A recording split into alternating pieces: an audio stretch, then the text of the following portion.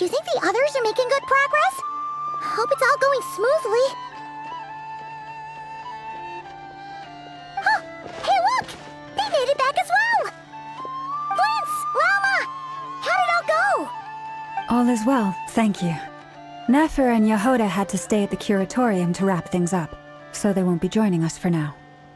I ran into Miss Nefer and Miss Aino on the way back.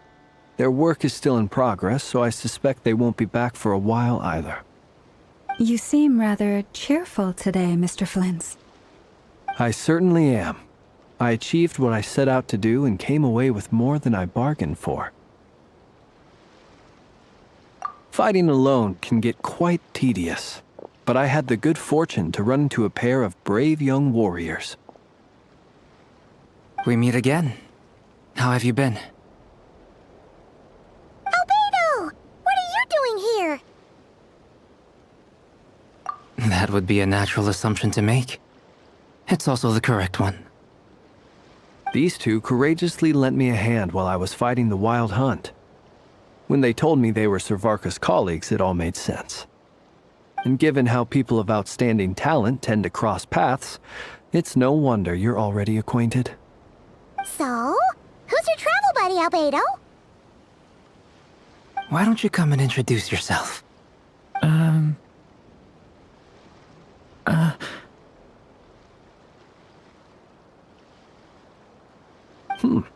A gentleman of few words, I see. And a rather stern countenance. I presumed you were acquainted with him. Is that not the case? It's nice to meet you. Again. We've technically met before.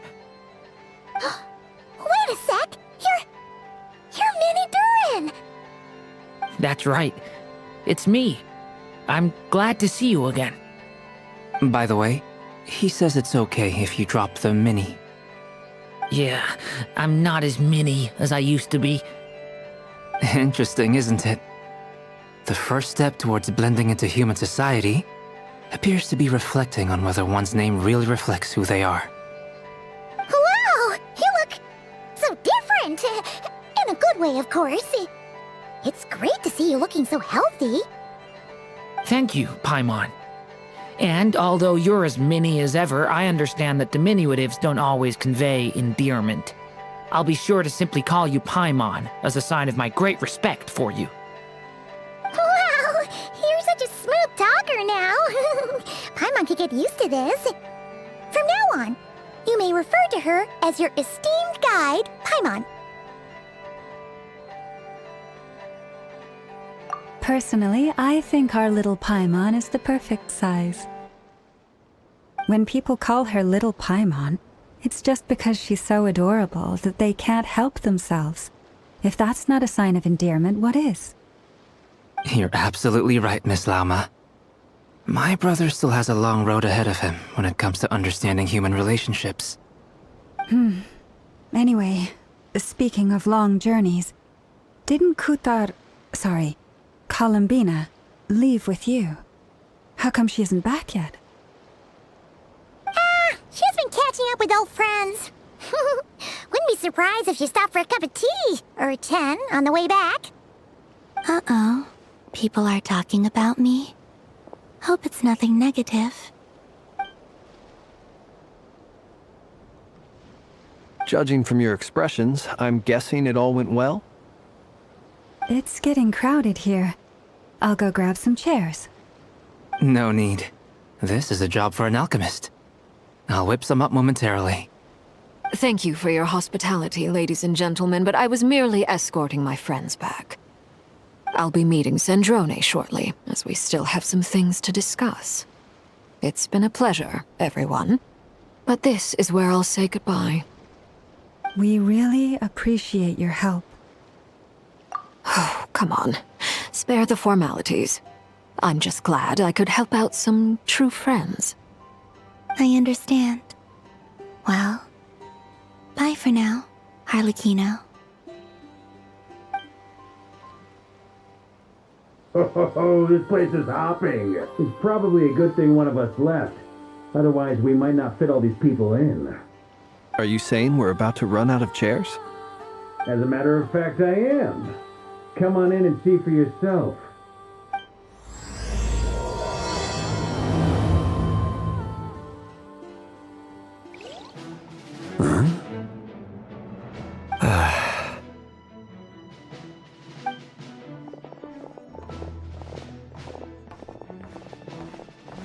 I overheard your little chit-chat outside, by the way. With Miss Columbina's colleague gone, we should be back to the original crew plus the other colleagues I brought in.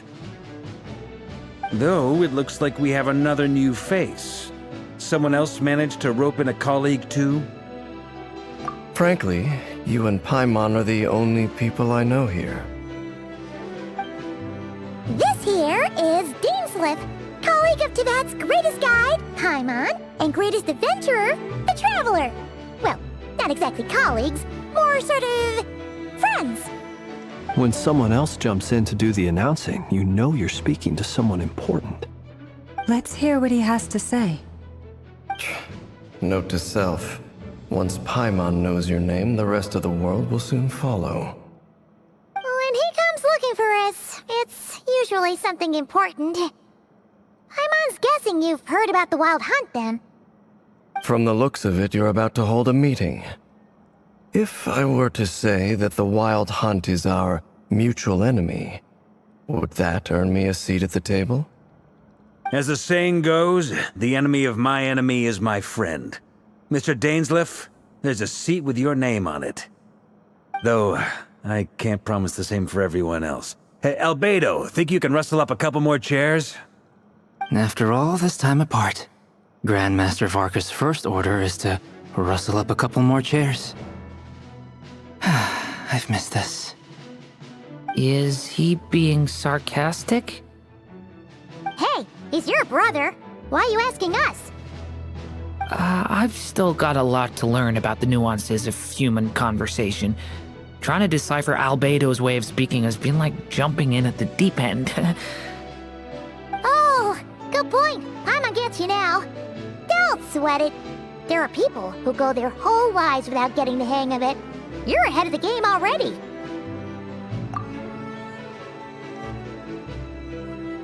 I wonder what's taking Nefer so long.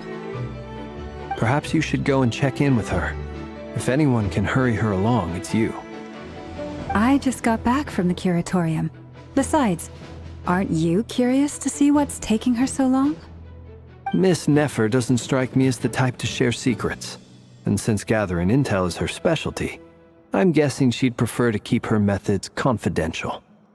Under such circumstances, would it not be tactless for me to impose? Oh, but it's fine for me to impose. What can I say? You have an unrivaled ability to garner people's affection, Miss Moonchanter. Besides, you have far more in common with her than I do. All right, then.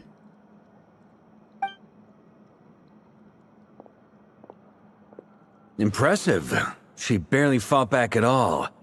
I admire your powers of persuasion, my friend. As I'm sure Miss Lauma will realize soon enough, the trick in life is to always pitch in with other people's responsibilities so that you can be selective with your own. Another trick is to simply hide in the background. Spoken like a true sage. Anyway, looks like we've got some time to kill before the meeting. Let's take a little breather, folks. And feel free to chat amongst yourselves. We'll get down to business once the other two arrive.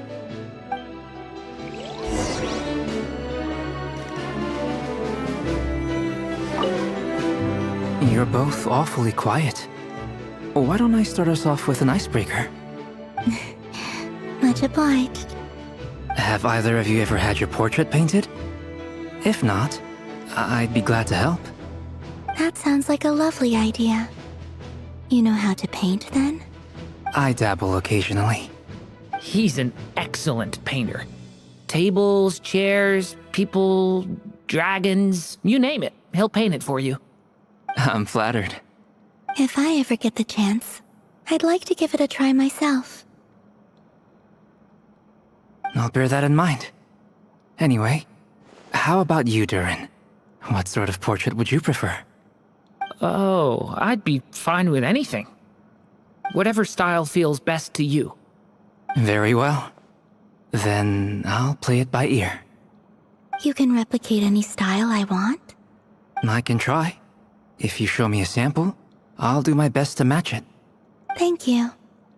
In that case, I'll dig up some reference material for you.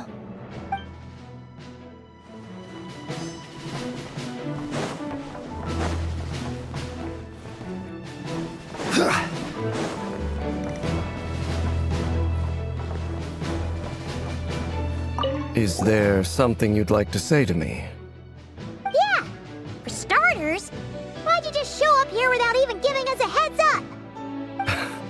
If you think back to our previous interactions, you may recall that that's hardly out of character for me. You do have a point there. Oh yeah! You'll need to find somewhere to stay the night too, right? Want to tag along with us? You never know. We might get a group discount. Sure, let's do that. Great! Paimon will handle it! And in return, we can get Dainsleif to be our very own personal bodyguard. If that's what you had in mind, you should have said so sooner. I'd be happy to help. Oh, okay then. Paimon was only kidding, but good to know. Anyway, since we're all here together, we might as well watch each other's backs. That's just what friends do, right? Indeed. Thank you.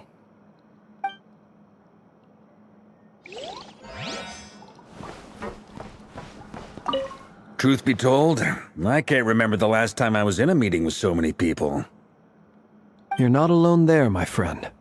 The Lightkeepers also struggle to bring everyone together for a serious discussion. I don't doubt that. I've only ever met two Ratniki, one being you, and the other being that young guy, Itlua. Itlua is a good apple, I'll give him that.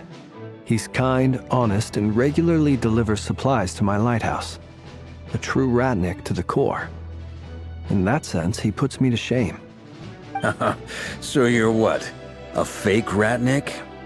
That's what it sounds like you're saying. But I get the feeling that's not quite what you meant. Come on, why the awkward silence? Sorry. I'm not even gonna bother trying to hide it. You've known all along, haven't you, my friend?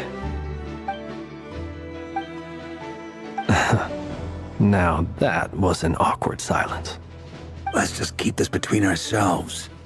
Probably best if Itlua doesn't know, huh? That goes without saying. Gotta be careful what you share with youngsters, after all. Anyone else in the know? Let me guess. The Traveler and Paimon? It's dangerous being too sharp for one's own good, you know. Then, in the name of the Animo Archon Barbados himself, I swear, your secret's safe with me. When we went for drinks, you said that you and Barbados were practically best buds. In the light of that claim, do you really expect me to take your oath seriously? Of course. Just as long as you don't go spreading around the fact that I'm close with Barbados, all right? Fair enough, then. Nothing like a bit of mutual leverage to seal the bonds of friendship.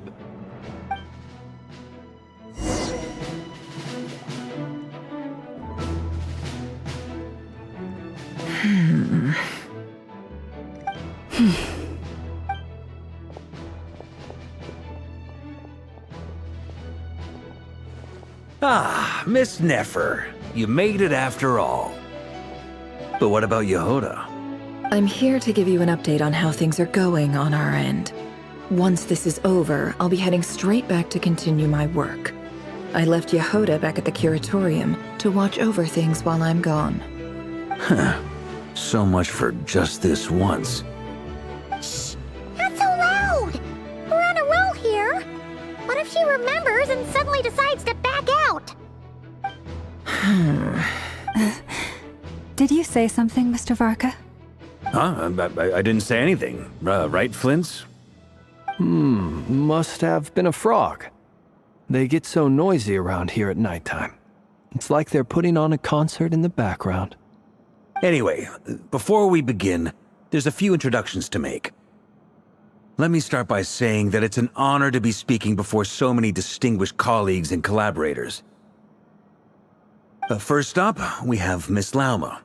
As Moon Chanter, she's the leader of the Frost Moon Scions, a local religious community in Krai. Then there's Miss Nefer, boss of the Curatorium of Secrets, an intel gatherer extraordinaire. Nefer is leading the investigation into Rerir's background, assisted by Yehoda and Lauma. From the little I've heard, they're making some great progress. Over here, we have Mr. Flintz, a ratnik and guardian of the abandoned lighthouse. In our last operation, he courageously distracted the Wild Hunt to buy time for the rest of us. For those of you who've never met, this is Mr. Albedo, a renowned alchemist and captain of the Knights of Favonius investigation team.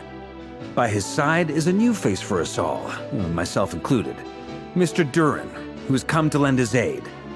Next up, we have the Moon Maiden and former Fatui Harbinger, Miss Columbina. Then we have the Traveler, who's earned more titles than I could possibly hope to list out, so I'll spare you the rundown. And Paimon, the ultimate travel companion and quite possibly the best guide in all of Tevat. Wow! That's a lot of people! Great turnout! Miss Nefer, it looks like you might have another job coming your way, so, congratulations on the booming business, I guess. You think I haven't got enough on my hands as it is? Who's looking for me now? That would be me, Miss Nefer. I have a commission for you. And you are? Who I am doesn't matter right now. What does matter is that I'd like you to gather more intelligence about the Rerir of Solnari. Well, it's not as if we never take on anonymous commissions. But in your case, I'll have to decline. I'm gonna take a wild guess and say your job's probably more hassle than it's worth. Something about you seems like bad news. It's my eyes, isn't it? Conrian, I assume. And what's with the mask? Are you trying to hide your identity? In any case, the fact that you're even still alive raises an awful lot of questions for me. My name is Dainsleif. And yes, I am from Conria. As I'm sure you're aware, the Rerir of Solnari's real name is Rerir.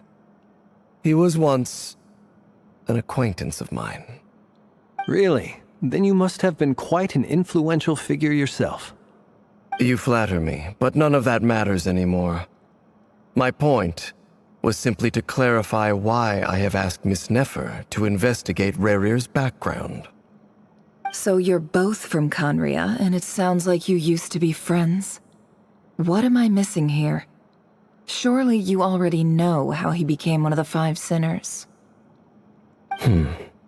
I'll tell you everything I know. The history of Conria, the names and identities of the Five Sinners. I remember it all like it was yesterday. I have never spoken openly of this before. But the truth was exactly as people say. The Five Sinners were each driven by their own desires, and it was by playing upon these that the Abyss tempted them to their fall, tearing Conria apart in the process. The visionary, Vedafinir, who wished to foretell the future. The wise, Haroptatir, who sought limitless knowledge. Gold, Rhindaughter, who desired to create life. The foul, Surtologi, who pursued supreme strength.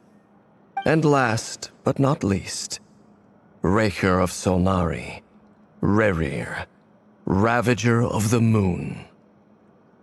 Of the five, Rerir is the only one who remains a mystery to me. He never harbored grand ambitions. So what changed in the space of a single night? How did he come to fall like the others? In other words, you're saying that his change came as a shock to you, and you have no idea what actually happened? That's right. You mentioned how the Abyss tempted them, which led to their fall. But what did that look like in practice? And what other context can you give me about the events of that time? The more detail you can give me, the better. Strangely, now that it comes to it, I hardly know where to begin. The fateful night took place during the era of the Eclipse dynasty.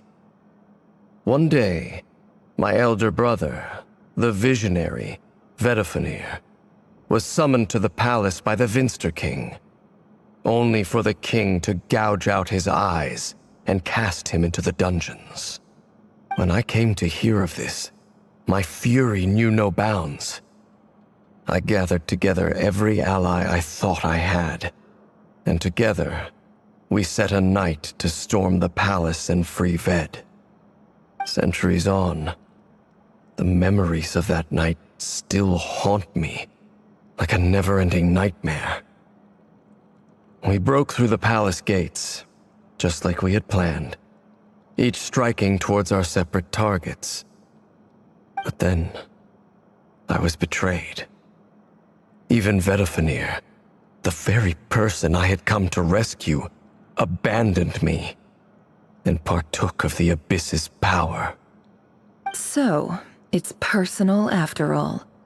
Then tell me, Mr. Dainsleif, what price are you willing to pay? You, of all people, must know that nothing comes for free. I cannot say what price would be worthy of such a commission. But know this.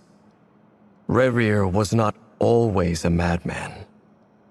Believe it or not, there was a time when he was just an ordinary man, working for the Khanrian intelligence service. Uncovering the truth of Rerir's past is the only way to unravel this mystery.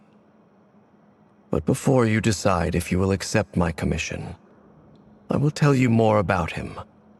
Enough, I hope, to help you plan your next move. Sounds pretty good to me. Feels like we just flagged down a random passerby, only to discover he's actually a master strategist who has a score to settle with our enemy.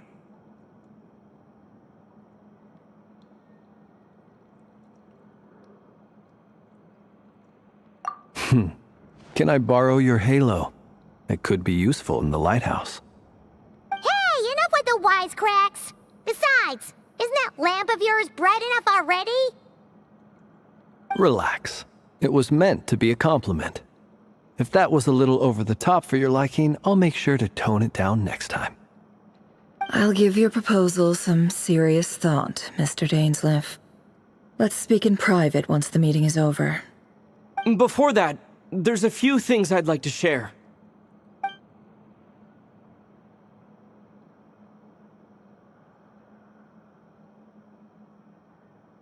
Now that we've united the hearts of the three moons, your power should be greatly enhanced. But it seems like that hasn't happened yet? I believe it will take a little longer. You've done so much for me, so I want to be completely honest with you all. Even though I'm doing a lot better now, the truth is, my recovery will likely be an ongoing process. From the moment I was born, my power has been slowly ebbing away. And that is because Tevat has never accepted me.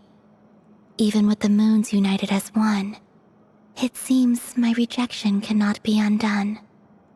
So far, I have yet to find a solution. It may turn out to be a problem that will plague me until the day I finally leave this place behind. Even so, I will do everything in my power to help you drive out the Rerir of Solnari. As Arlecchino put it, this is not about chasing the spoils of victory. It's just a gesture of heartfelt gratitude. Kutar. Defeating the Rerir of Solnari will be no easy task. While my strength slowly recovers, we'll also need to gather more intel. Naturally. We should take all the help we can get if we hope to defeat him. We've considered several viable plans now, but our choice hinges on the answers to a few key questions. Is it even possible to kill Rerir? What experiences shaped the person or monster he became? And what's he really after? Given Albedo's expertise in alchemy, I think we should leave him to try and answer the first of these questions. Understood. As for the other two, I'm afraid we'll have to count on you again, Miss Nefer. Believe me when I say it's not my wish to burden you. But right now, relying on your skills is our only option. So you're placing all your hopes on me, huh? We can't thank you enough for agreeing to help us. Honestly, I can hardly believe how lucky we are. You sure have a talent for changing your tune, Miss Moonchanter. Timid like Yehoda one moment, then flinches insincere flattery the next. Ladies, please. I must object to your portrayal of me. That's all. Feel free to keep bickering. Just pretend I'm not here. I almost don't want to leave this room. I'm curious to see how this plays out. I have faith in you, Miss Nefer. Something tells me you'll stand by us until the very end. Oh? And what makes you so sure of that? What if I suddenly decide that my compensation is insufficient? This isn't about the money. I can sense that you've got a deep-seated distaste for Rerir. And knowing you, that alone is motive enough. Look at them getting along so well. Like two peas in a pod. And I'm the one they accuse of insincere flattery. There is no justice. Miss Lauma, you have to understand something. Unlike you, I don't actually enjoy having everyone's hopes on my shoulders. Is that right? Well, maybe the fact that I'm willing to put my hopes in other people says more about me than you. But the fact is, I also trust you. And that's because I know that you're someone we can count on. Anyway, we've got our plan, so let's get moving. Mr. Dainsleif, let's talk. And Traveler, once we're finished, if you've nothing else planned, I'd like you to come with me. This whole experience is teaching me a lot. For instance, I now know that when other issues come up in the future, I'll have far more luck getting Lauma to convince Miss Nefer than trying to do it myself. Hate to say it, friend, but that's one of the funniest things I've heard in a while. Why? You think I've got it wrong? Quite the opposite. But what makes it so hilarious is how long it's taken you to realize.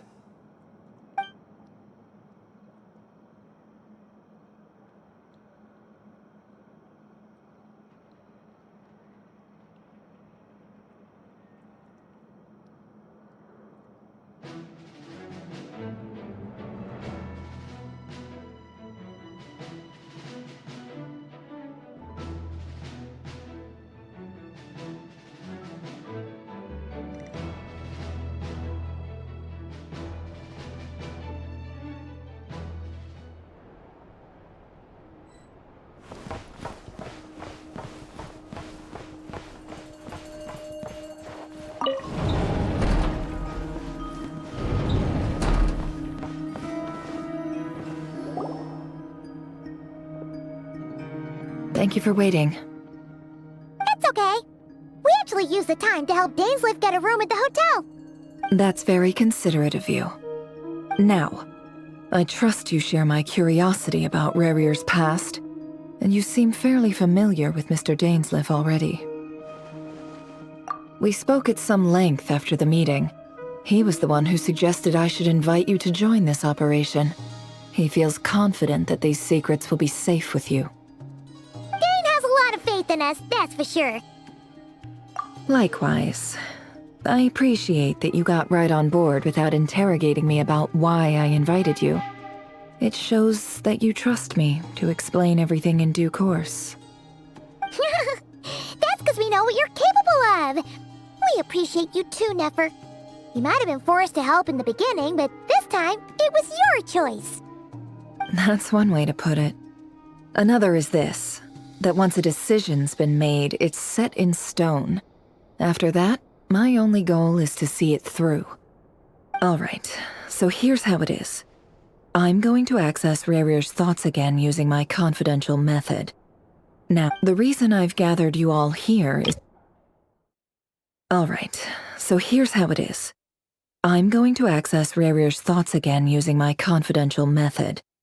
Now, I'm sure you've seen things like this before on your travels, so you're surely well aware of how dangerous it can be. The reason I've gathered you all here is to ensure my safety during the proceedings.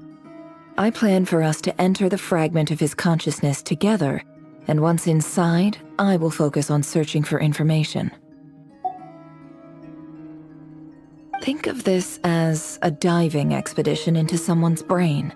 If I'm the diver, you are my safety equipment, tasked with keeping me alive while I'm under the surface. Once the ceremony begins, we will all be spying on privileged information. But in the interests of safety, you must remain absolutely silent at all times. We will discuss our observations after the ceremony has concluded. Lastly, any individuals of a weaker constitution are advised not to partake in the ceremony. In any case, Paimon has her own job to do, which requires staying in the room but not joining the ceremony.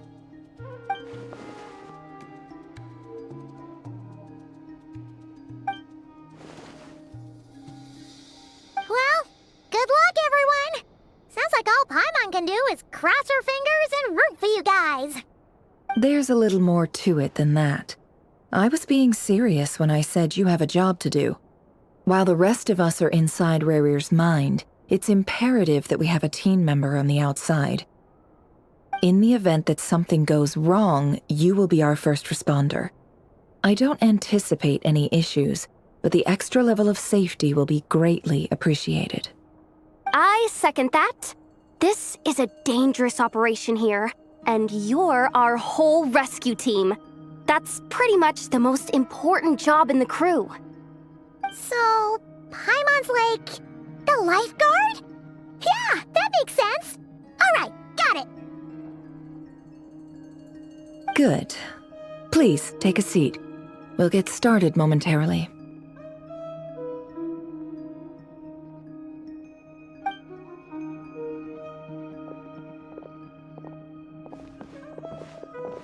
So, did Mr. Dainsleif tell you anything else? He told me that he believes Rerir kept some big secrets in his life.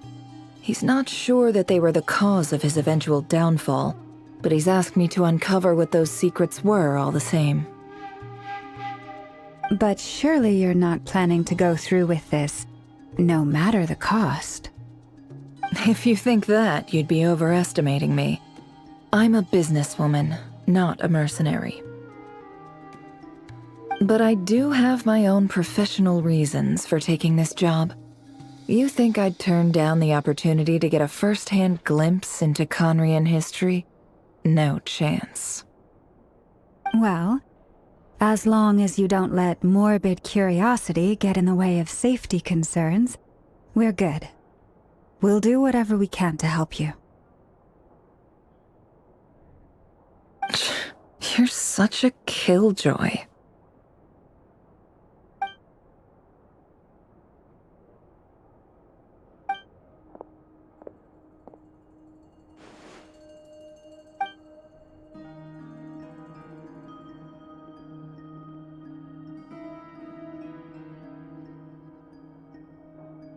All right, I'm good to go. All set over here, too. Promise, Paimon, you'll be extra careful. All right. Let your whole body relax. We're about to begin. Close your eyes.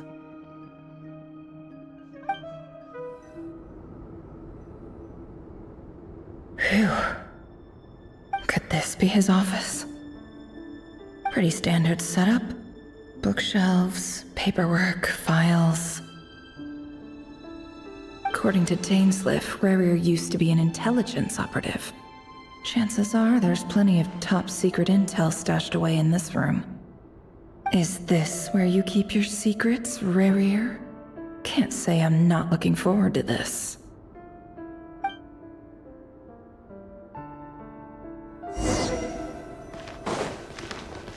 He looks even gloomier than last time. I wonder what's changed.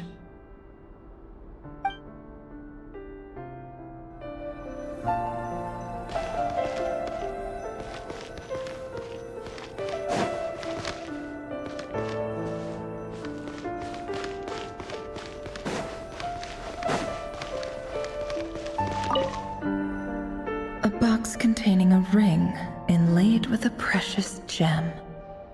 Must be for his girlfriend.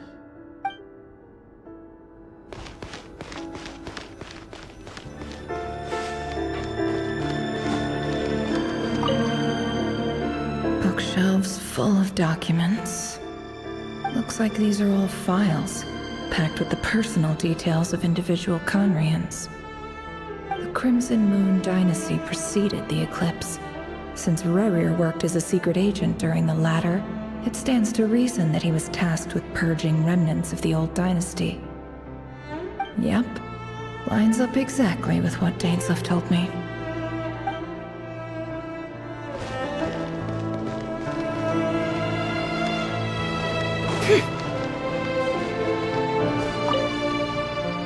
Wonder what kind of encryption technique this is. Seems like it has to be inserted into that camouflage device nearby. Aha! It's an audio recording. Please, hear me out. I can't shake this feeling that someone's been spying on our house. No, I'm not being paranoid. It's true. I saw someone dressed in all black. It was a couple of days back, but that was on another street, not near my house. I swear, I know what I saw! There's a note in the margin. Surveillance of the Runforther residence has concluded. We apprehended the target and filed the mission report last night. Could the voice in the recording belong to one of Rerir's targets?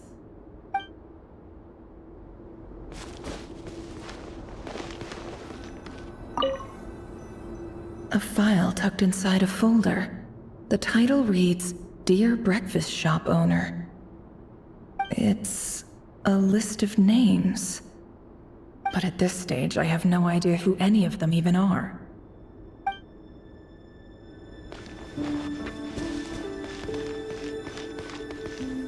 He looks even gloomier than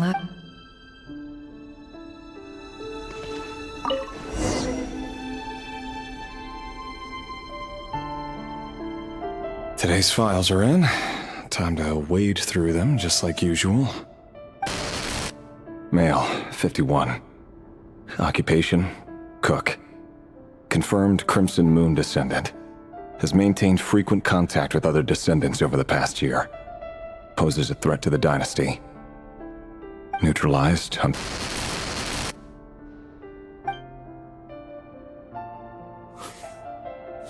This one should be archived under purged targets.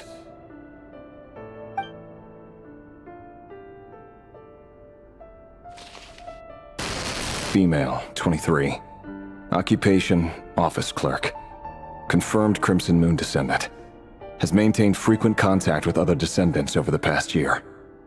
Poses a threat to the dynasty. Neutralized.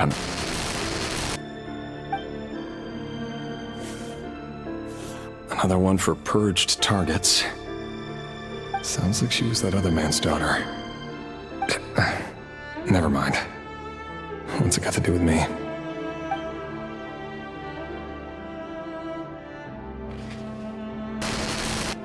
Male, 40. Occupation, teacher. Confirmed Crimson Moon descendant. Has been observed making contact with other descendants during the past year. Poses a threat to the dynasty. Neutralized on...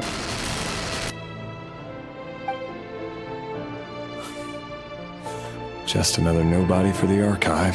Come to think of it, I remember surveilling this man. A case like his never would have been considered a priority in the past. Huh. He barely even interacted with other Crimson Moon descendants.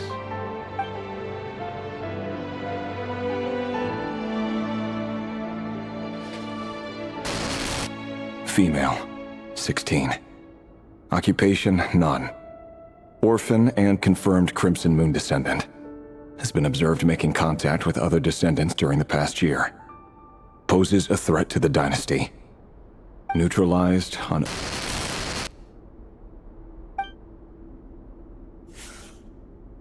Filed. I have no recollection of this girl. None whatsoever. She doesn't seem to be anyone important, but then again, how many of them really are?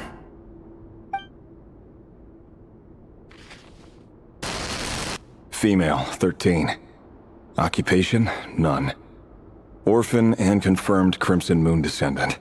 Has been observed making contact with other descendants during the past year. Poses a threat to the dynasty. Neutralized on...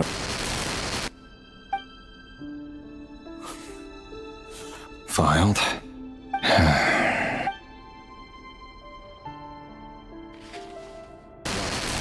Male, 11. Occupation, none. Orphan and confirmed Crimson Moon descendant. Has not been observed making any contact with other descendants during the past year. Poses a threat to the dynasty. Neutralized and...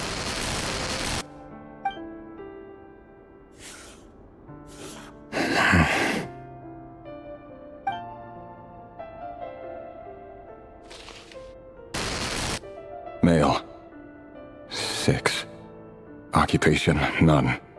Orphan and confirmed Crimson Moon descendant. Poses a threat to the dynasty.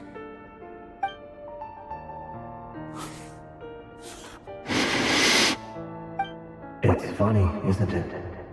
Your job is becoming both harder and easier at the same time, depending on how you look at it.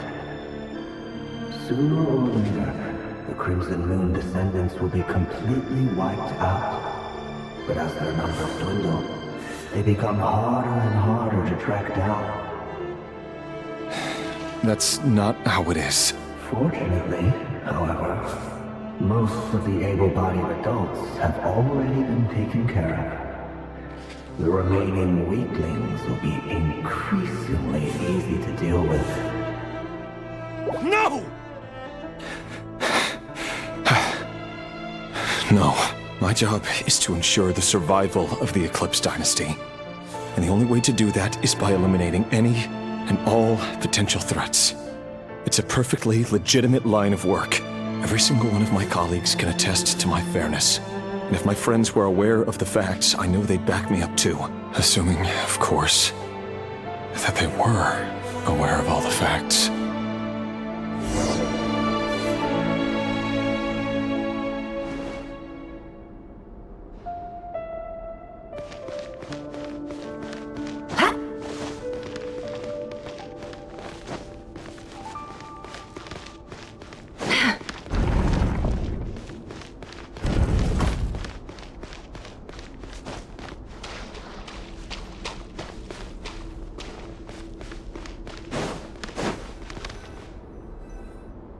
Mr. Vedifalnir, it's been quite some time since we last met. Rerir, I trust you're here because you have something important to discuss. Forgive me. I wasn't tuning out, it's just, I noticed you didn't even phrase that as a question. As if you knew I was coming. Tell me. Does someone in your position ever feel the need to ask questions at all? It is indeed within my power to foresee certain things. Things like your arrival. I was just thinking. It won't be long before I'll be inviting both you and Dane to my wedding. That isn't a lie, but nor is it a fact as such. It's a wish, isn't it? No fooling a prophet, is there? Ever since that day we met for drinks, I knew it was only a matter of time before you came looking for me. Does it feel good? Knowing how the future will unfold. I'm afraid the notions of good and bad fail to capture the complexity of what such a power entails. Once you've seen what will come to pass, it can be all too easy to succumb to fear and melancholy. Unless, of course, you learn to abandon these feelings. Hmm. You fear my silence. and long to hear the words I left unspoken that day. That's right. You must have noticed my reluctance to broach the subject, and the reason is simple. Because the truth could never have lived up to your hopes. For both our sakes, such words are better left unsaid. The burden of prophecy was never meant for your shoulders.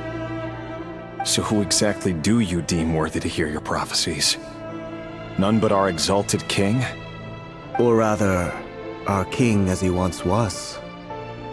You're closer to his majesty than I am. You must know better than anyone how much he's changed. You say that as though it is to my benefit. Yet precisely because of that, I dare not speak rashly. A king can turn out to be the most virtuous of rulers, or a tyrant more terrible than the most vicious of dragons. You are so wise and far-sighted, yet still you would have me live in fear of the unknown? You make a fair point.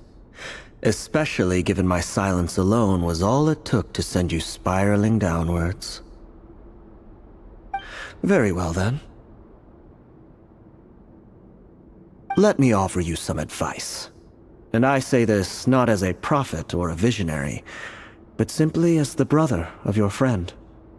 For many reasons, there is very little chance of your marriage ending in happiness. If happiness is what you seek, you should find another fiancé.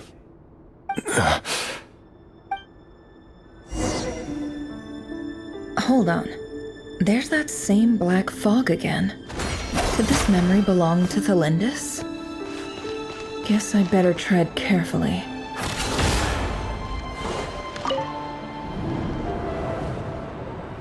Wait. Hear me out. This time we finally got a clear look at his face and learned his true identity. His name is Rerir, and he claims to be one of the king's guards. What did you say? A cruel irony, isn't it? The man you're set to marry leads a double life as a brutal executioner. Why are you telling me all of this now? Simple. It's because I want you to kill him.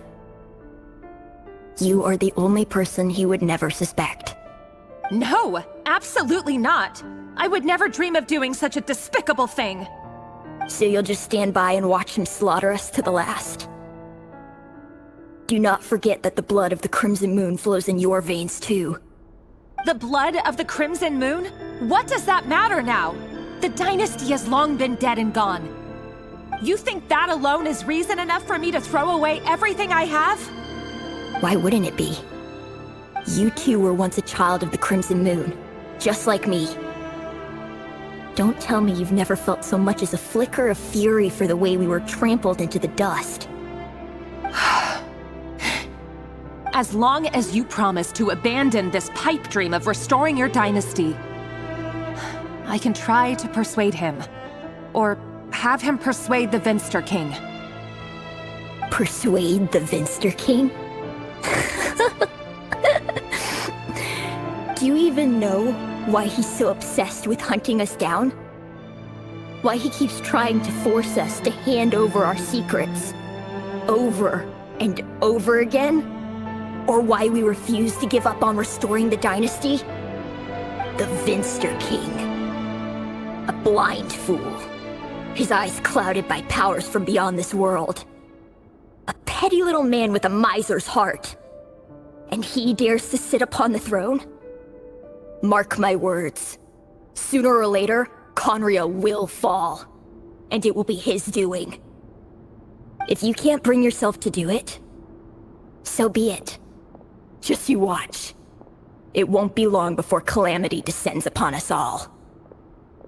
The Rerir of Solnari. That really is quite a secret you've been keeping from me, Rerir. But who am I to talk?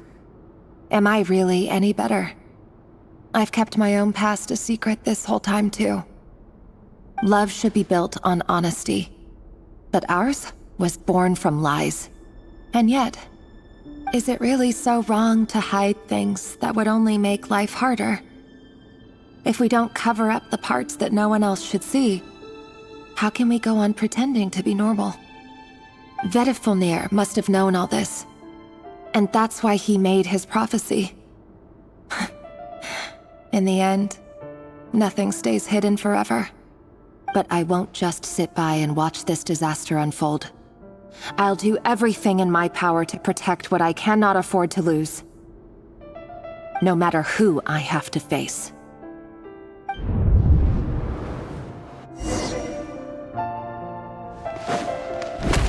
Huh? Was that Rerir who just walked past the window? Doesn't it give you the chills that he still takes the same road to work every day? As if nothing ever happened. Those people at the deli. Enough already. They're clearly pretty taken by their own disguises, so just smile and play along. Pull the rug from under beasts like that, and you'll risk having your throat torn out. Deli. They're talking about those people from the opposition. Right. I'd almost forgotten they used to run a deli. People of no consequence always vanish so easily. And no one even remembers them. But surely you can see he's not the man he pretends to be! So many have died already, and they say that the king's madness grows with each passing day. We're not going to survive this, are we? But why does it have to be this way? Do we really deserve to die just because of the blood that runs through our veins? Tholindis, are you even listening? Sorry, Freether. My mind was off wandering. I heard you, though. You're talking about what Rerir said. He's just following the king's orders. He's a secret agent, and it's his job to hunt down rebels and dissidents. By the time you first met him, he'd already taken lives. Maybe he was using you from the very beginning. No. Rerir has no idea I have anything to do with the Crimson Moon. My family are only distant relatives of the main lineage, and besides, my eyes are perfectly ordinary. Truth be told, apart from my teacher, pretty much no one knows I have any connection to any of it. It's been a long time since my family severed ties. But as Orlog said, who could possibly talk sense into that raving lunatic of a king? No one! I'll work something out. Trust me, I'm with you all. But for now, you need to keep yourselves hidden. Don't let anyone find you, anyone at all. Don't forget that Rerir is an Eclipse operative. You need to be extra careful when he's around. And when I am too. For now, don't come looking for me. And if anything happens to me, just act like we've never met. If even you can't escape this, what hope do the rest of us have? But after all this time together, surely he wouldn't lay a hand on you.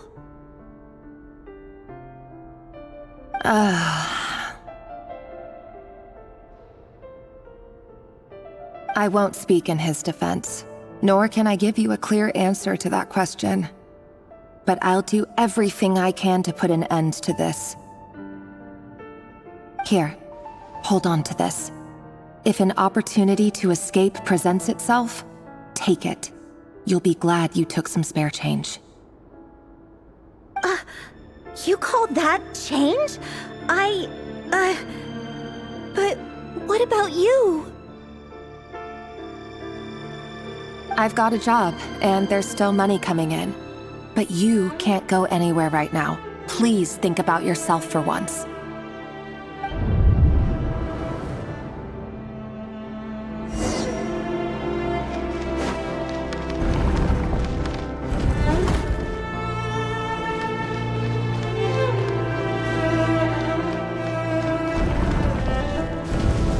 Another day, another round of assassination training. Training ground's just beyond this hidden passageway. When you kill a person, doesn't it bother you when you end up covered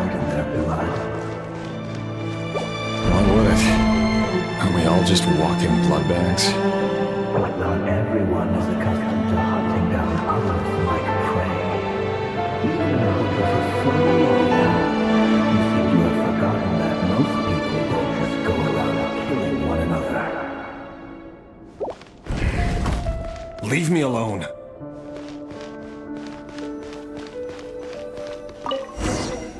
Can't hide the truth. Make sure you have a firm grip on the handle, and choose your angle well. Keep your movements light and brisk, and the prey won't sense a thing. You doubt that.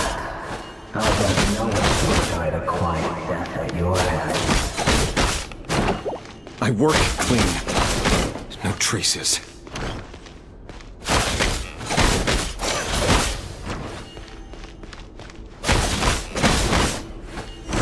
That doesn't mean open and above board. The king just happens to need you right now. That won't happen. He's changed. Ever since he fell into the shadow of that power. He only had to take out a handful of the guilty. But now... The ones I've dealt with have always been guilty. And I've carried out my work flawlessly.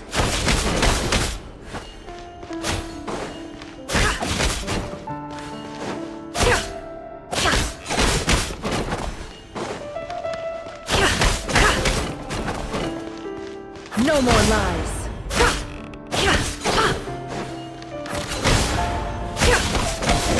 You know why Fernandez didn't accept your proposal, don't you? Was it because he didn't trust you?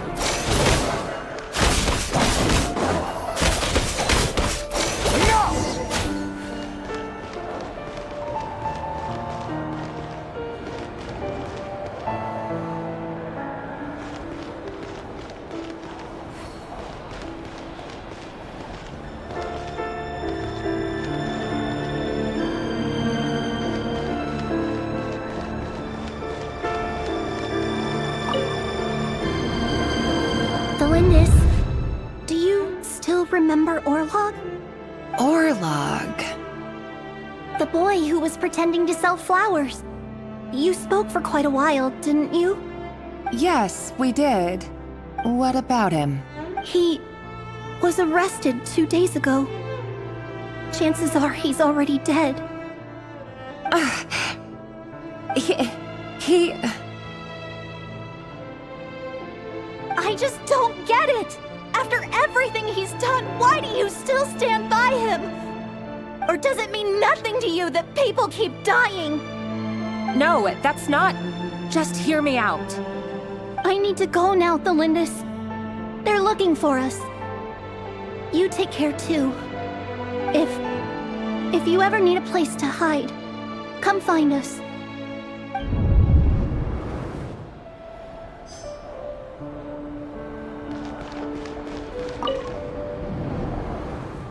Author Tholindis.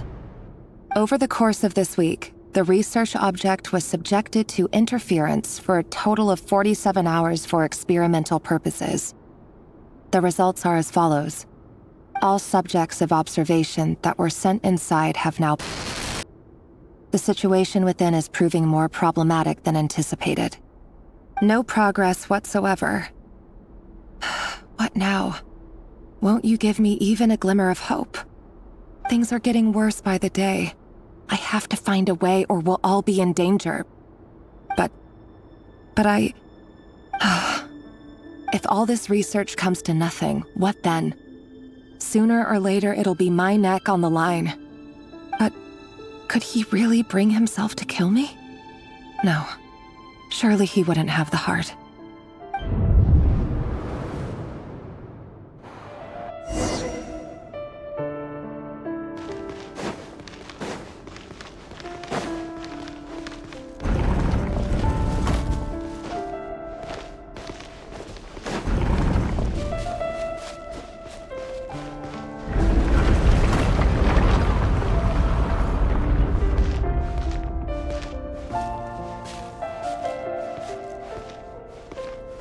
Why won't you just let us go?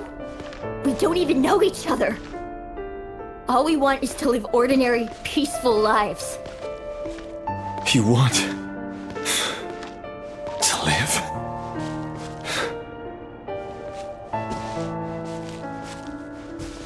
Yes. I just want to go on living. Is that really such an unforgivable crime?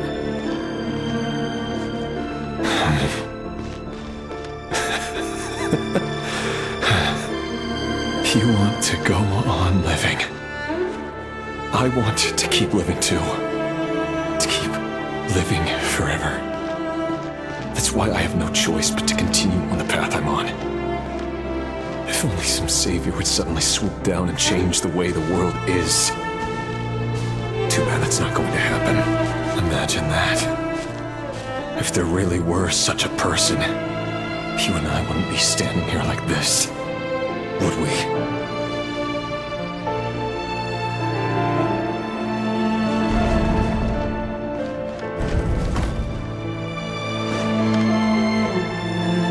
Today's files are in. Time to wade through them just like usual. No, I don't get tired of it. It's my job. And not only am I lucky to have it, I'm good at it too.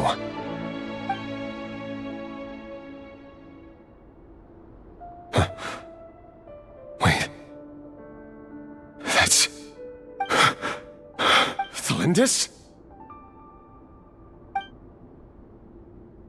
No. No! No! Why? But you bear no mark of the Crimson Moon. How could you possibly have anything to do with them? It cannot be! A diluted bloodline. Carefully concealed. I see it now. You've been living in the shadows just like me. What a fool I've been. Numbing myself with talk of justice. Even imagining my friends would back me up. But in the end, Irminsul. Finster King! How far are you going to take this? From the direct bloodline to secondary offshoots? And then what? Today it's the descendants of the Crimson Moon. Who will it be tomorrow? Will you not rest until everyone down here is dead? No. This cannot go on. This is where it ends.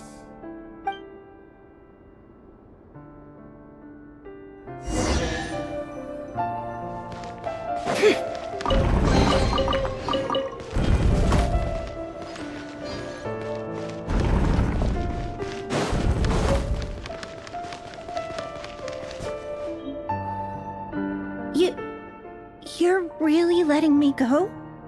I am. As long as you can guarantee that no one will find you. Don't worry, I'll be extra careful. No one will know I was here.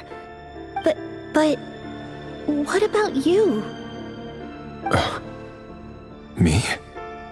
If you let me go, you won't be able to complete your mission, will you? Good point. In that case, maybe you should stay. No, please! I just want to see the outside world again. To... Go on living? Yes. I know you're a man of your word. So please, just let me go. If I let you leave, what will become of me? Just kidding. Go, now. But remember, don't let anyone know you were caught. We'll be seeing each other again very soon if you do.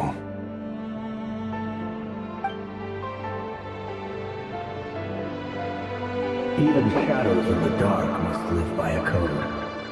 But you can't save everyone. You've been whispering in my ear for days now, Vedavulnir. What are you trying to do? Break me down? I only say this because you long for an answer to your problems. Let her go, Rerir, or you risk losing everything. I will not abandon Tholindis. Then you'll need a little more vigilance and a lot more power. The world is changing, Rerir. Keep your eyes peeled for your moment of opportunity. That voice used to be so unclear, but now I know exactly whose it is. It's Vedalfonir. He won't tell me how to actually resolve any of this, but he keeps trying to manipulate me like a puppet. What's his game here? Tell me then. What will this moment of opportunity look like? And no answer. He's like a ghost. Always disturbing me when I'm on edge, but never answering when I need him most. So, the Eclipse Dynasty was purging, well, massacring the descendants of the Crimson Moon. And it seems like it was all connected to the Vinster King's research. The King's obsession with abyssal power left the future of Khaenri'ah hanging in the balance. No wonder every aspect of Rerir's life was so unstable. And it looks like this Tholindis, Rerir's would-be fiancé, herself belonged to a sub-branch of the Crimson Moon Dynasty's descendants. It almost defies belief that a couple like them could hide the truth from each other for so long. If the Vinster King hadn't intervened in such a drastic way, they might have gone on deceiving each other for the rest of their lives. And why does Vedalfonir, Dainsleif's older brother, keep talking in Rerir's head? This guy kept more secrets than I ever imagined. The human mind is like a vast desert of shifting sands. When you follow the flow of someone's memories, you only ever see the parts they're willing to let surface. Time for something a bit more creative. We've been inside Rerir's mind this whole time, building up a picture of his psyche. There's already enough clues on the board to start reading between the lines and mapping out the rest. Now, we can finally begin to put the pieces together. Sure, it'll only be a reconstruction, part simulation, part reasoning, but it's usually pretty accurate. Once we've built up a cognitive profile, we just need to cross-check the logic behind his actions. And then we'll be able to take a sneak peek at whatever it is that Rerir has really been hiding.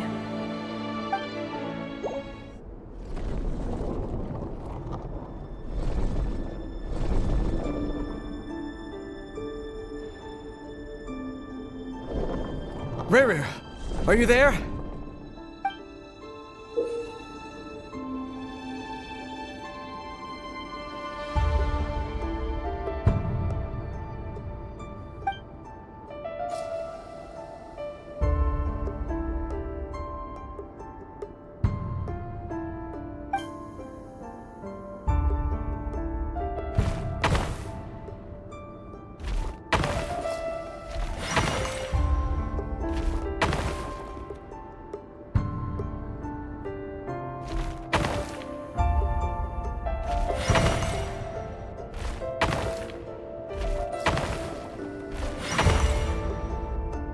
Hey, Rerir! Come out, it's urgent! Dane? What's wrong? Quick, come with me. I'll explain everything once we've met up with the others. Okay. I'll come. But Tholindis is still over at the Universitas. I'll need to leave her a note. All right then, but make it quick. I've never seen Dane so worked up before. Whatever this is, it must be big trouble.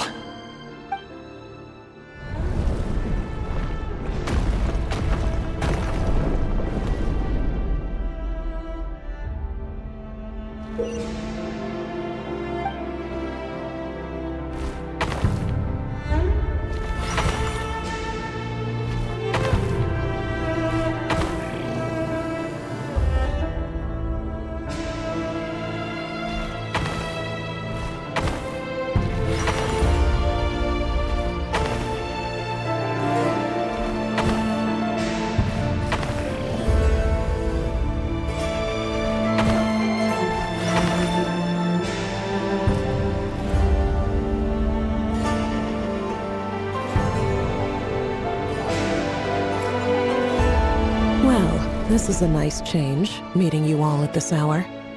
When men and women of ambition can speak face to face in broad daylight, I say that's a big step forward for our dear Conria.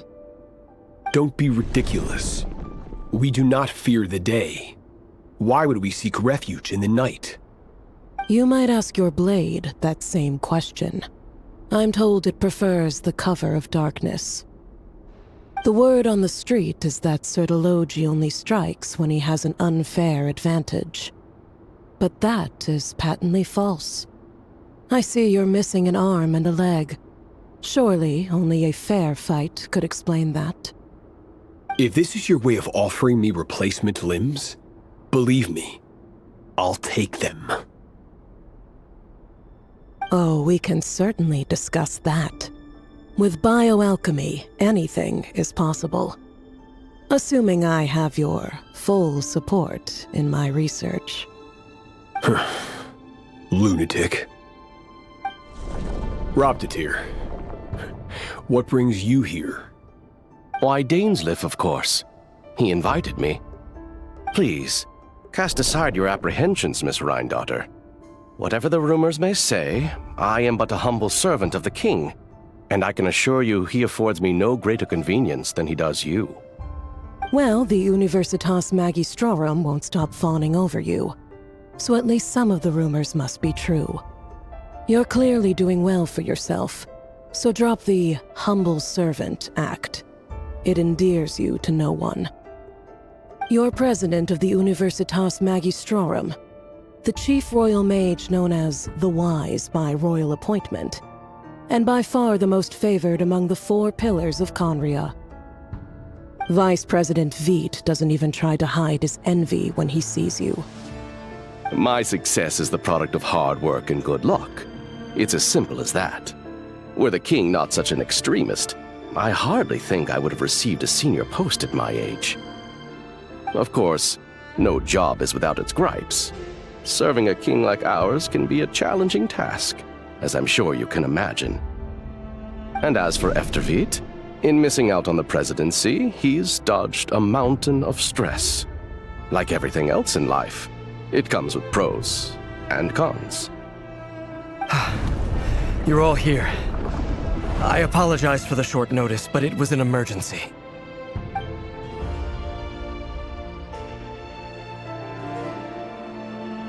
You must be Rerir. Mr. Sir Elegy. Yes, I handled your case file during your sentencing. Nothing personal, of course. I'm pleasantly surprised that you remember me. You're clearly a person of substance if you've been invited here. But Dainsleif, you'd better have a very good reason for convening this little gathering. It's my brother, Vedalfenir. After he spoke at the court this morning, the king was so infuriated by his words that he had him blinded in both eyes and thrown in prison.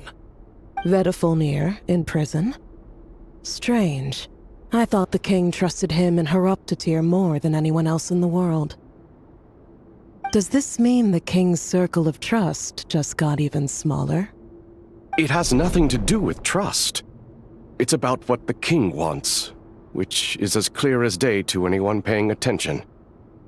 I simply appease him, because it's in the best interests of the Universitas Magistrorum. And also because you're slimy. Vedalfenir, perhaps less so. But still, a visionless visionary? It rather inclines me to think that qualifications are not what get you ahead in Conria. Do you honestly think this is an important discussion to be having right now? Dane, what are you planning to do? Rescue Vedalfenir, I assume. Correct. It will mean storming the palace by force. Tonight. I need all of you on my side. That's far too dangerous. And don't forget, Dainsleif, you're captain of the Royal Guard. You swore an oath to the throne. Hmm? You've been planning this for a while, haven't you? I have no desire to commit treason. But whatever critique the king may have of Vedalfenir, disfiguring your most loyal subject for putting the best interests of his court and nation first, this is not the conduct of a wise ruler. My blade will force the king to see the error of his ways. So, Vedalfnir's prophecy enraged the king. I'm sure it wasn't what he wanted to hear, but if he won't take counsel even from the visionary, that is deeply troubling news. The extent of His Majesty's madness is now all too clear. The question is, how does a man like me get out of this situation unscathed? You have noble ambitions, Dane, but I'm afraid they don't do much for a guy like me. I'm not interested in saving the world. All I want is a letter of pardon. A letter of pardon? For whom? Tholindis? The chances of the Vinster King issuing a pardon for anyone connected to the Crimson Moon seem vanishingly slim.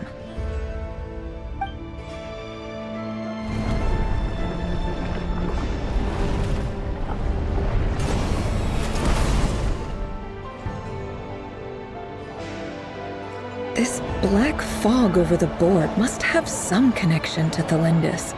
But why is it taking this form? Does it have something to do with Rerir's past? Another mystery I'll need to unravel.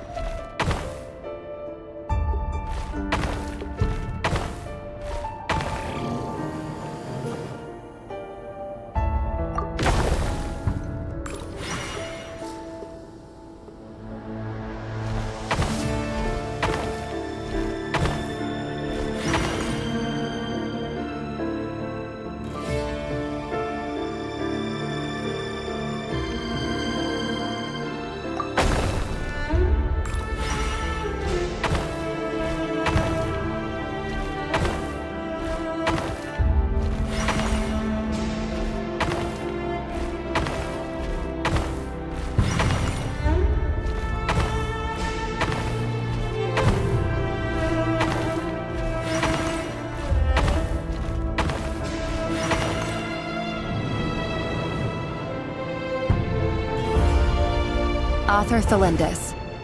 Over the course of this week, the research object was subjected to interference for a total of 60 hours for experimental purposes. The results are as follows. Research dating back to the Crimson Moon Dynasty has established 2 points regarding moon marrow.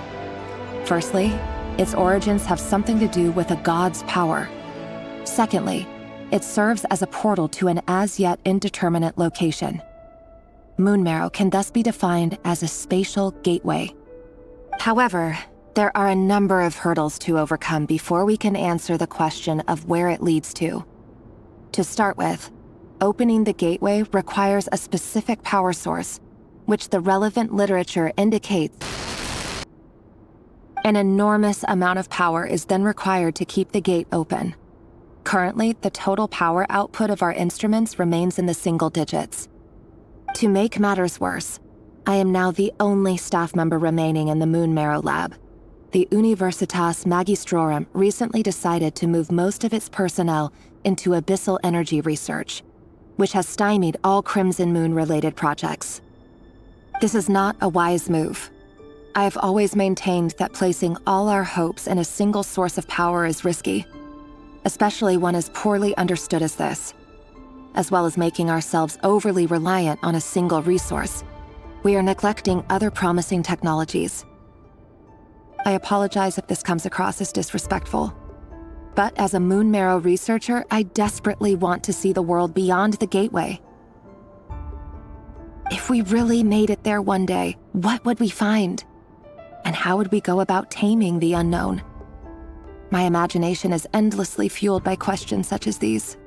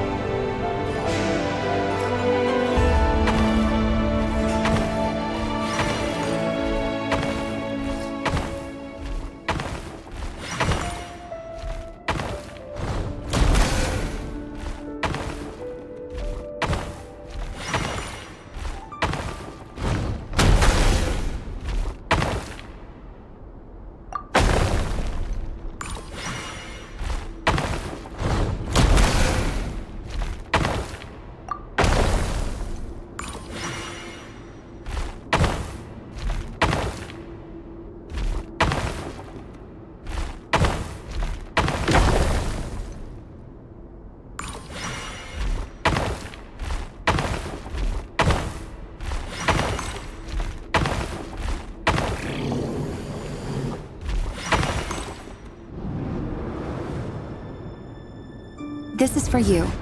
I heard you're gonna leave the city with your parents. Tholindis, did you hear about what happened? I've heard nothing. Rerir got back very late last Friday, and he was acting a little unusual, but he slept pretty well, so I'm guessing whatever he did was a good deed.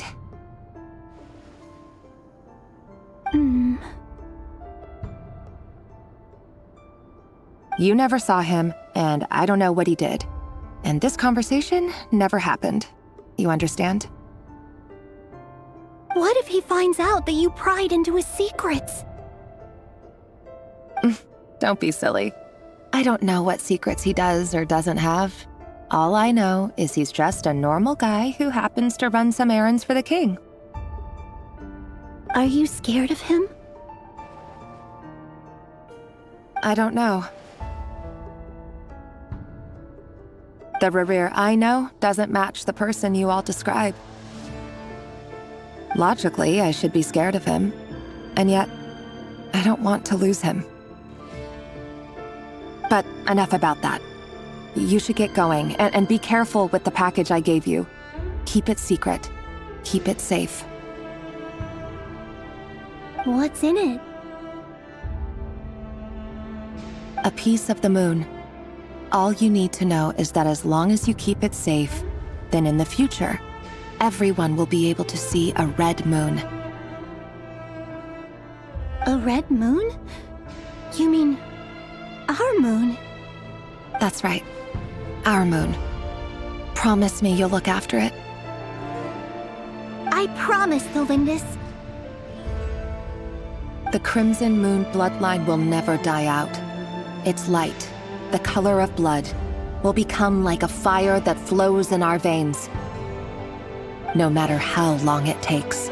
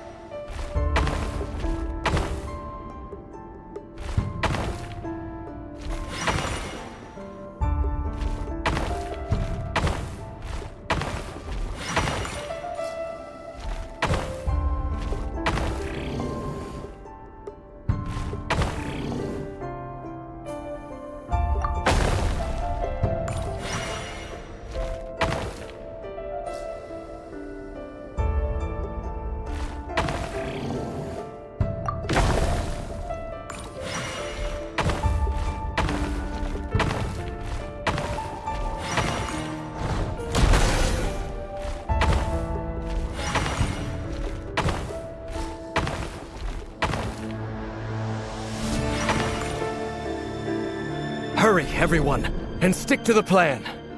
Sir Dainsleif, what are you? Is this treason? You know what happens to those who betray the throne. Please, don't do this! It is the king himself who has betrayed the throne. He has betrayed all of Conria. If you have any love left for justice in your heart, you should join me. It's showtime. Dane and his group will handle the troops in the palace. Then Hraptatir and Rhindaughter will disarm the security measures. My job is to enter the prison and rescue Vedifalnir. Stay safe. Wish me luck. Look after my brother. Draw your blade. It is time for justice to prevail.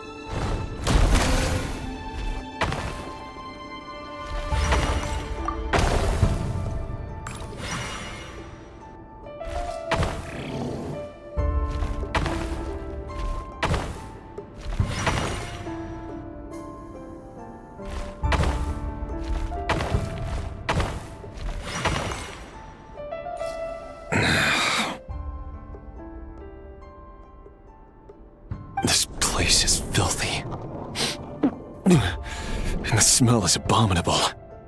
Clearly, the king doesn't allow his prisoners a single shred of dignity. This is dire. Found you. Hello, Mr. Vedifalnir. Ah, it's you. Surprised? Oh, wait. I guess surprise isn't an emotion that prophets feel very often. I certainly felt some surprise in the moment when I was blinded. Surprise at the king's sheer ignorance. Surprise at just how unfairly this world responds to words of earnest remonstration. I'm curious. What did you prophesize this time?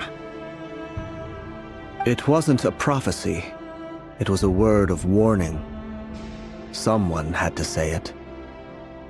The king has forsaken all reason in pursuit of his obsessions. I simply told him that if he continues on this path, Conria will surely fall. But he didn't listen. Worse still, he stabbed you in both eyes and locked you away. Dane asked for my help. The court is in complete chaos now, but I'm sure you predicted that. Everything is transpiring as I foresaw, yet I am powerless to change it. Fate is an immutable force. I can but lament as the inevitable unfolds. I do wonder whether giving a man the power to see the future is nothing more for him than slowly crush his spirit. Forgive my curtness, Vedifalnir, but the king did not suddenly turn on you today. His suspicions have been brewing for a long time. You can't have wisdom beyond the reach of your fellow man without attracting his fear and suspicion. There are things the king does not want to see. So, he doesn't want you having visions of them either. He blinded you because he thought this would make the visions stop. He wasn't entirely wrong. I did indeed lose my power to see the future. Right up until... Until what? just now, I believe I saw something new. Well, tonight could go a lot of different ways. 5 of us banded together to storm the palace, also we could rescue you. This will go— I sense hatred in you, but also—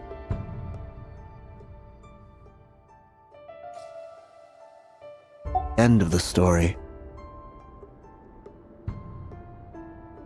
But this is not the end. It is the beginning of a new chapter in a whole new story.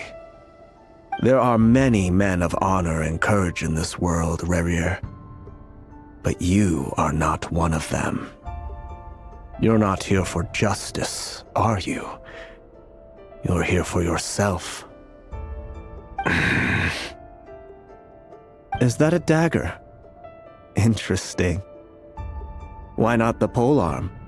It was always your weapon of choice. With your abilities, I don't doubt that you were able to recover some of your sight.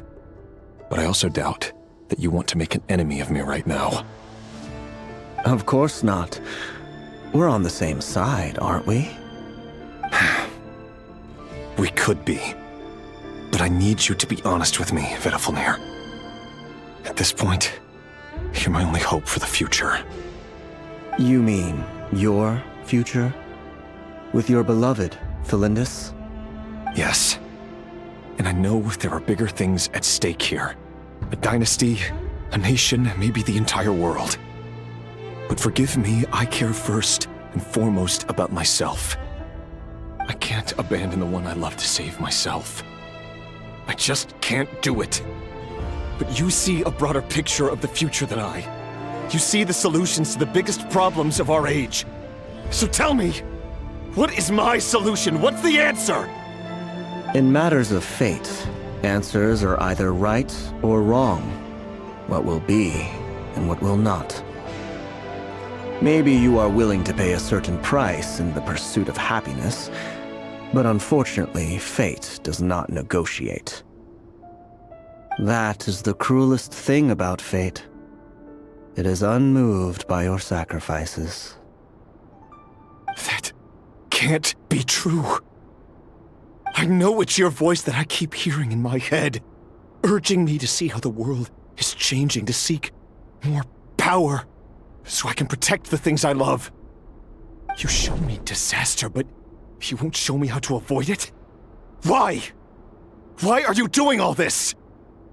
My voice. In your head.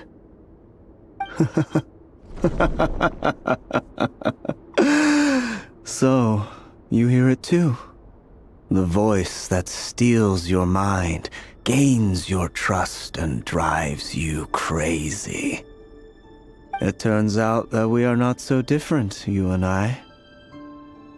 Vedafilnir just broke into the strangest smile I've ever seen in my life, as if he'd discovered some monumental secret. But then he suddenly switched to looking extremely weary. Very well then. My advice to you is as follows. You must persevere. Whatever trials and tribulations you may face, be steadfast in the belief that they are your path to the future. For as long as you live, your story with Tholindis shall not come to an end. That is the only chance you have of fighting back against fate. It is up to you whether you believe my words. Regardless, that is all I will say on the matter. I have no right to intervene any further. I will hold you to your word. Thank you for setting me free. In return, I will tell you one more thing that you cannot afford to ignore. Just then, a strange wave of energy rippled through the city. We had no idea what it could mean. If I were you, I would head to the Universitas Magistrorum. The Universitas? Oh no!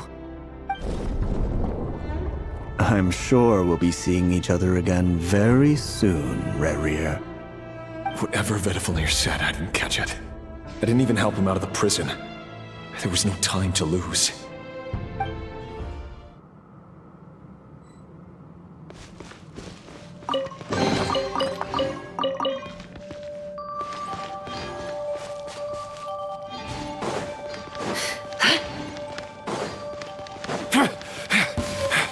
Monsters? Is this Rhindotter's doing? Or the Universitas Magistrorum? Out of my way! It all adds up. No more lies.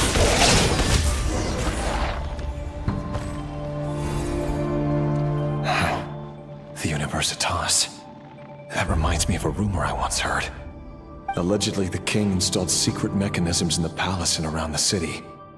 No one knows where they are or what kind of power they hold.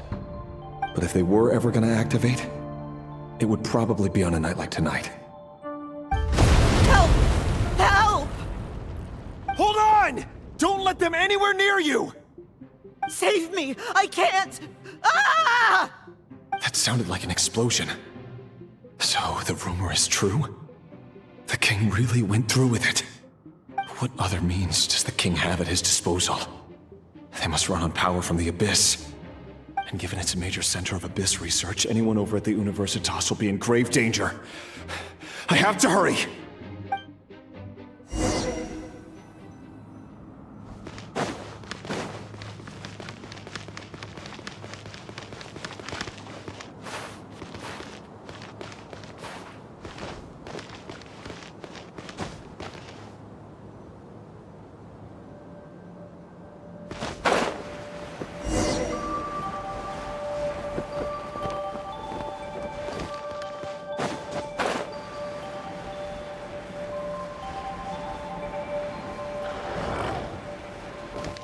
Can't hide the truth. Hey! Shine down!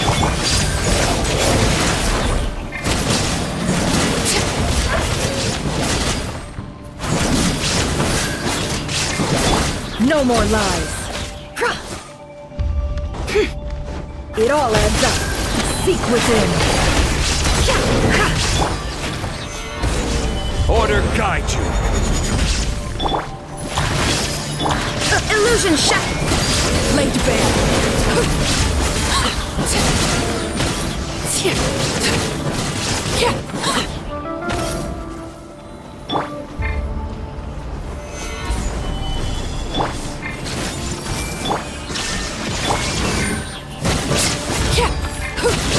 No more lies. The deception ends here. It all adds up. Ha! Ha! Overruled.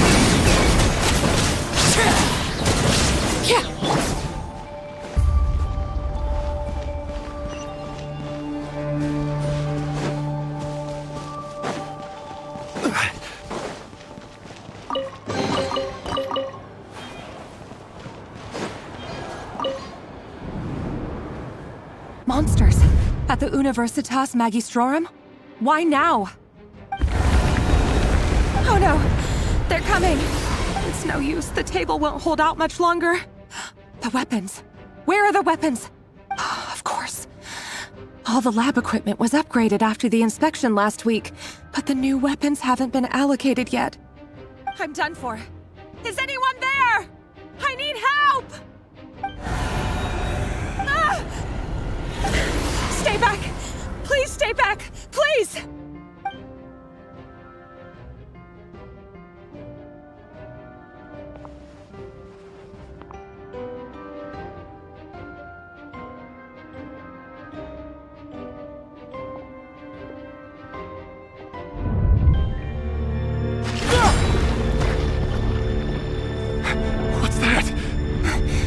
Rerir!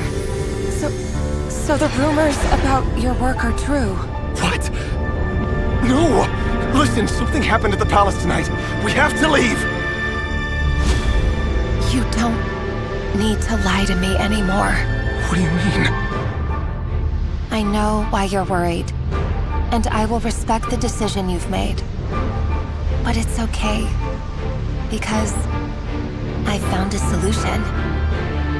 I know how to end all this. You can have it back. The normal life you so desire. But until then, I'm afraid our wedding will have to wait. Tholindis? No, don't do it! Tholindis! Tholindis!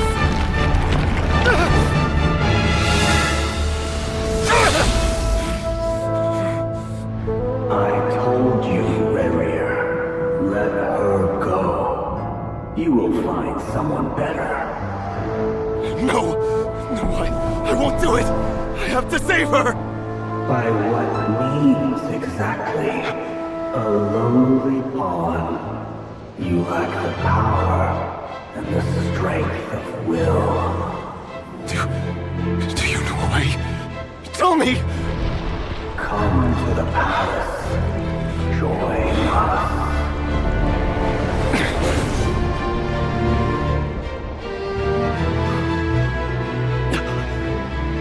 Rerir, thank goodness we...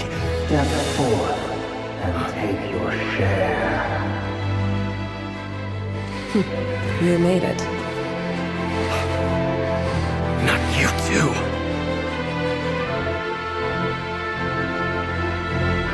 Hatred or grief, despair or desire. We all have our own.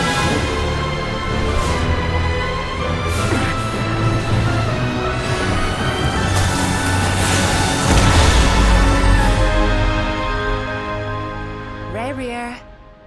Rerir. Tholindis? Were you daydreaming?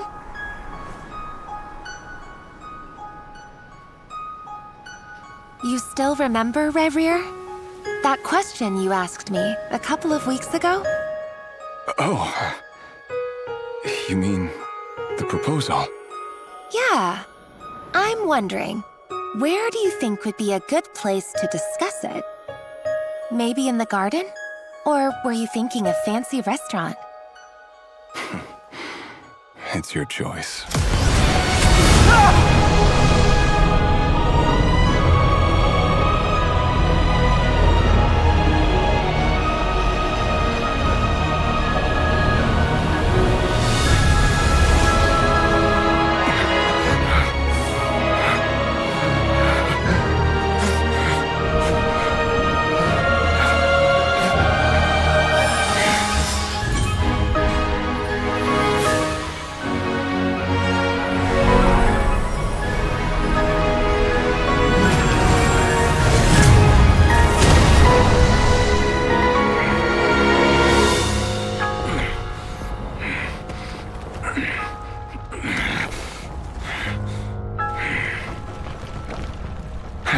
Find you. And then, you can give me your answer.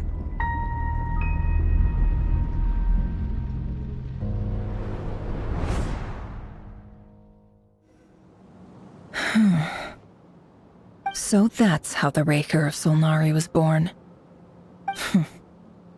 A monster created by circumstance is a monster all the same. Viewing other people's thoughts for too long can get uncomfortable. Right now, I'm feeling a strong sense of loathing. In a nutshell, the story of Conria is what happens when the truth falls by the wayside. Everyone tells little white lies, and before long, you have a huge pack of lies that destroys everything. Phew. Time to get back. His past is filled with sorrow, but the tale of any fallen civilization is one of endless tragedy. Cruel as it may be, that was Conria's fate.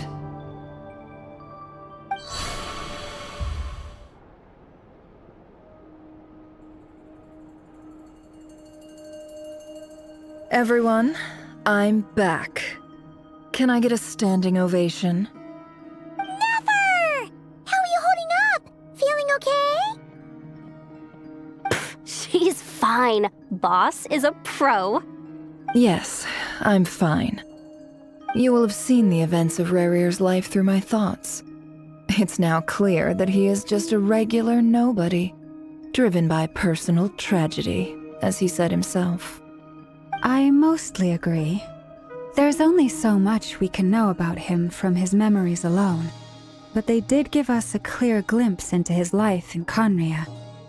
However, I would not consider Rerir to be a nobody. He was deeply involved in the events of that era. Yet, when the catastrophe of a generation strikes, nobody is safe. sounds to me like you're speaking in riddles again. Is this you urging me not to abandon the people of Nodcry in their hour of need? That's not what I meant. Although I do hope you choose to remain a part of the plan. Without you, the mission ahead will be all but impossible. Then try to remember that I respond better to the carrot than the stick. And I don't appreciate being bossed around. Now, as for you, Missy, you were excellent. You stuck to the rules of the ceremony and kept your mouth shut the entire time. Bravo. Cool. So, can you fill me in on the deets now? Most of what I saw went right over my head. Patience. You'll hear the whole story, don't you worry. But let's meet up with the others first. It will save me narrating it twice. Yehoda? Yes, boss! Let me get that door for ya. That's more like it. For a moment there, I was worried you'd forgotten about the first clause of your employment contract. Forgive my curiosity, but what does the first clause say? It says I gotta do the annoying stuff that boss is too lazy to do for herself.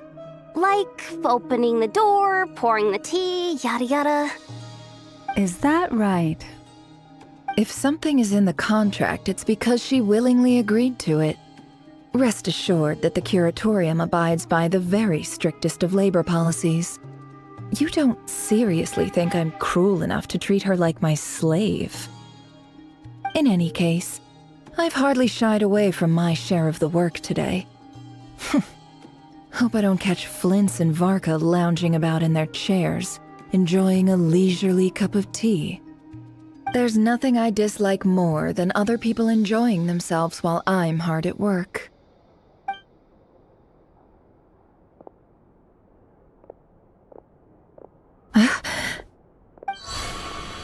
Oh no. Sorry to disturb you, but we seem to have run into some trouble. Evidently so. Don't worry, I'm not about to leave you to fend for yourselves. I'm not that kind of boss. And it would go against the Curatorium's labor policy. I'm sorry? What did you hear me say? I wasn't talking about labor policy. Wait. How long have I been standing here? Not long. You just appeared by the door a moment ago.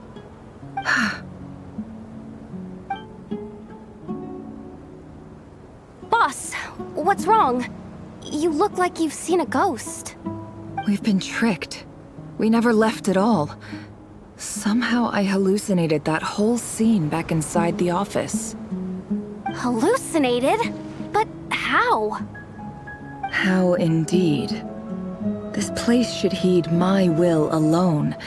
All thoughts and actions that occur in here are just a result of pawns moving across the chessboard in a carefully calculated manner. And nobody has access to this chess set but me. So you control everything in here? More or less. But yes, it's a special technique of mine. Has anything like this ever happened before? Only once. It was the first time I used the chess set. Is there any similarity between what happened then and what's happening now? I suppose my thoughts are a little turbulent, which was also the case my first time. Is there anything I can do to help? The first clause of your contract clearly states that I only need your help with things that I'm too lazy to do myself. Meaning you're not feeling lazy right now? Meaning this is not something Yehoda can help with. The chess set is a personal treasure that I alone understand. I must be the one to find our way out of here. Boss, it's fine. Really. Let me do something useful. Oh, listen to you. Whatever would I do without you, Yehoda? What? Really? Yes, really. Where would I ever find another employee as obedient and servile as you? God forbid anything ever happens to you. Oh, okay. Well, anyway, I was thinking of fetching some water. There's gotta be a source around here somewhere. I suggest everyone finds someplace comfortable to take a rest. We gotta conserve our energy. Even though all this chess malarkey doesn't exist in a physical sense, mentally speaking, it's all real. And so is our tiredness and fatigue. You don't want to dismiss mental fatigue. Just because it isn't physical doesn't mean it's any less serious. But anyway, I got your backs, so don't worry about a thing. Don't I have the best employees? Jealous much? If we can find a suitable time, I'd love to borrow Yehoda for a day to help out at the Frostmoon Scions. Would you be amenable to that, Boss Nefer? Oh, Lauma. Have I ever told you just how pretty you are? Beauty runs from the tips of your antlers to the depths of your imagination. Time to rally, everyone. Follow me. As we continue our journey, the same rules will apply. That means stay focused and no talking no matter what we encounter. And don't disturb the chess pieces. You have my word that I will get us all out of here.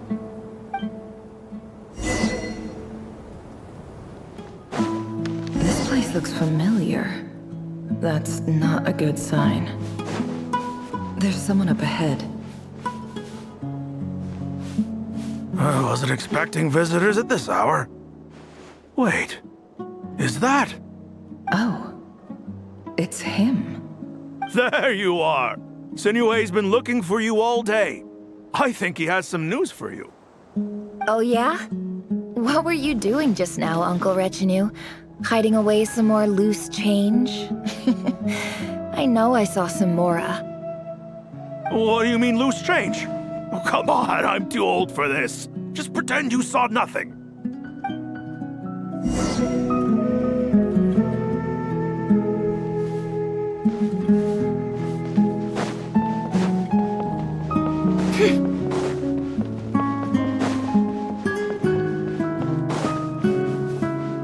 Hey, kid. Mind telling me what Sinuhe's been up to recently? I'm trying to get in his good books and I need a way in. Get in his good books? Why? What do you want with my dad, Uncle Apepi? I've written a new song. I was hoping to showcase it at the next festival, but I'll need his approval. A new song, huh? I'd love to stay and listen, but unfortunately, Uncle Retinue says my dad's looking for me. Well, there's plenty of time and I'm not going anywhere. See that pile of stones? I'll be sitting there warming up my vocal cords. Come find me when you're done. Pile of stones. Got it.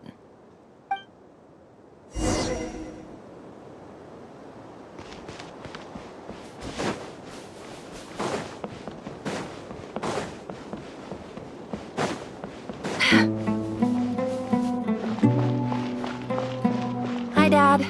Uncle Retinue said you were looking for me. Ah, there's my little princess. If you'd gotten back just a little sooner, you could have shared the spoils of war with me. Spoils of war? Who were you fighting against, Dad? It was just a figure of speech. The aftermath of a sandstorm is no time to be waging war. I was talking about our war against thirst. I went out to fix our water supply problem, and now I'm back. Which means... We have a well again! That's right. I found a new one and brought back as much water as I could carry.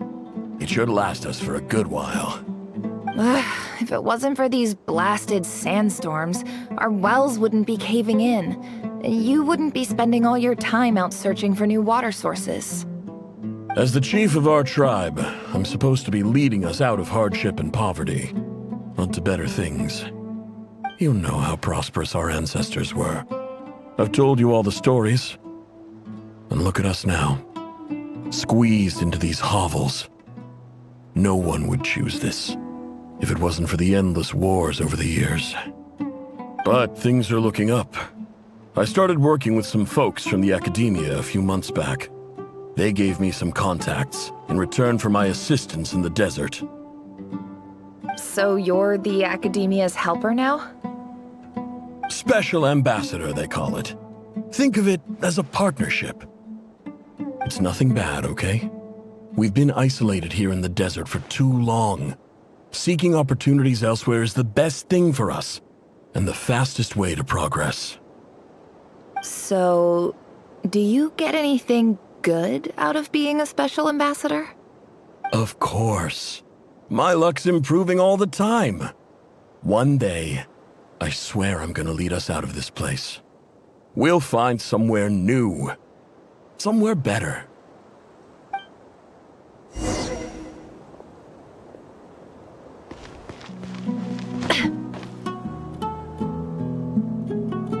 That's our well, and you know it. You stole from us. Well, you've gone from chief to thief, and now you have to face the consequences. Did you really think you could take our water without permission and get away with it? You're either brave, stupid, or both. And that Special Ambassador Act? Yeah, nice try! We spoke to the Academia. They said it was all news to them. You're a liar and a cheat!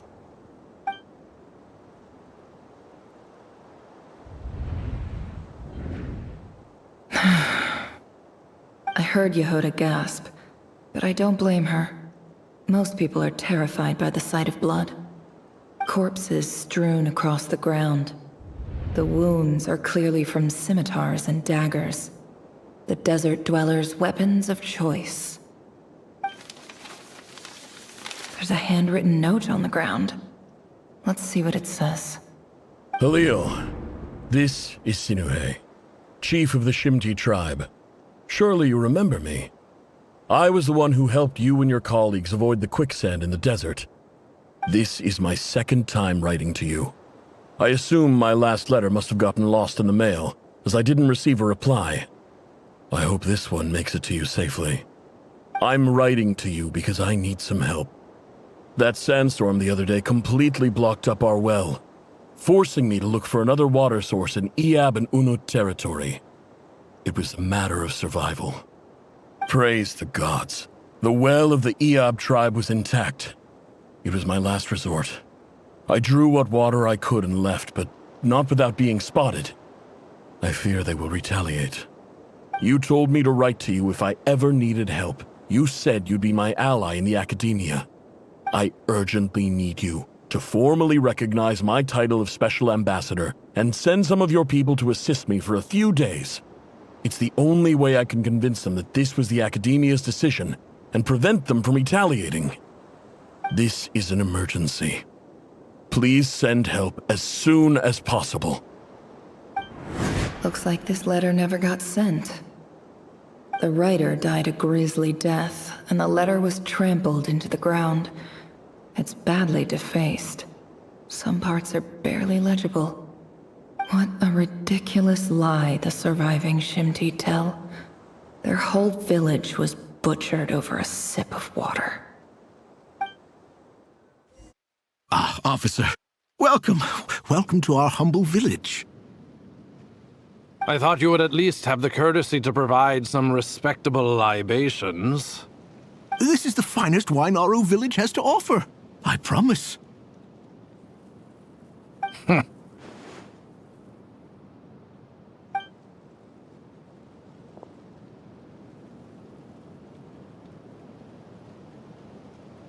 The Academia has agreed to reserve a single space for a candidate from your village. But I remain skeptical of this entire endeavor. I highly doubt anyone in this desert possesses serious academic potential. Please, have faith. If not in us, then in our god. The child we found shows great promise. I beg you, take her away from this place. Give her a chance. Don't let her talent go to waste. I don't recognize her. New arrival? She showed up here a few days ago and we took her in. She's a really bright kid. Please help. I'm begging you.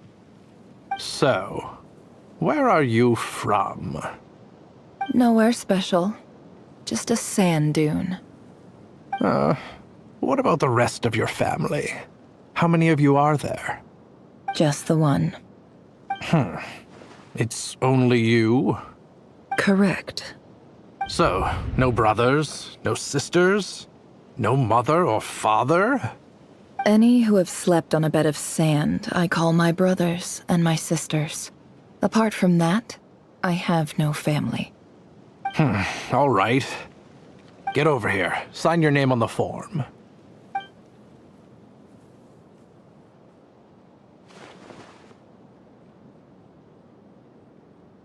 Nefer? You're rather fair-skinned for a desert dweller.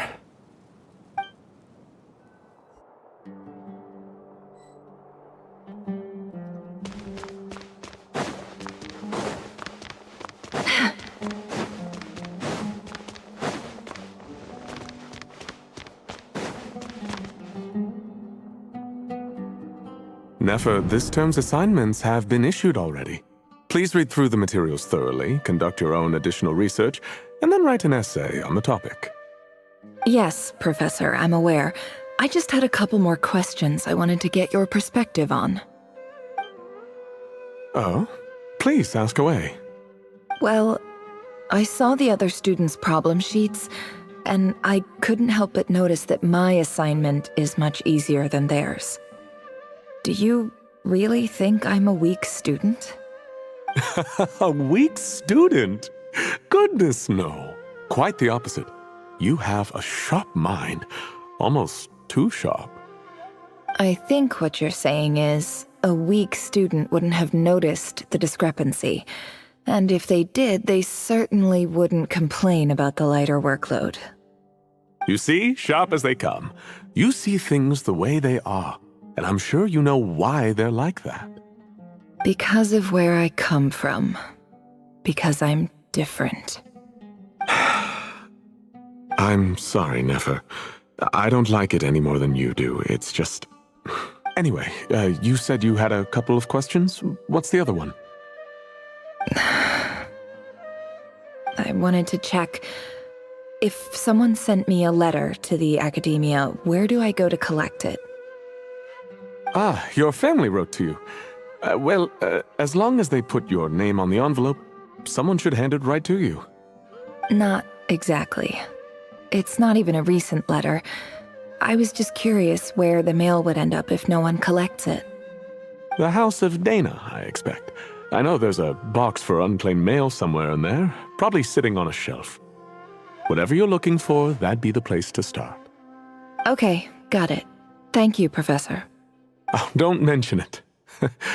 Honestly, I feel like I failed you. I'm supposed to be your teacher, but I haven't taught you anything. Hey, don't say that.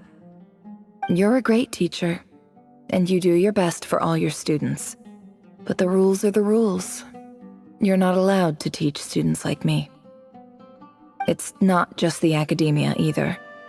The whole world bends over backwards for the successful, and leaves the losers to suffer and die. Oh, my dear child. Don't tell me you've given up on life already.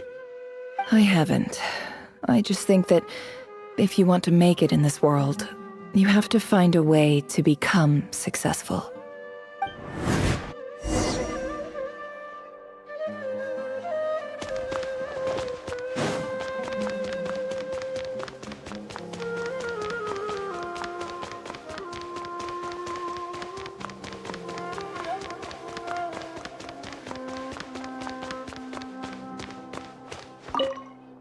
This must be it. A big cardboard box full of unclaimed mail. And probably some letters that ended up here by mistake, too. Let's take a look.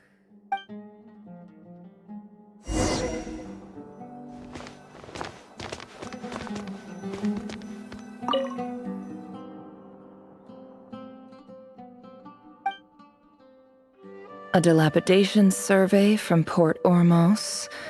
Looks like it's from a Core of 30 representative. What a strange thought. A bunch of mercs losing sleep over rundown buildings. This one was never even opened. I guess the recipient didn't care what the Core of 30 had to say about anything. Who was it addressed to? I don't recognize the name, but it must have been a Ksharawar professor.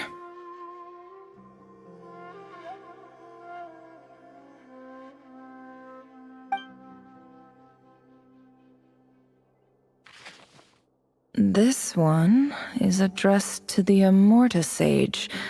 The title is Changes Observed in Satyavada Life Symptoms. Why do all these letters read like full-blown dissertations?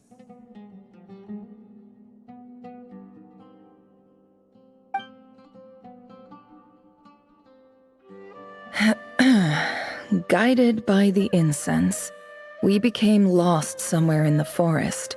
All the barriers between levels of consciousness disappeared as our minds soared around in circles, looking for a branch to seek refuge on. In clinical terms, these symptoms fit the description of incense poisoning. The Immorta Darshan strictly prohibits the use of hallucinogenic substances, but I believe there are still people getting away with it. For example, my neighbor who always breaks out into song and dance after using incense. This seems like something the academia would want to know about. Why wasn't it collected? Wait, what's this written on the back? It's so small. The note says, "The sender authored this letter while under the influence of mushrooms. I would send it back, but no return address was provided. Stamped by the Grand Conservator of the House of Dana."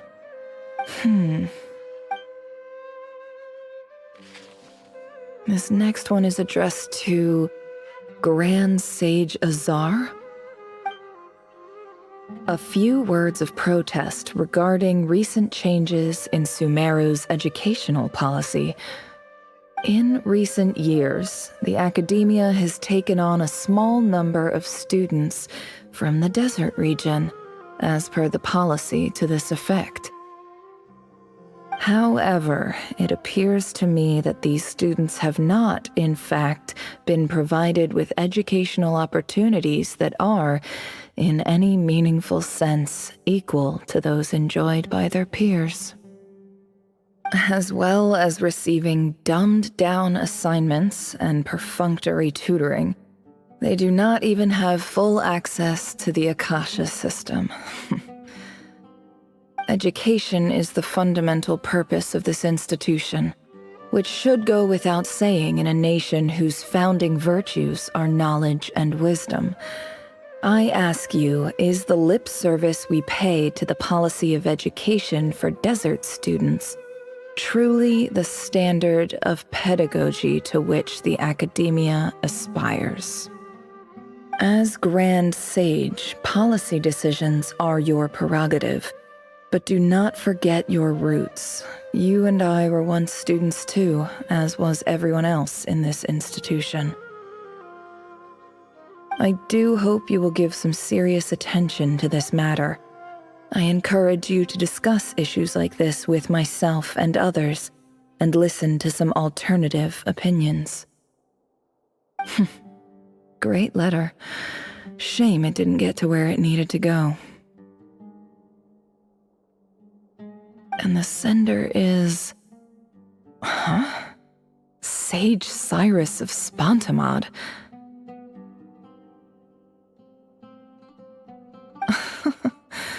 I didn't realize anyone else even knew how bad students like me have it in this place. So this is where letters from the Sage of Spontamod end up? Nice one, Grand Sage. Really enlightened leadership. Whatever. This isn't what I came here for. Moving on. I'm not exactly holding out hope that a letter sent from the desert would even make it here. But if it did, where else would it end up if not in this box? I can't believe how much discarded mail there is. Must have been years since someone last went through it all. And this is just one box. The whole House of Dana is boxes on shelves. I don't believe for 1 second that any human being has sat down and read through all the documents in this place. Who has that much free time on their hands?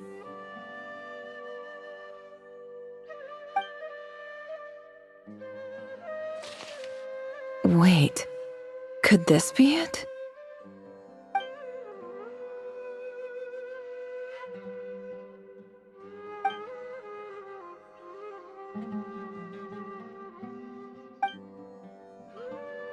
Greetings, Halil.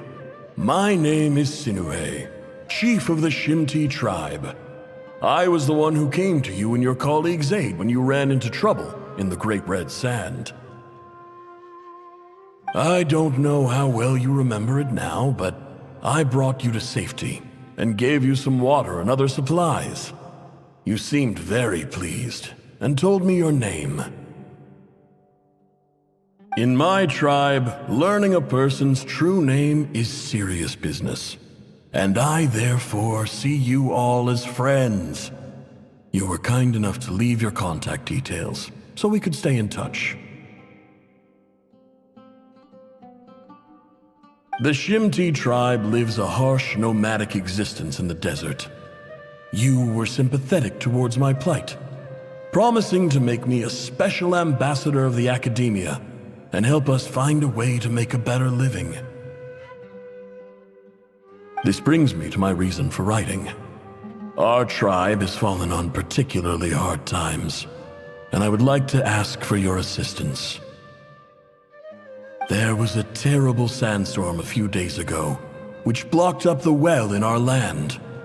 To ensure my people's survival, I had no choice but to venture into Iyab and Unut territory in search of an alternate water source. The Iyab and Unut are descended from the Thamudians. While we trace our ancestry to Tulatala, we worship the Lord of Flowers and have had relatively good relations with our fellow tribes up until now. I found a well belonging to the Iyab tribe. They declined to help us, but I really had no other option.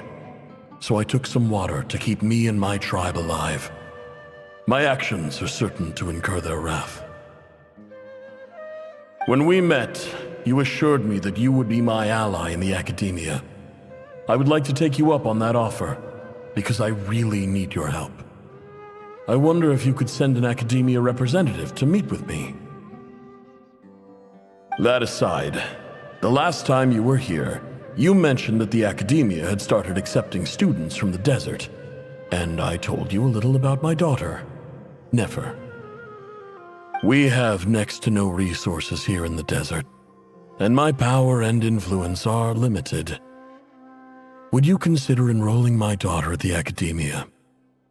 She is a smart girl. I know she won't disappoint you. From the outset, the academia never took you seriously. Those things they promised were just empty words. I doubt they even remember the name Sinuhe. And you were so emphatic that your luck had finally changed for the better. You swore you'd lead us to a better place one day. You spoke with such conviction, like you were the most powerful chief in the whole desert. You liar. You lied about everything. You promised the world and delivered on none of it. And who fell for it? Just me, by the looks of it. Despite your best efforts. Which makes you a pathetic liar. You weren't even any good at it. I think I'll take over from here. Let me show you how it's done.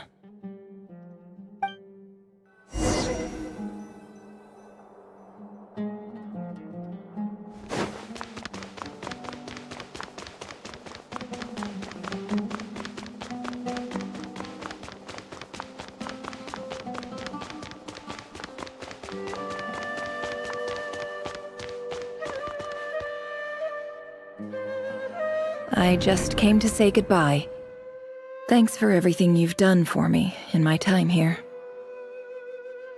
Nefer? You packed your bags. Where are you going? I'm quitting. Something's come up in my hometown. Gonna head back and deal with it. Huh? But this was a hard-won opportunity for you. You know that better than I do. It was. But it doesn't matter. I have more important things to deal with, and they can't wait. Oh, and I didn't want to overfill my bags, so I left some incense on your desk.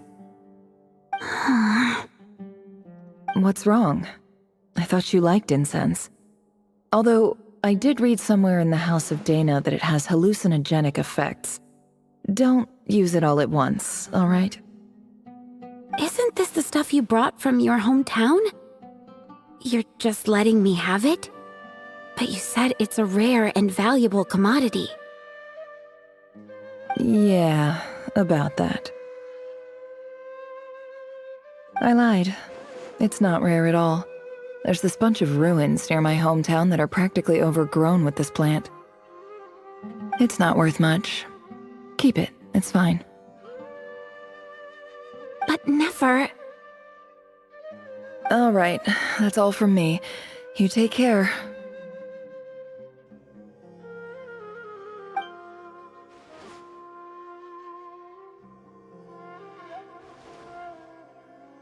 Don't forget me, okay?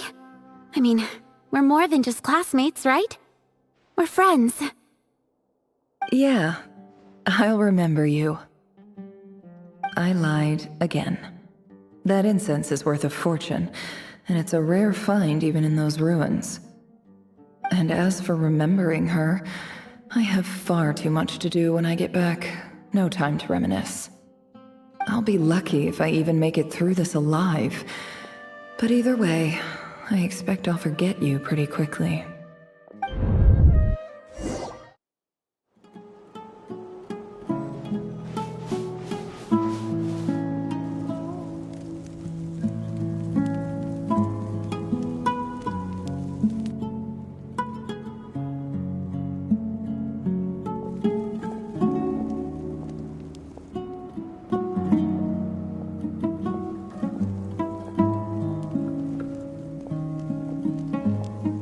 It's a pleasure to meet you, Mr. Arif. So, what does the Academia want? Since they've sent their special ambassador, I assume there's a big business deal to be made. If not, I'd be very disappointed. Please, sir, lower your blade. You're lucky I'm the one they sent. Not all special ambassadors share my admiration for the Iab people. The ever-shifting balance of power in the desert reduced the once great civilizations of this region to rubble and sand. But the story of the Iab has a very different trajectory. Others grew weak, but you grew strong, beginning in obscurity and moving to prosperity. You're the only ones who defied the trend. Huh. So, you do know who you're dealing with? This well is the perfect symbol of your strength, is it not? It used to belong to the Unut, but it looks like you have control over it now. You're not wrong. But I'm sure you didn't come all this way just to flatter us. Of course not. I came to bring you some very good news. Some information that recently came to light, which might just be your ticket to freedom. Records uncovered by the Vahumana Darshan show that a certain well currently under Iab control is built on top of some ancient ruins. These ruins are of great archaeological interest to the Academia. I checked the map carefully on my way over here, and I'm confident that this is the well in question. The Academia is offering 50 million mora in return for excavation rights. 50 million? No, wait. If these ruins are as important as you say, 50 million's a little low, don't you think? Don't get greedy, Iab. We know far more than you think. We know that you seized this well by force. Wasn't that the first step in your rise to power? To drive away the Unut and steal their water supply? So what if it was?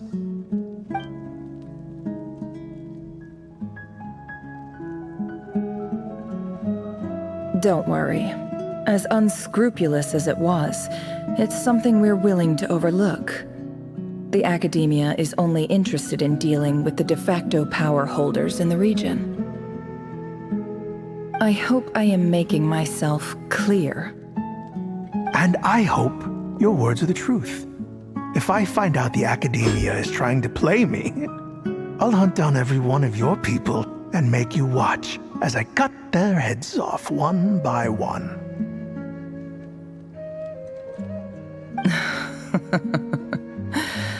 I assure you, Chief, that would not be in your long-term interests. You don't want to make an enemy of the Academia. You see how I'm dressed, don't you?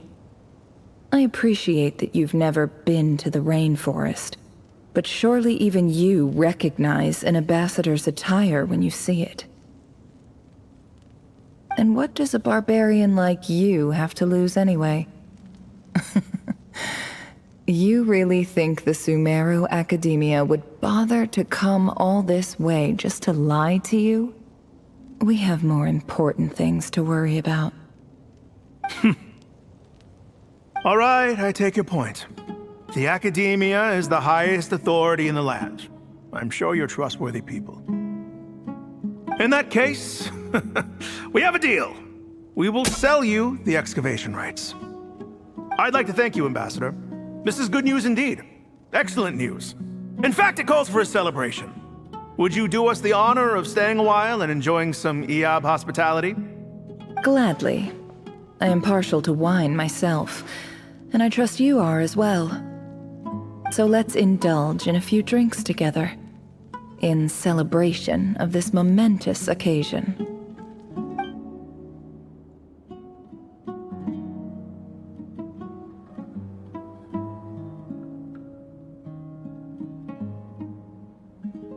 Chief! Chief, it's an emergency! It's the Unut. They've taken the well. What? Well, don't just stand there. Take it back. Yes, Chief. I have every confidence in the Iab's military superiority, and yet... What is it? The Unut's response was alarmingly fast. The day after we reach a deal, they seize the well. This can't be a coincidence. Perhaps there is a traitor in your midst. I don't think so.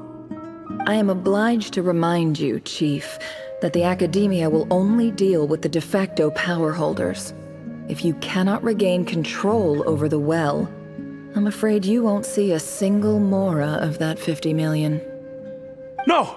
Please, Ambassador, just give me some time. I swear the Unut will not get away with this. That well is ours, and so is the mora. Glad to hear it. I will wait here for an update. If there is a traitor, I will find them. In the meantime, make yourself at home. I'll report back as soon as I have an update. Much obliged. Wow. All it took was a few words and I've got him wrapped around my finger. What an amazing feeling. So, in summary, Ambassador, the Academia would rather negotiate with our tribe instead of the Iab, yes? The Iab are ruthless murderers who don't listen to reason. And now they have the gall to interfere in our research projects in the desert region. So let me ask you, Chief. If you were the Academia, what would you do? Kill them all, of course. Precisely. The Academia does not tolerate those who stand in our way.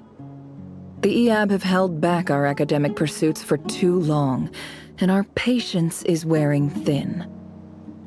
At the same time, There is simply no way that the Academia can be seen to be intervening in desert affairs. I'm sure you understand where I'm coming from. We have our own rules out here. If the rainforest dwellers raised arms against a desert tribe, you'd start a bloody war. Right.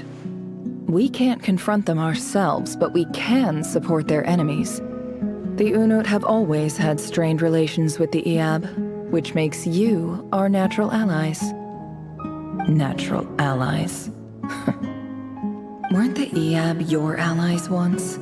You were quick to send them after us to protect your interests back when we stole that water. And now look at you. You're at each other's throats. Let me be clear. The Academia wishes to collaborate with the legally recognized rulers of the desert in this matter. We are asking for excavation rights to that well, and our offer is 50 million mora. Say no more. I believe we have an understanding. Good. Then I suggest you get to work. Get us access to that well, and the mora's yours. You see, Dad? Lying is easy when you know how. People will believe anything.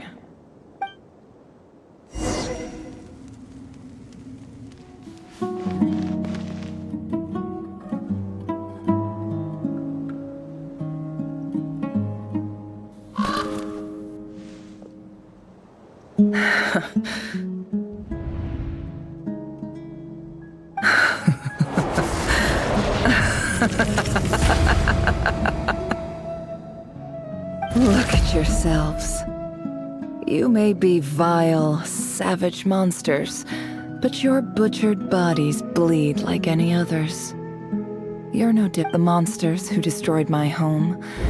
They're just... What a joke.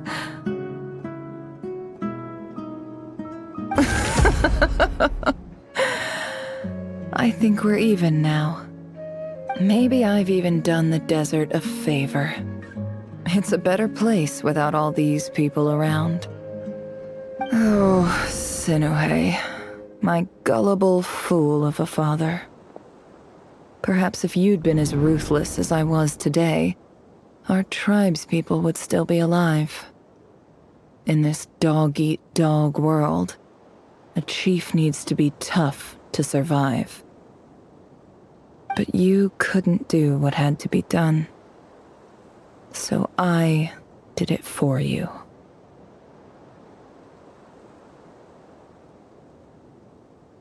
Nefer, it's okay. All of this is in the past now. I believe I remember you promising to remain silent. Yeah, but even so...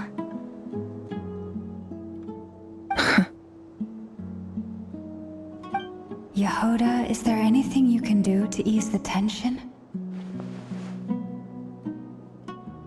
Alright, time for a sharp turn onto a completely different topic. So, anyway, that's enough of that. When are we getting out of this place? Feels like we've been walking forever.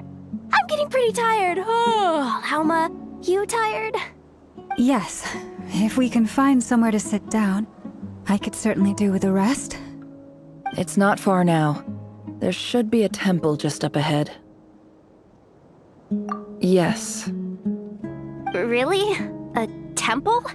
That's where this story ends? I guess that's how things go in the desert. Desert dwellers can never escape their destiny. Or so everyone says. I never wanted to believe it, but looking back now, I'm as desert as they come. You mentioned a temple. What's waiting for us there? My biggest trade secret of all. Ah. Then I'm guessing it's where you got your power from. The power to peer into other people's minds. I didn't know you were clued up on any other religions. I'm no expert in the history of Sumeru, but Since you come from the desert, I would imagine it has something to do with King Deshret. Sounds impressive.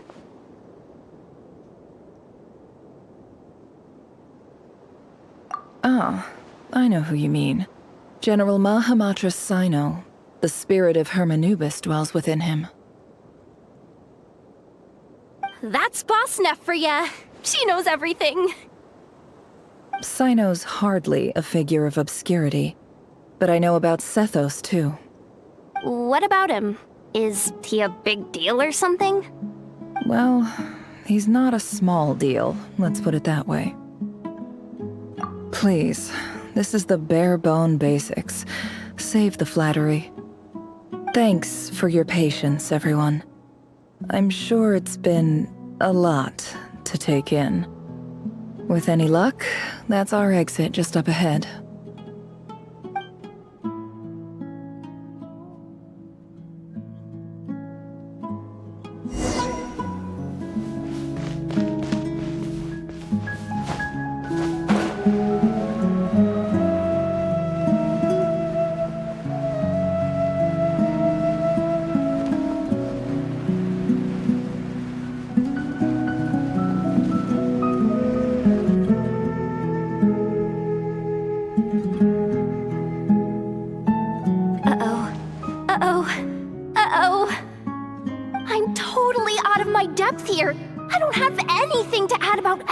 Stuff. Like, look at that statue, for instance. I want to do the whole name-dropping, this girl knows her stuff thing too, but I've never seen anything like it before. A statue with the head of a bird. That's Thoth, the Ibis King, one of the 7 pillars of King Deshret. The legends say that he, the Crocodile King, and the Goat King were the 3 retainers of King Deshret. Let's take a look.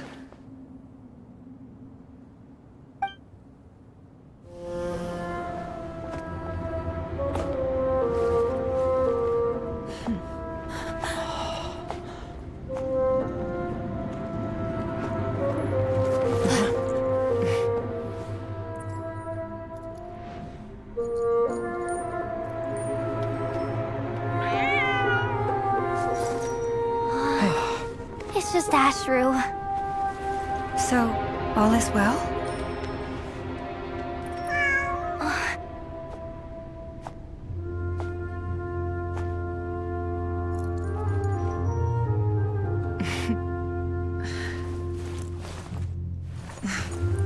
Typically speaking, at this point, the world disintegrates. Then we find ourselves back in the outside world. Besides, these are my memories. There's nothing to fear. You're sure? Of course. It's almost over.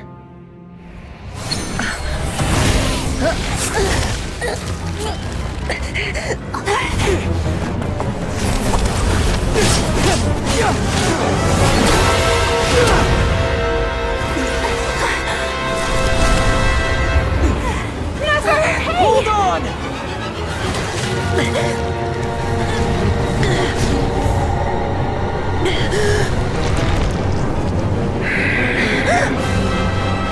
Knowing too much is always a death sentence. Speak for yourself.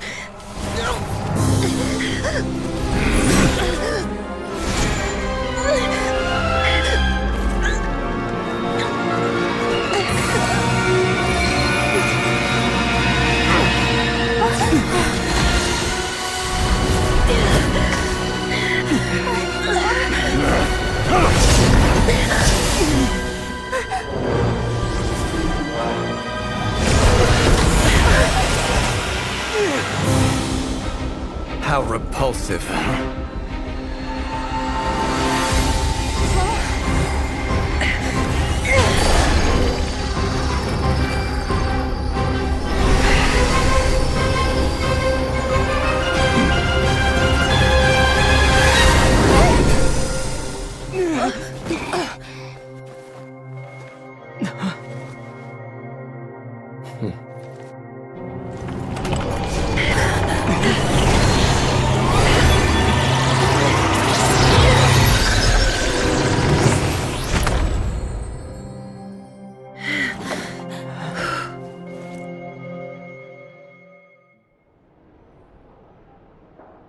timed that pretty well, didn't I? It's okay.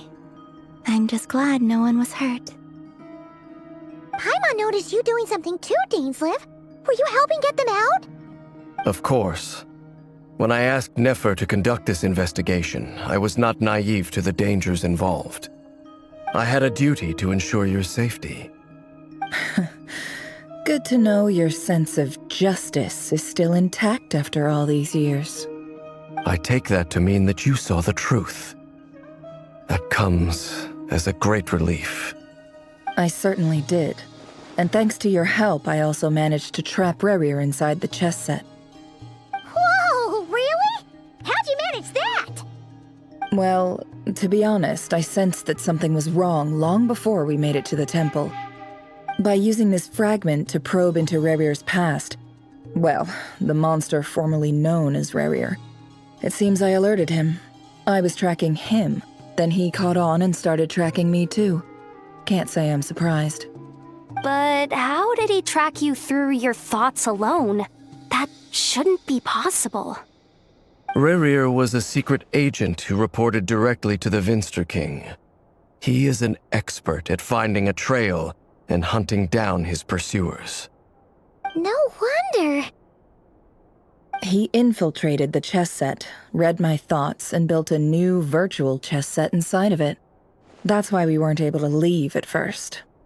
Speaking of your chess set, it's quite a remarkable item. Would I be right in thinking you have some connection to King Deshret? You overestimate me. I only have a connection with one of his underlings, the Ibis King. You all saw how this came to be. A long time ago, the Iab massacred my tribe, the Shimti, in our home village. A few years later, I enrolled in the academia, where some new information came to light. The Unut and the Iab fought a bitter battle over the rights to a well, all for the sake of a non-existent 50 million mora. The Iab ultimately won that confrontation, but their victory came at the cost of almost every warrior in the tribe. The final blow to the Iab came at the victory feast, when an Unut assassin beheaded their chief right before my eyes. The remaining Iab fled and have been scattered to the winds ever since. Having gotten my revenge, I returned to my hometown, where to my surprise, the nearby temple was still standing. There it was, seemingly immune to the relentless hostility of the desert, while my tribal home lay in ruins. As I stood there gazing at the temple, I noticed a cat just outside. This cat, as it turned out, was home to the spirit of the Ibis King. He led me to a gate deep inside the temple, and there he made a deal with me. This chess set is my gift from the Ibis King. The chessboard within is made to the same specifications as the one in the mausoleum of King Deshret, and represents his power of piercing analysis. With this chessboard in its container, I gained a certain ability to perceive hidden secrets.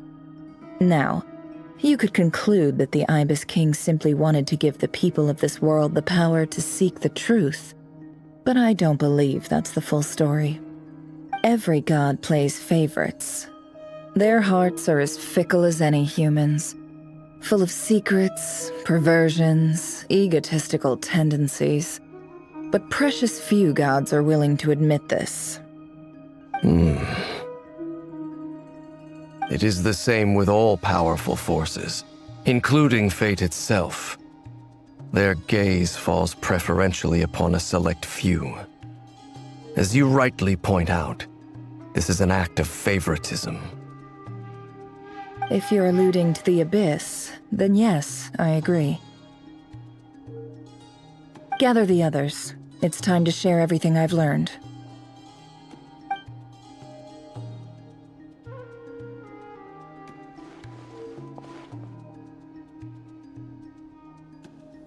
Thank you all for being here. As promised, I did some further investigating into the Rerir of Solnari's background. I am pleased to report that the investigation has been most fruitful indeed. The Rerir of Solnari, real name Rerir, was once a Conrian subject who served the Vinster King. I will now share the important details of his story. Please save any questions or comments for the end.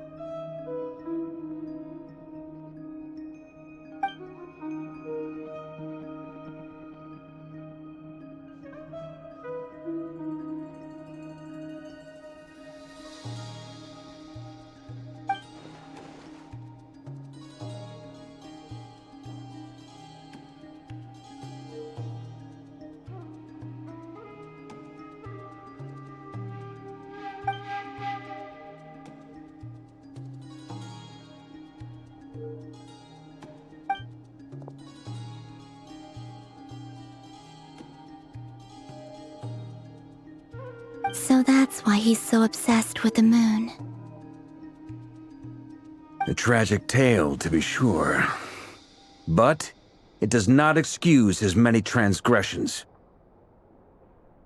No matter how much Rerir suffered in the past, the fact remains that he is what we know today as the Wild Hunt, wreaking havoc upon innocent lives in Nodcry. He becomes more dangerous with each passing day. If left unchecked, it is simply a matter of time before all of Teyvat suffers the consequences. This is a threat that the Knights of Favonius cannot ignore. A question for Miss Columbina. Forgive me if this is presumptuous, but have you ever seen the spatial gateway that appeared in Rerir's memory? Never. But I have heard stories of something called the Moon Gate, and this seems to fit the description. Miss Lauma, any thoughts on this? In the lore of the Frost Moon Scions, the moon is believed to hold many secrets. Some sources speak of ancient knowledge, others of a gateway to the unknown. The term Moon Gate is one I have heard before, but as is the case with all of our legends, there are no records of any first-hand witnesses. We cannot know whether it truly exists. Then back to Miss Columbina.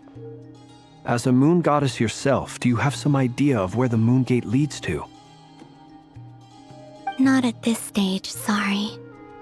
I do hold the power of the Frost Moon, and my strength is recovering well. I can sense that the gate would open at my command, but... But there's more to the power of the Frost Moon than that?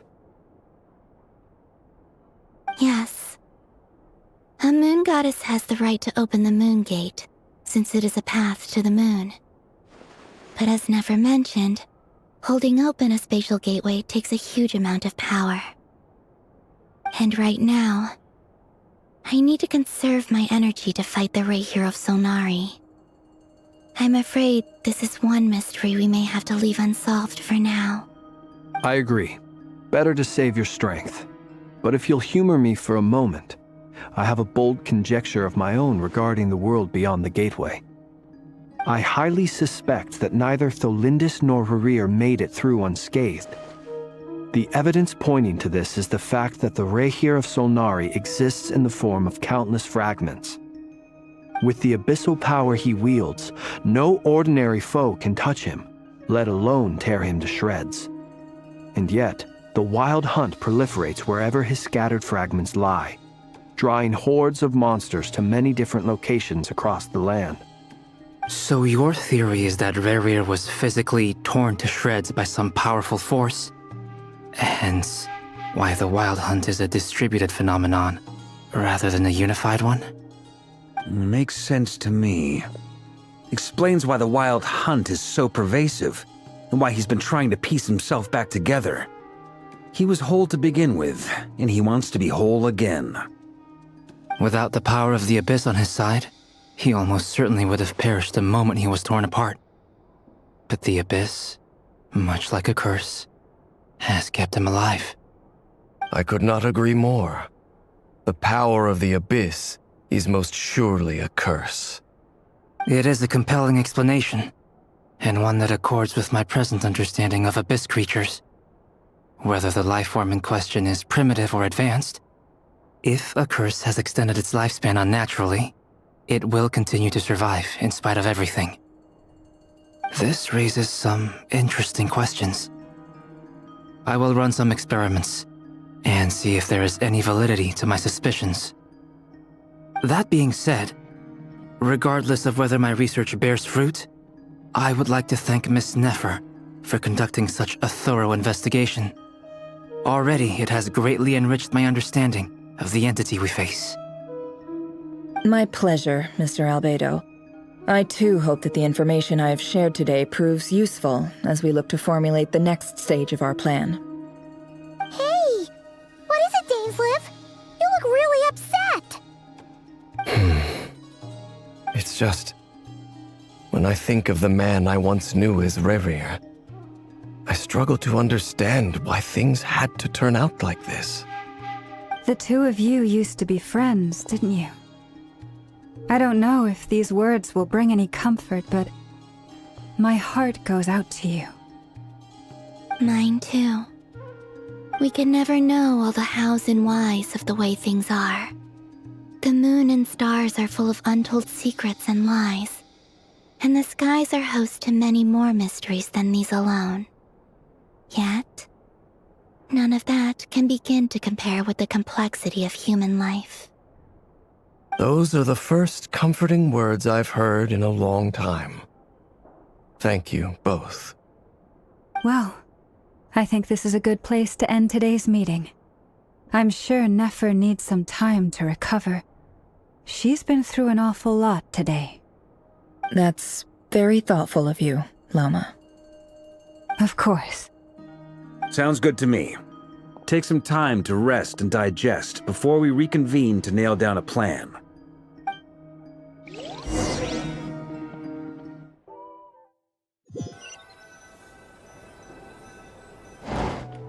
Hey, is this a bad time? Hope I didn't kill the conversation.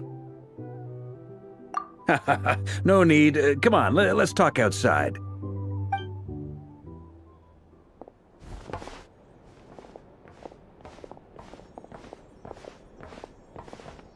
Anyway, Nefer went back to the Curatorium to get some rest. But before she left, she shared some things with me that I thought you should be aware of.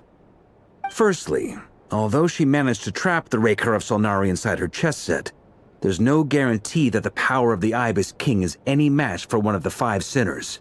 Their powers are beyond our comprehension. It's only a matter of time before he finds a way to break out. We have to come up with a plan and take care of him before that happens. Honestly, my mom figured that might be the case. So, how long have we got? Well, I asked her that same question. She talked for a long time, but for the most part, it seemed like she was trying to convince me how precious her chess set is, and what a long and storied history it has. It felt like some kind of sales pitch, you know? The kind where you end up handing over Mora against your will? Anyway, after all that, she finally answered the question. 2 days, at most. 2 days? Holy moly! Can we even recruit enough help in that time? That remains to be seen. Which brings me to the second issue. Dainsleif is obviously conflicted about this whole thing.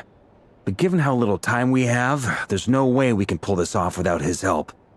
You have some history with him, right? Do you think maybe you could talk to him for us? Great. I appreciate it. All right, on to item 3. So, Albedo, Durin, and I put our heads together and came up with a plan. Can't promise it's gonna work yet, but at least it's a start. We figured we'd bounce the idea off you first. We'll explore it further once everyone's recovered. Oh, Paimon's dying to hear this. All right, so here's what we're thinking.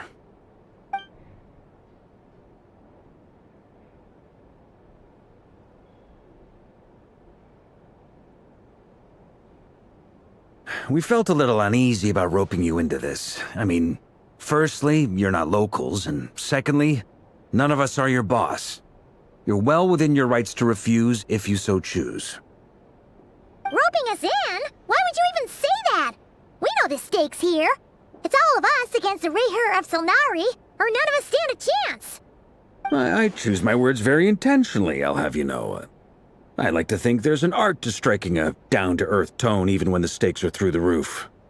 Sir Varka, I have a few thoughts about this plan. I'm all ears. I think we can be more flexible with how the roles are allocated. In my view, the most sensible lineup would be like this.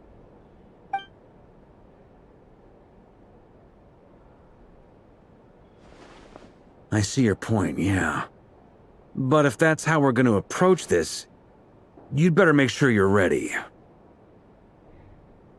To be clear, I don't doubt your abilities. Far from it. I just want to make sure. Are you really willing to take all this on? I want to do everything within my power. The Rerir of Solnari is a truly fearsome opponent, and if I do my part, it'll greatly reduce the risk for everyone else involved. Well, that tracks with what I've heard. Jean's mentioned in her letters that you're so diligent it's almost abnormal. As in, most people weigh up the risks and rewards in situations like this. But you seem to just march towards danger without a moment's hesitation. Of course, everyone appreciates a fearless pioneer. But all that aside, I'm the Grand Master of the Knights of Favonius, and you're our honorary knight. I want to make sure your courage doesn't come at the expense of your safety. Thank you, Sir Varka. I should be the one thanking you. It means a lot to have you on board. I'll give some serious thought to your suggestions.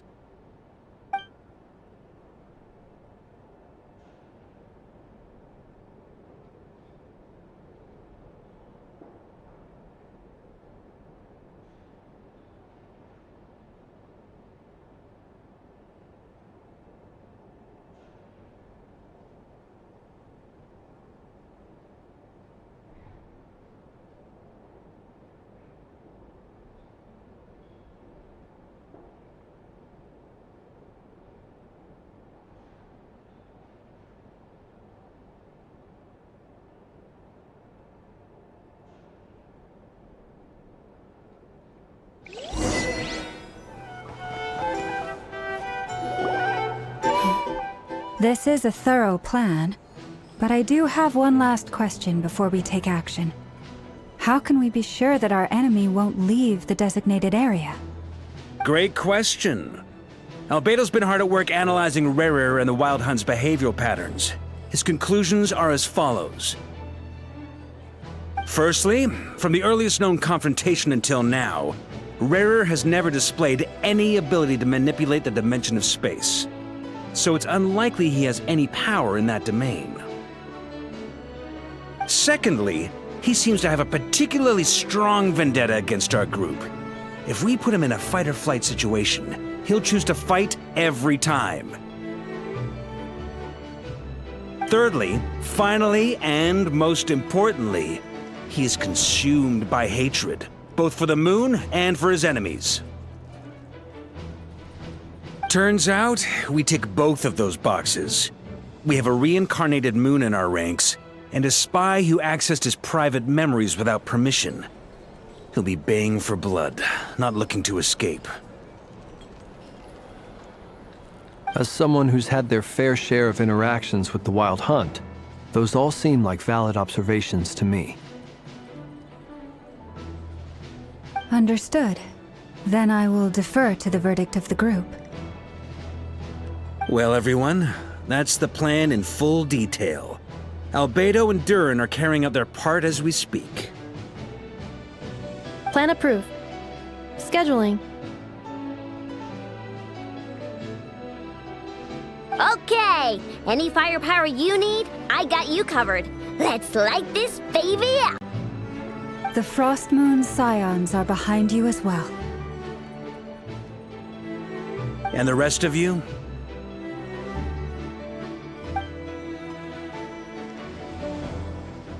No objections? All right. Then it's settled. This is the plan we're going with. Next up, an old tradition of mine. Anyone who wants to back out, now's your chance.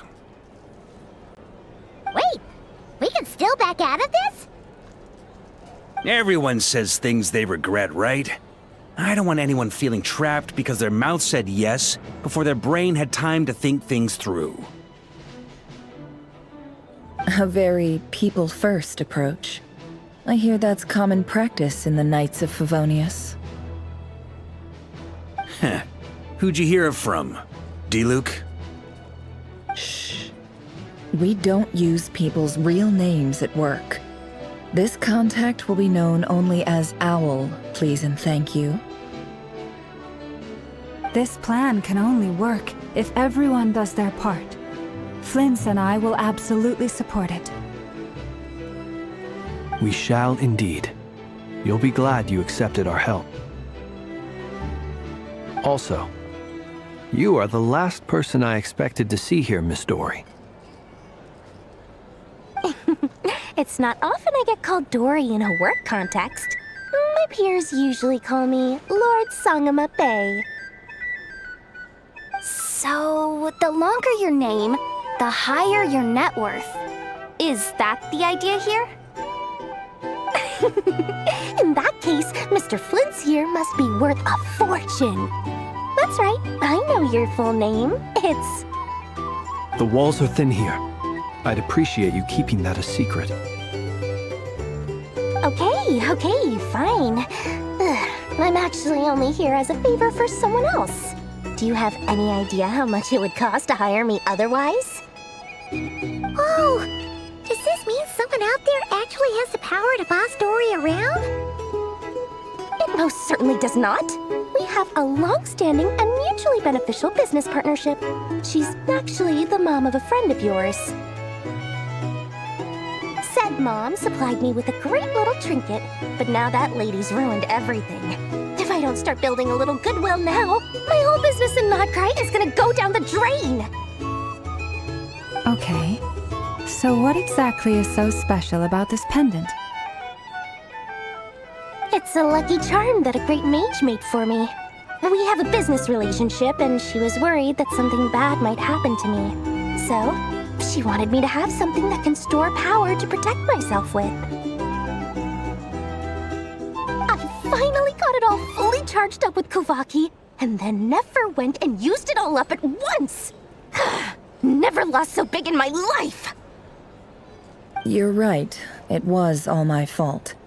I didn't mean to drain all the Kuvaki in the pendant, but I'll make it up to you. You will? Well, in that case, how about you give me your chess set, and we call it even? I knew you'd say that. Well, it's yours if you want it. In fact, take it now, and I'll even throw in a free Rerir of Solnari. Deal? You're putting me in a difficult position here. It's a very useful thing to have around, but I have a funny feeling it won't be around much longer. I guess we'll see in a couple of days. Looks like bankruptcy for me. Hey, don't be so pessimistic. See this through and you never know. You might find a new business opportunity on the other side.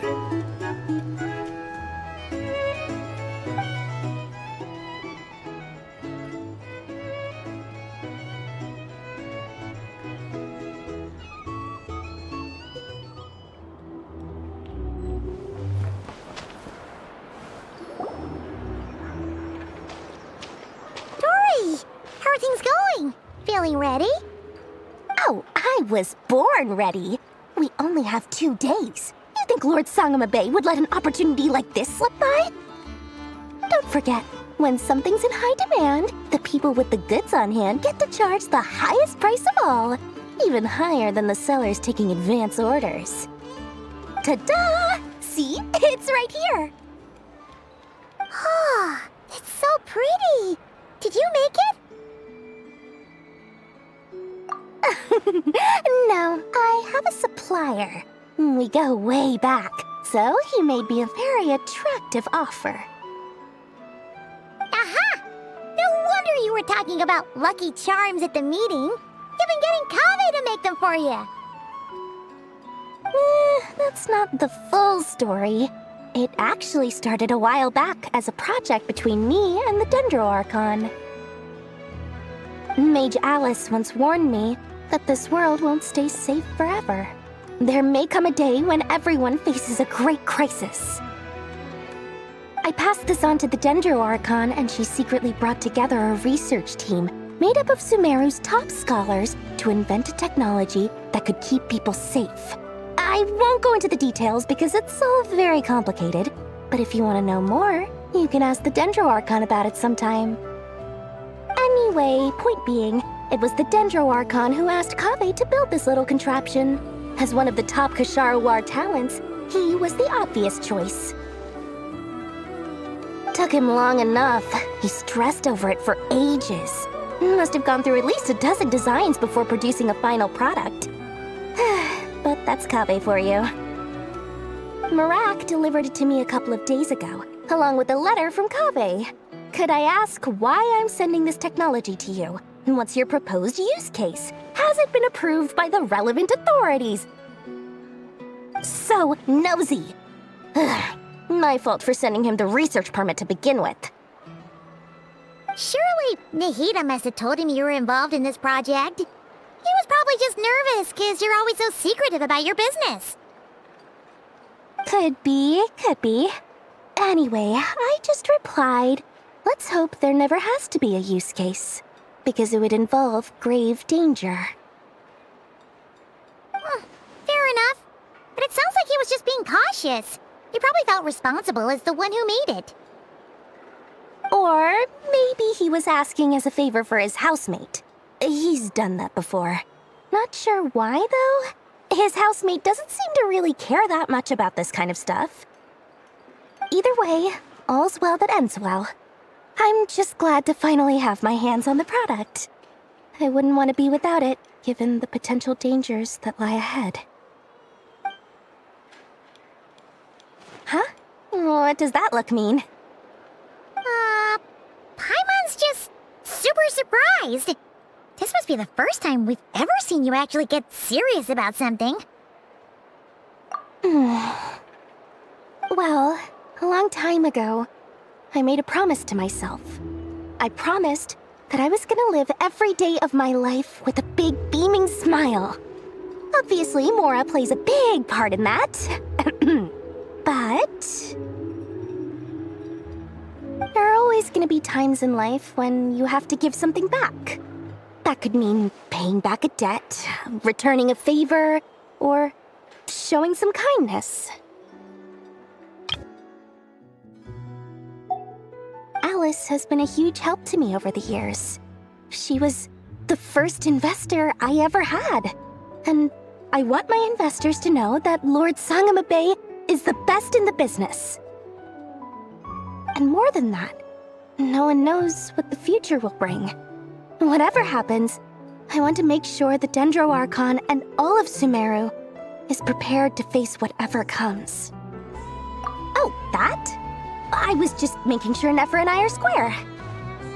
Don't be thinking it was some sort of benevolent act. I'm no saint, so don't treat me like something I'm not.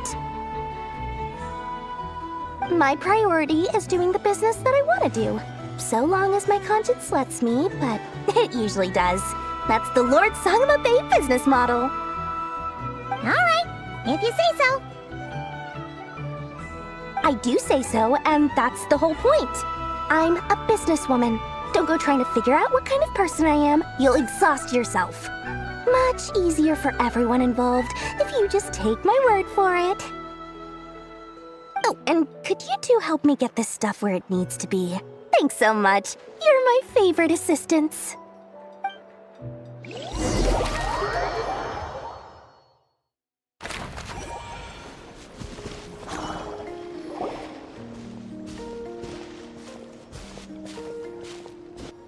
Traveler, Paimon, it's good to see you. Everything going smoothly over here? Sort of. As you're probably aware, Varka, Durin, and I captured some abyssal creatures from the Wild Hunt. Per the plan, we dissected and analyzed some samples of these creatures. The process went very smoothly. The findings, however, come with some troubling implications. What? You can actually dissect the Wild Hunt? That depends on your definition of Wild Hunt and dissection. Harmless, lifeless. These words are accurate descriptions. The Wild Hunt is an interesting phenomenon. In and of itself, it doesn't seem to possess anything akin to a human personality. But taken as a collective, the medium through which the Wild Hunt is summoned does appear to have a soul. Master griped a lot about the wise Horoptatyr, and seemed somewhat fascinated with the Faustsert Elegy. But she barely mentioned Rerir at all. I don't think that was because of his lower social standing, though. Anyway, it's a pity. I should like to hear her thoughts on the nature of the life form he has become today. It's a strange mix. The furious energy of an abyssal being channeled through a fractured physical existence. A consequence of being torn apart by an unknown power. Perhaps the only explanation for his survival in this state is that he sacrificed a degree of individuality in exchange for a continued existence. Oh, sorry. Once I get talking about interesting research, I have a tendency to go on indefinitely. Back to our research findings. Essentially, they confirm my hypothesis. Rerir's corpse is completely contaminated by the Abyss, and the effects are irreversible. You could think of this as Rerir in mutated form, but in my view, even that would be inaccurate. In reality, his whole being has been consumed by the Abyss. In other words, he is now nothing more than a manifestation of abyssal power. Unfortunately, at present, we have no means of completely eradicating abyssal power. Hence, we cannot fundamentally destroy the Rerir of Solnari either. Oh, that's terrible news! So, that's it? We can't defeat him? Not even if we get the power of the Three Moons? Miss Columbina's situation is a difficult one. She can never achieve wholeness when the world does not accept her presence. It's as if her creator banished her to a place she can never be accepted. It means she spends most of her energy just on her own survival. Given the circumstances, it's only natural to despair. But we must see this plan through to the end. Time to kick off the backup plan. Oh, Paimon almost forgot! This is for you. Dori asked us to bring it. Ah, how wonderful. Well, thank you for making the trip. Durin and I will be heading off shortly. I'm sorry I won't be there to protect you in person this time. Please be careful. All right then. Stay safe.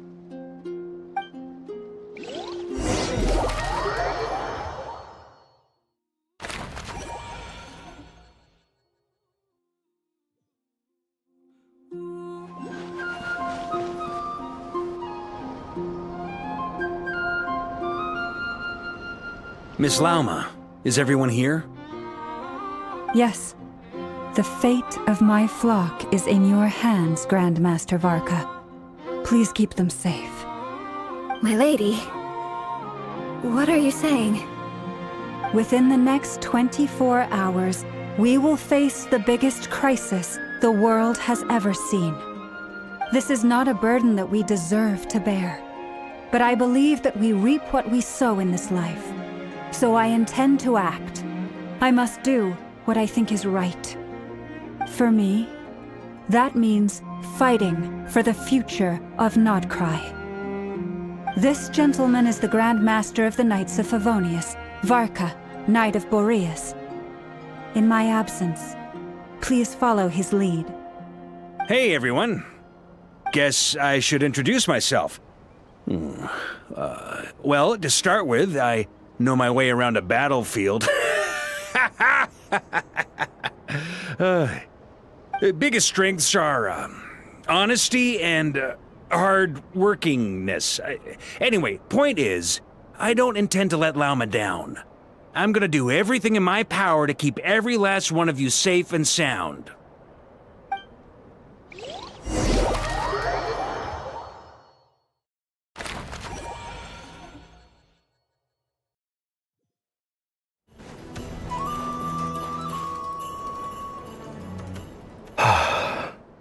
Something on your mind? Miss Columbina, was it? I believe that's how the others addressed you. That's right. Names are funny things. Have you always been called Dainsleif? Yes. I take it your own name has a more complicated history. I have a different relationship with names than other people. To be honest, I'm not even sure that Columbina is my name. At least, not in the same way that Dainsleif is yours. But it's what everyone calls me, and I go along with it. A lot of my life has been that way. I get so used to things that I forget to question why they are so.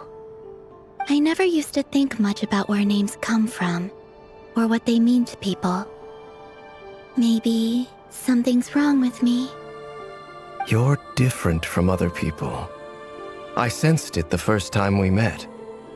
You're more perceptive than most. I'm sure your long life and rich range of experience explains that. Do you ever find yourself missing Conria, Mr. Dainsleif? Difficult to answer. I have dreamed of the past many, many times.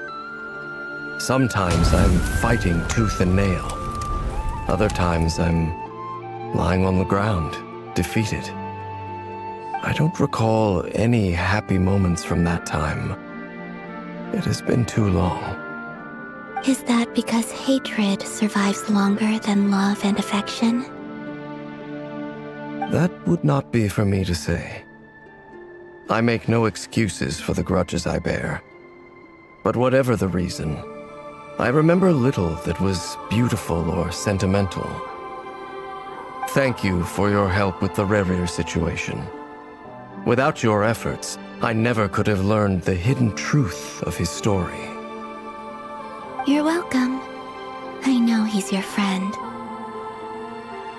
Friend? He betrayed me. And I never really understood what he was going through in life. Some friendship, that is. Okay. So, do you plan to fight him with us?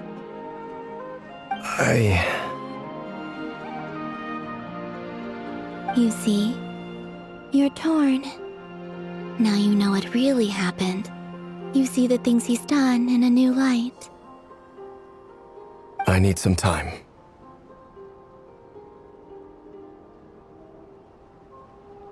Of course.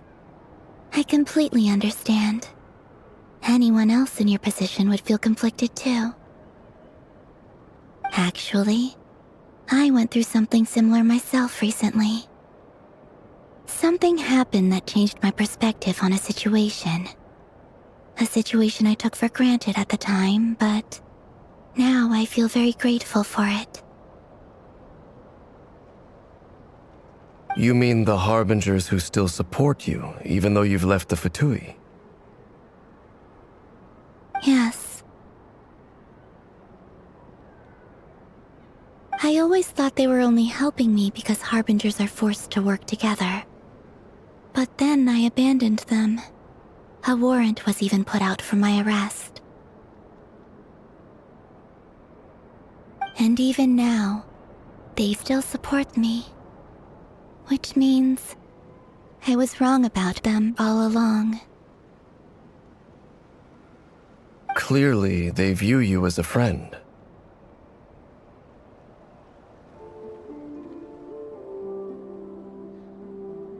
I feel a little guilty now. I regret not seeing her help for what it was, and not treasuring it. I see the guilt that you're feeling now, because I feel it too.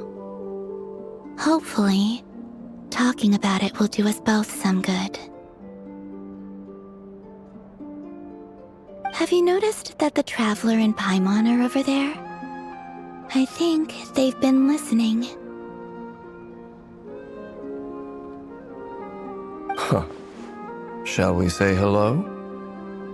Sure. Hello. Ah! They caught us!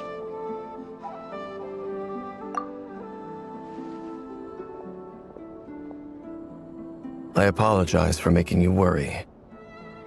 No doubt you wish to know where I stand on the plan to take down the Rerir of Solnari. I'm afraid I need a little time, but I will seriously consider joining you. You will? Oh, thank you so much! Everyone will be so grateful to hear that! They needn't be. This was something that I was going to have to face up to eventually. That doesn't matter to them. They're grateful to you regardless. You can't control their gratitude, so just accept it. And then, have a think about whether you're willing to join us.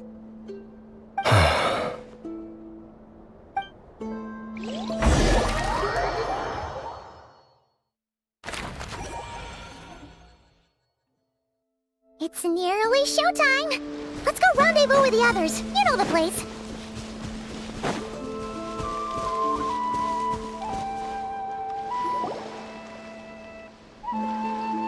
Ah, you're earlier than I expected. Hey, Flint's! Been waiting here long? Not too long.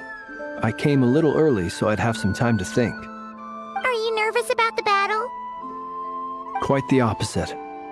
I'm reminiscing on my past battles. When I was awakened by the Radniki, I had not touched a weapon in many years. I felt like the battlefield was not where I belonged. But after waging war against the Wild Hunt for so long, I came to realize something. A life of absolute peace is simply not a possibility for me. My restless flame indicates that somewhere inside of me, there is a deep yearning to root out the evil in this world. Oh, that doesn't sound like such a bad thing. Well, in the past, when I was a Fae whose primary concern was hibernation, it was hardly ideal. But it certainly serves me well here in the present.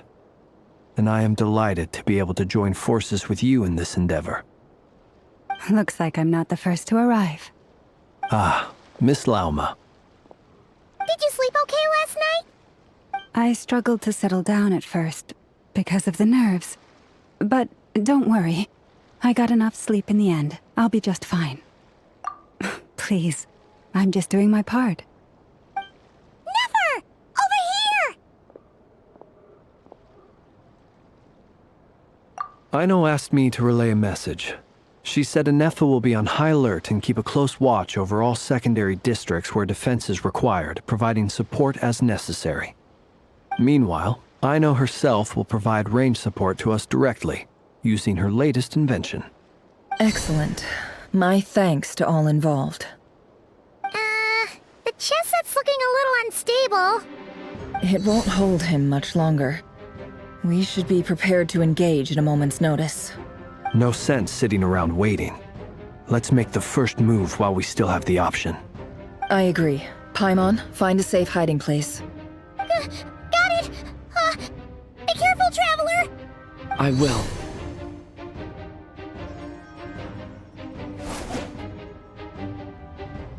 Everyone, take your positions as soon as the battle starts.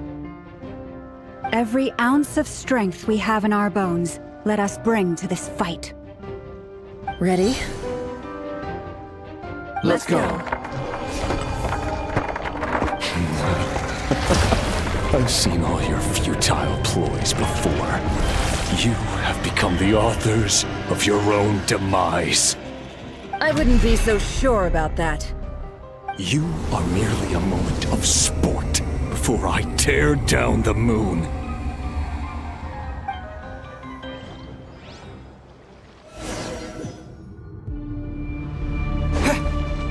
Stay on. Moonlight betrays you. You too.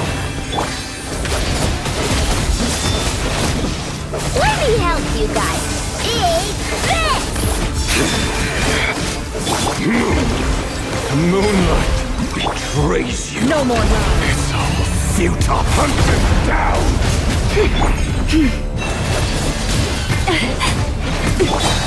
Be silent.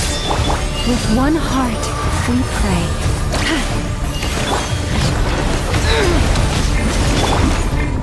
It all adds up. Can't hide the truth. The mystery unravels.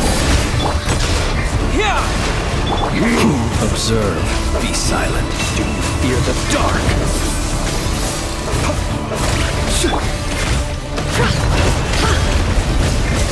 For the everlasting Moonlight betrays you. Go! It all... No more lies. The moonlight. Move. Seek within. Hunt him down. Can't hide the truth. With one heart, we pray.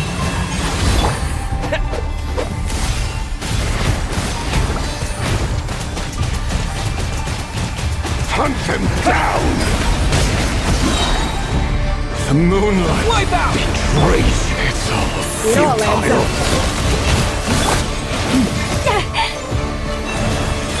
Move. Close your eyes. The deception ends here.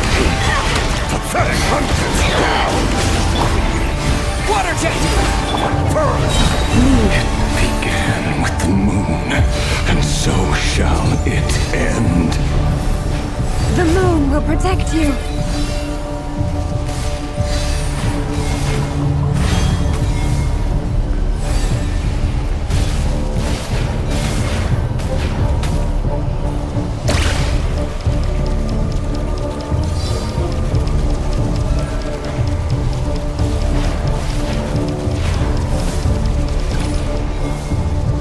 Forest, protect us.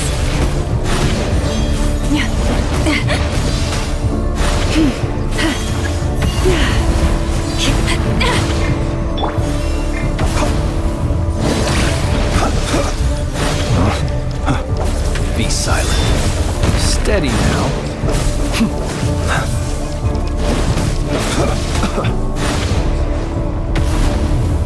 Do you see now?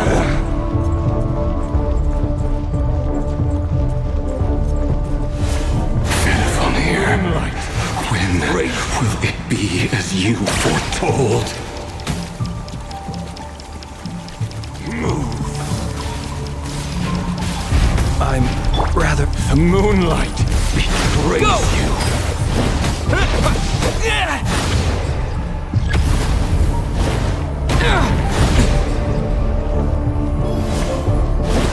Spirits are not welcome here.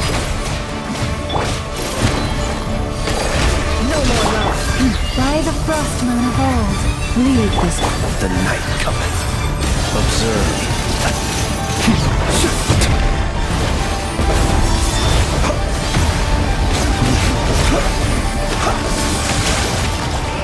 Do you fear the dark?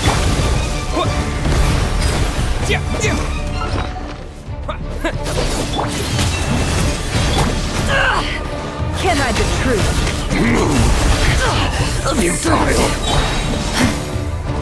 For the everlasting forest. Down. Close your eyes. Be silent. Are you quite finished? The deception ends here. It all adds up.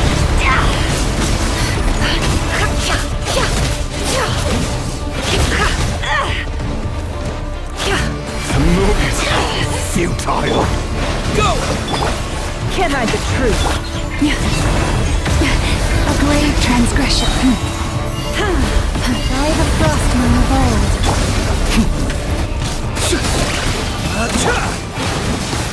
Wipe out! No more lies. It all adds up. Seek within. You poor lost lamb. Hunt him down.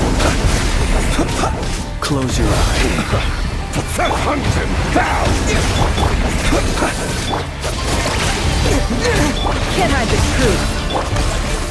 For the everlasting quest, leave this place. Hunt him down! No more lies. Can't hide. The mystery unravels. The long sleep beckons. Observe, be silent. Moonlight! You ain't okay when the heroics is over. Who wants to go first? Moonlight betrays you. Now, get out of my sight! No! We've been separated! My grasp! You okay? Nefer, where are the others? Stuck outside the barrier. I guess he really doesn't like us. Destroyed and freedom. Knowing too much is always a death sentence. Be careful what you wish for.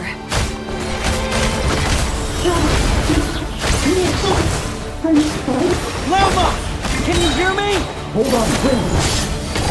Silence. The voices are gone. But at least I know they're still there. I need to focus.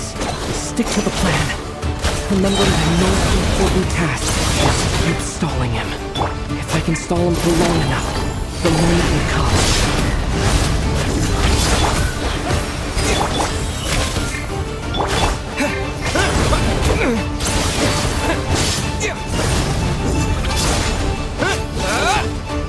Go! No more lies. Run. Bombs away! Hide. It all adds up. Water jet!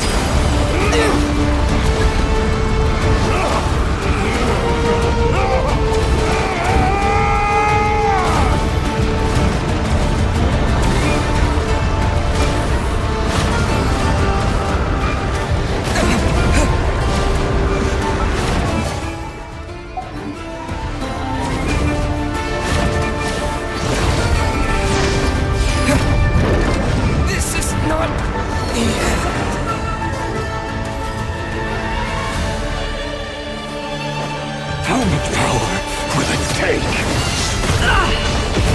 No more lies. The mystery unravels. Go!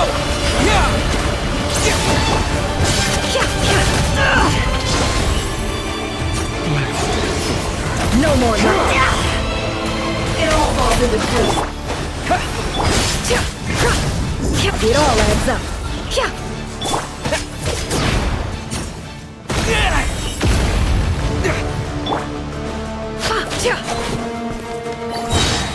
Can't hide the truth.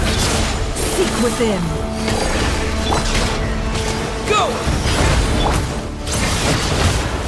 Where to run, where to hide.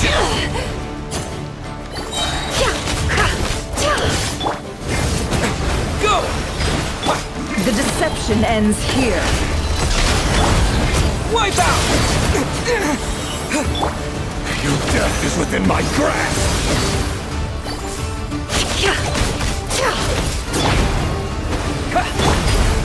No more lies. The mystery unravels.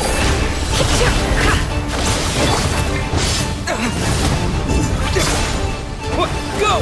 Can't hide the truth. Absurd. Let's see what you're made of. It all adds up.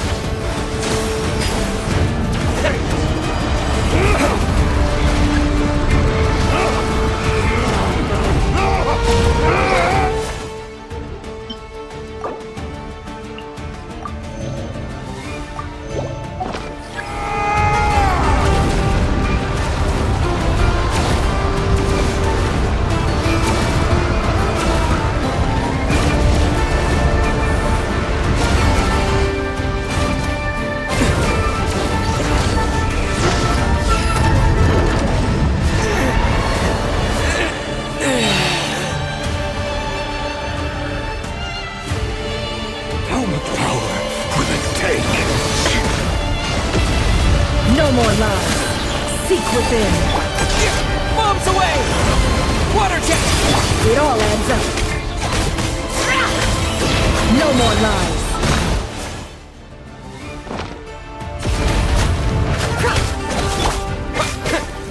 Go!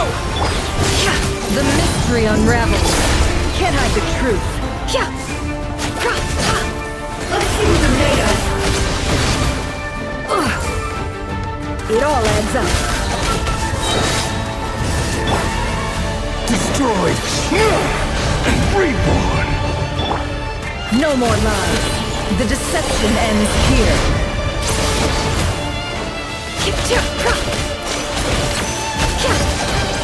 It all adds up.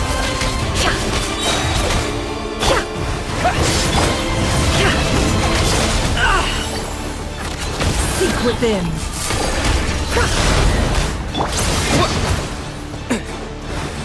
Your death is within my grasp.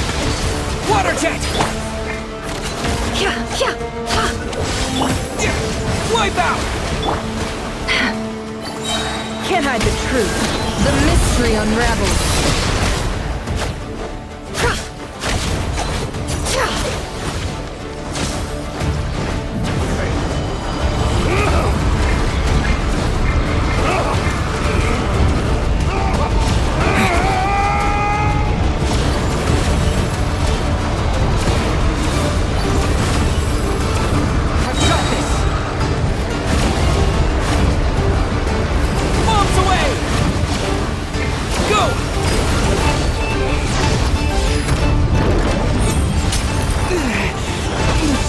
I can't keep this up! Destroyed. Don't push the luck. How much power will it take?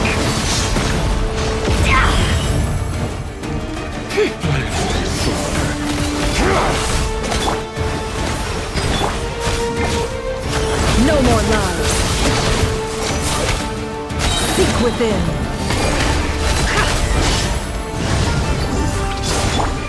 Go! It all adds up.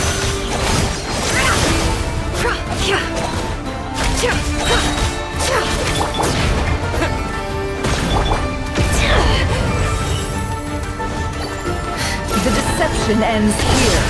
Can't hide the truth. No more lies. Go!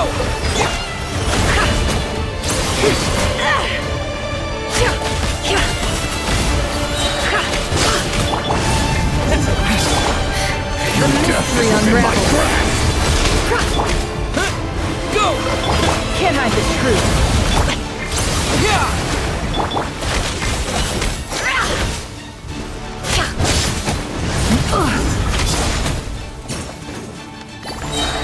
It all adds up. Seek within. Can't hide the truth.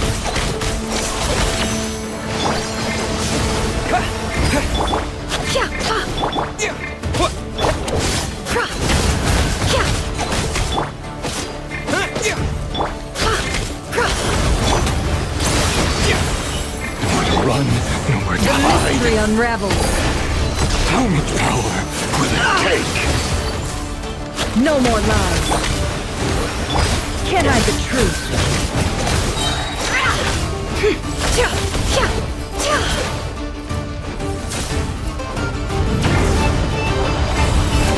Shameless.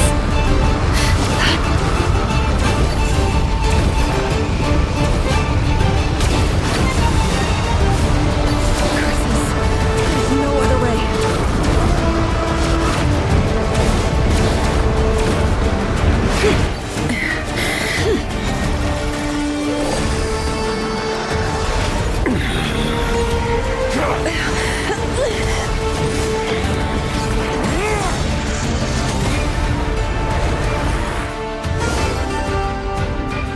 The only way to defeat Rerir is to borrow his own power. That means Columbina will have to disappear while you two bear the brunt of his attacks. You have to hold on. Find a way to keep him focused on killing the two of you.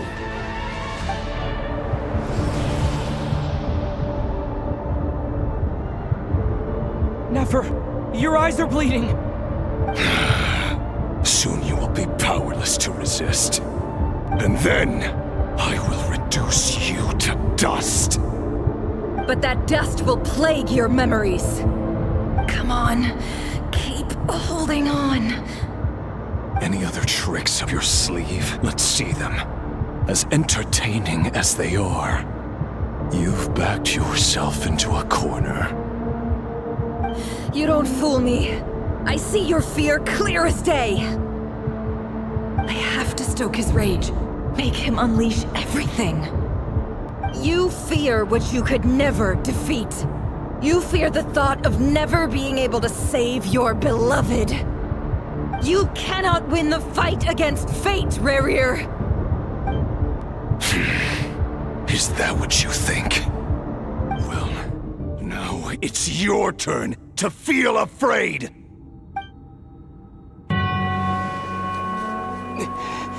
You fear the sound of your own name? Is it us you hate? Or is it what you've become? Let's see what becomes of you!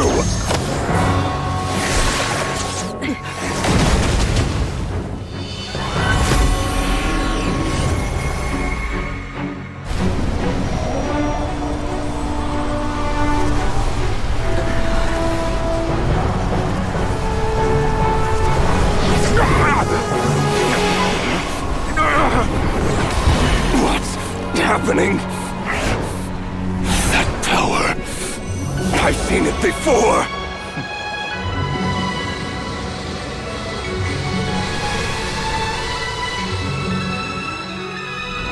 His power is on another level.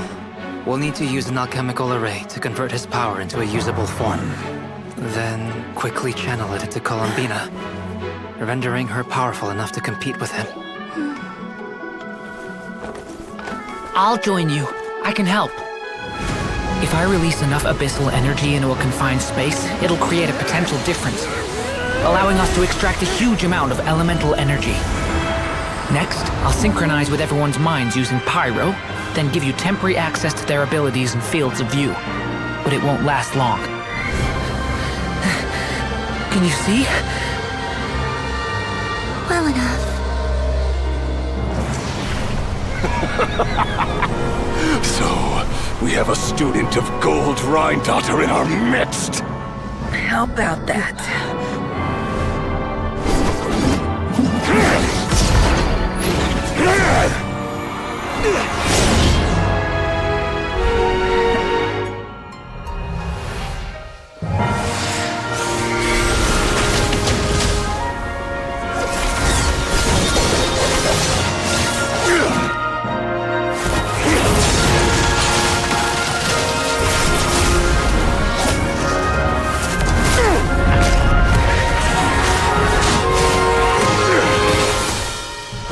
You use my own power against me? Just like how you stole Kuvaki. Look familiar?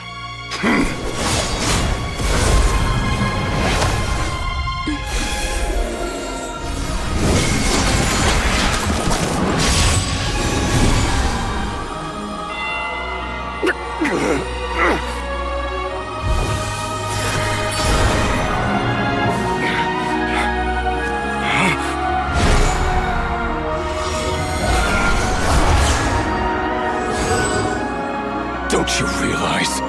You don't have the power to hold that gate open! I don't, but someone else does.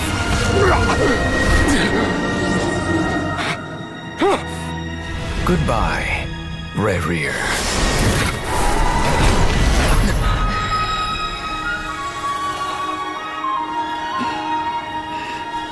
We won.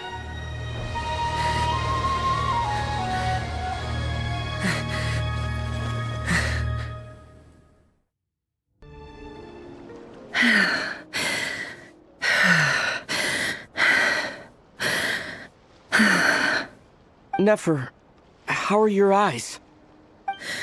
They're fine. Apart from the blindness, of course.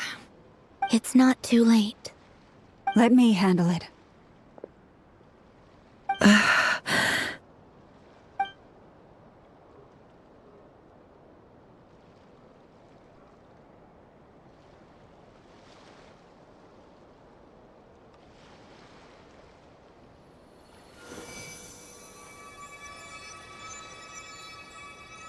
Miss Nefer. It's not like you to lose your composure. That was the most reckless thing I've ever seen you do. Reckless how? The situation was critical. Our lives were at stake. We had to do something. Even so. Okay. I guess you're right. Under the circumstances, it was a wise decision. You traded your eyes for an incredible victory. In business terms, I suppose that's a huge return on investment. I'd be hard-pressed to argue otherwise. Still, I don't like this outcome, and I don't want you to lose your sight for good. People suffer when they make sacrifices they shouldn't have to make, whether that means faith, strength, or in this case, your ability to even see. I had hoped you could win without sacrificing so much as a single hair on your head. Thank you. Really. All done. Don't try and open your eyes just yet. We'll see how you're doing in a couple of days. Until then, please follow your recovery plan to the letter. I'll send full details through Yehoda. For now, just get yourself home, relax, and rest. My dear friends, we have fought bravely and achieved a spectacular victory. A dark cloud has been lifted from the skies of Nodkrai. All in this land will be grateful for what you have done. The moon will remember this day. Thank you both.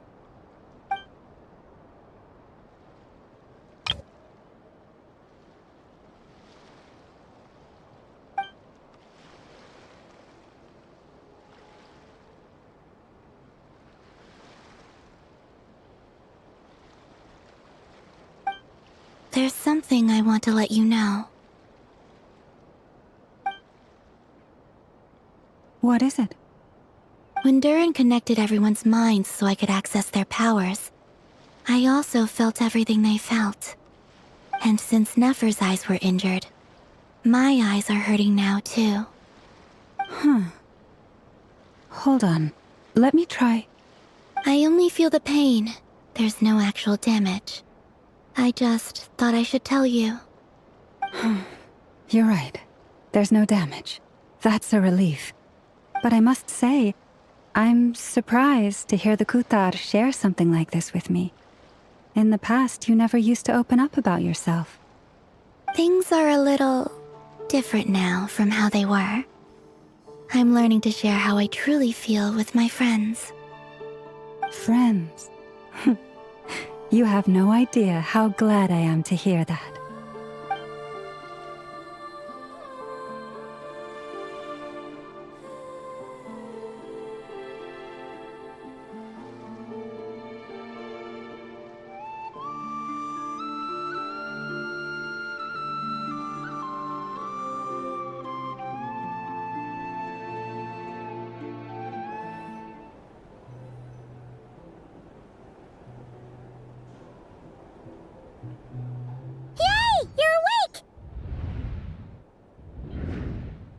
How are you feeling?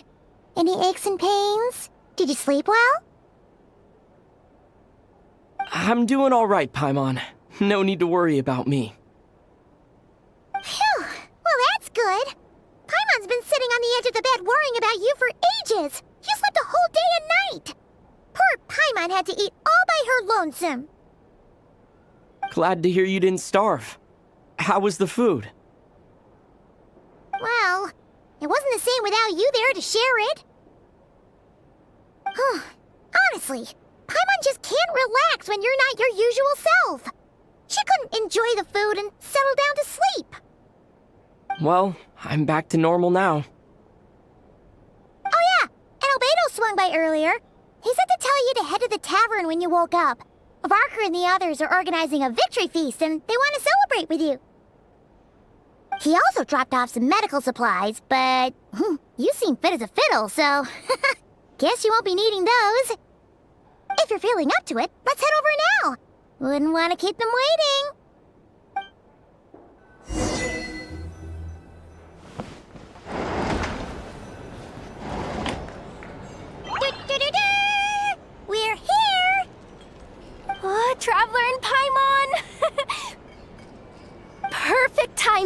We were literally just saying how there's no way we're holding this victory feast without you any longer, and we would have postponed it till tomorrow. How are you feeling today? Much better. Thanks. Don't worry about me. Relieved to hear it. If that changes, just let me know. Happy to check you over at any time. Yep, we're here for you. Anything you need, just let us know. Oh wait, where's Nefer? How are her eyes doing? Nefer's right over there. I'm sure she'd love to catch up with you.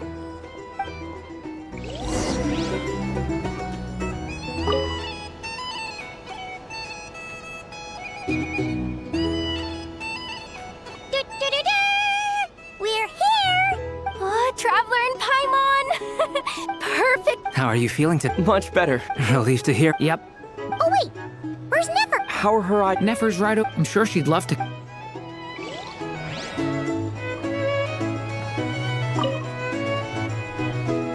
Hello, you. Recovered from the battle? Come on, what do you mean? Of course I'm gonna ask. I care about my friend's well-being. And we are friends, aren't we? Get yourself a drink. You've more than earned it. In fact, today, your drinks are on me. Lord Sangamabe's got you covered. Wow, really? What about Paimon? Has she earned it too? Has she? Please?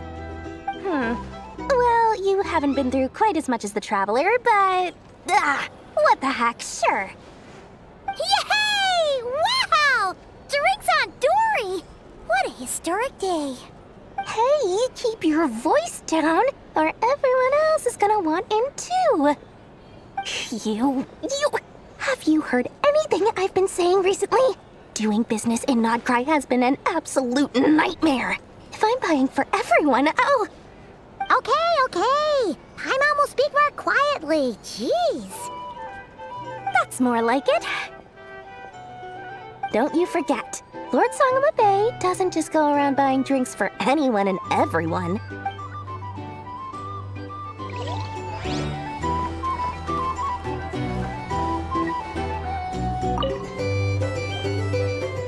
I thought of 1,000 ways to congratulate you, but now you're here, words are failing me.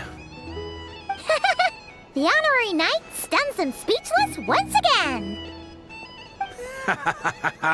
Well said. The honorary knight showed us all how it's done. The other knights told me that Mondstadt was the first stop on your journey. All of us are truly delighted to count you as our friend.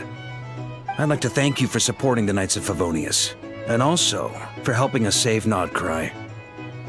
Nonsense! Of course I'm gonna mention it.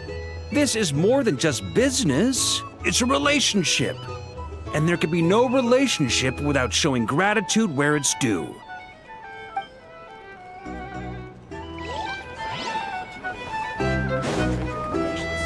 I recommend you drink less.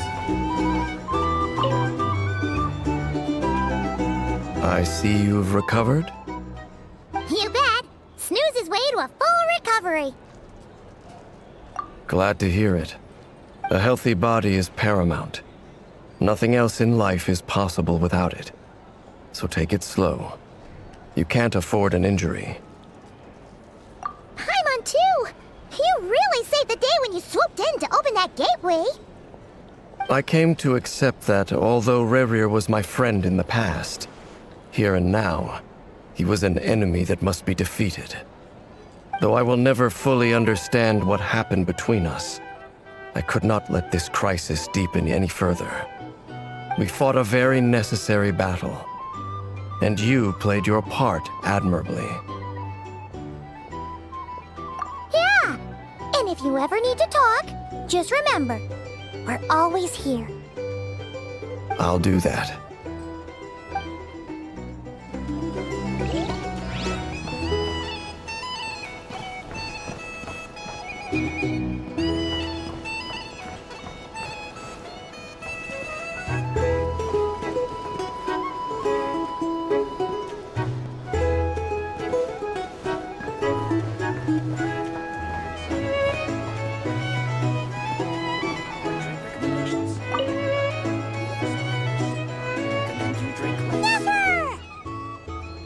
Traveler, Paimon, are you recovering well? Turns out that moon chanter has some real talent after all. My eyes were mostly recovered after just a couple days' rest. I can actually open them again now. Yeah, but you gotta be careful. Lauma says not to strain your eyes while they're still healing. Yes, thank you. I'm well aware. Yehoda, could I borrow you for a moment? I could do with an extra pair of hands. Oh, sure. Coming. Did you hear that? I gotta go help Lauma for a second. You guys chat among yourselves. I'll grab us some drinks on the way back. Paimon, you still like 'em sweet? You bet! Make it extra sweet, because Paimon's earned it! Sure thing!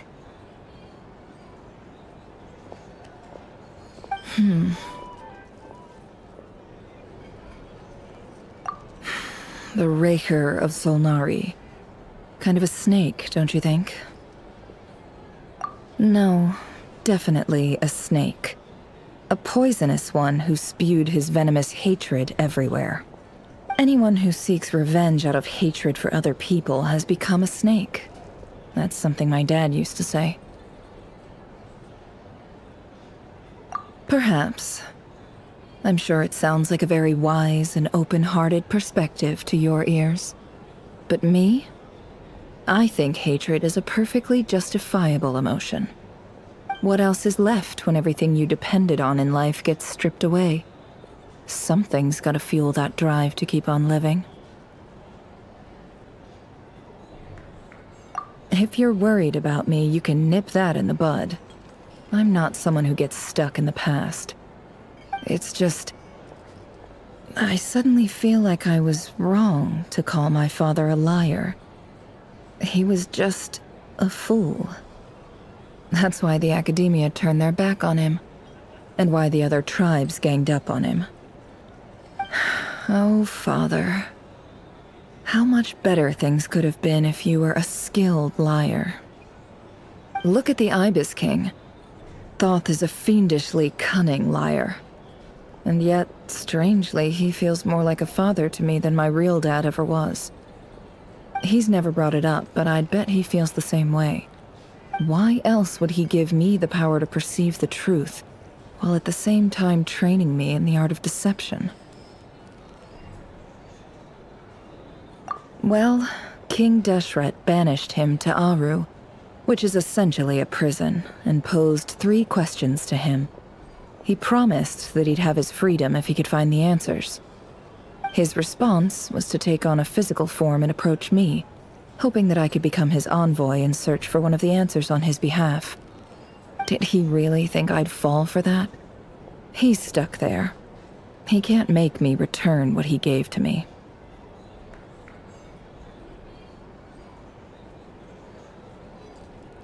So that's enough for you to decide he's nice, is it?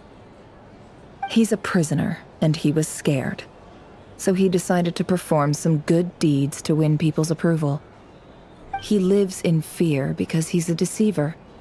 How is Rerir any different?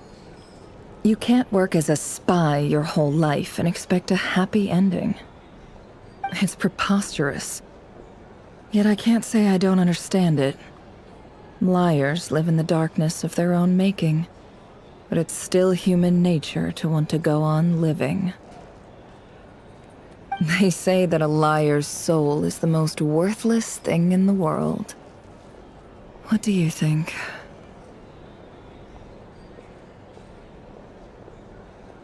Good. If you understand that, it means you're smart, and you see things objectively.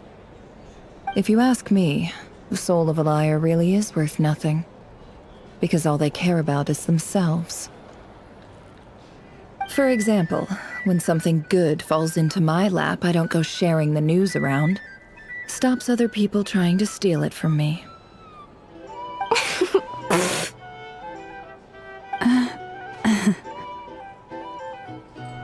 So be it. They have sharp ears. I can't keep anything from them. Oh, is that what it looks like? Well, you all know my past now, and I can't simply eliminate everyone who knows too much. So I guess I just have to put up with you. For the foreseeable future, at least.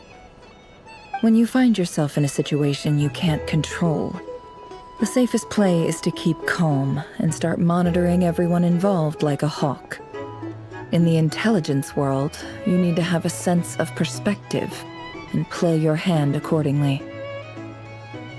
If you understand what's at stake, please ensure my secret is safe with you. I trust you'll respect my wishes as a friend.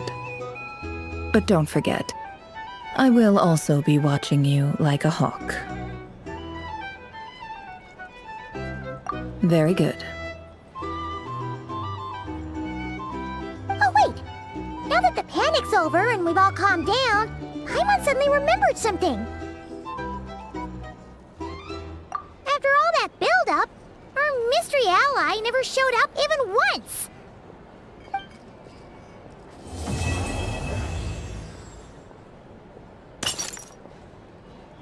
Huh?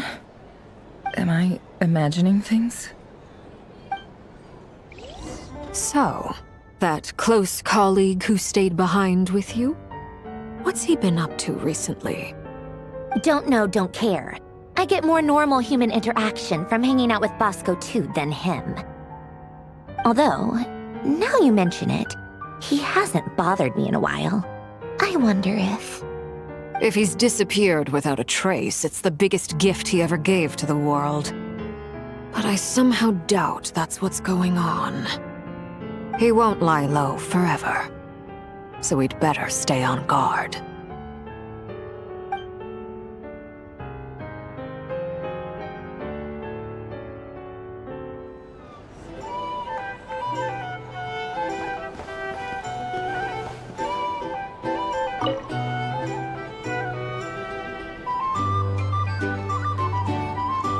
Ah, Lord Sangama Bay. How lovely to see you. I must thank you for the device you provided. It was an enormous help. Would I be right in thinking that it was developed by the Academia? Why come and ask me when you clearly know already? I mostly came to thank you. That's more like it. A little gratitude goes a long way with Lord Sangama Bay. Play your cards right, and you might even stand a chance of becoming my long-term supplier. The chance to work with such a kind and charitable investor as yourself would be a great honor for the Curatorium. Huh? Charitable? Who said anything about charity? First time hearing about it. Let's see. The first plot of land you purchased in Nodkrai, your desert interests, and... Stop! What do you think you're doing? Exposing my investment history!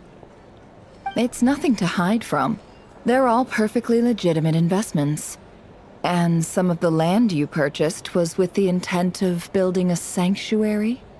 Yes, I heard about that too. How did you...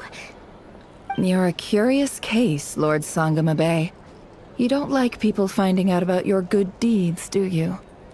But I'm afraid no matter how hard you try to keep things under wraps, where there's a will, there's a way. You did it for Sumeru, didn't you? It was empty land that was gonna go to waste otherwise. I figured if I built something there, it might at least get some use in an emergency. Disasters are capricious things. They strike without any warning. I've lost family to a disaster before, and I don't want to lose any friends or business partners if I can help it. My elder sister used to dream of finding a sanctuary. Somewhere with plenty of food, water, and medicine.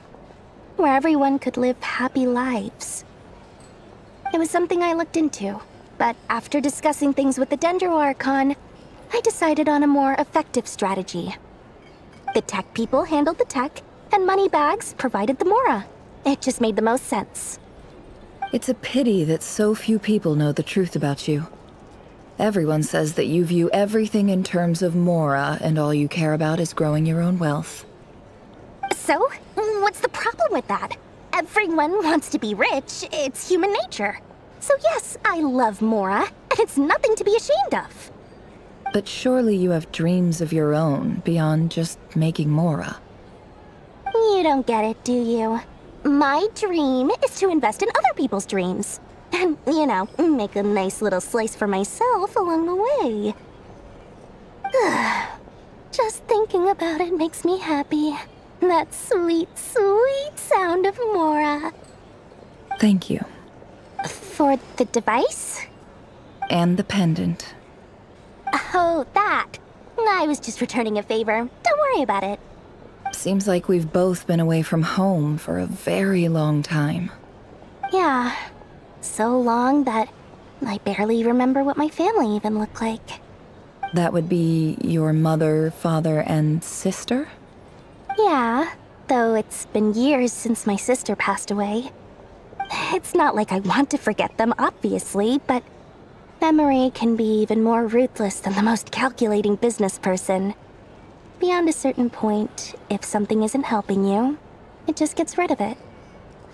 My sister can't help me now. Slowly but surely, her face is fading from my mind's eye. It's become a vague impression. Not everything will fade. When loved ones pass away, the beautiful memories are the ones that last the longest. Yeah, that's true. If you ask me, that's the one silver lining in all of it. Well, that, plus, I'm sure that life is much better now than it was back then. Oh, absolutely. I have tons of Mora, a big beautiful house, business is booming, and I'm as happy as can be. You've got a lot going for you too. Boss of the Curatorium of Secrets? I'm sure there's plenty of Mora to be made in that line of work. I appreciate the vote of confidence.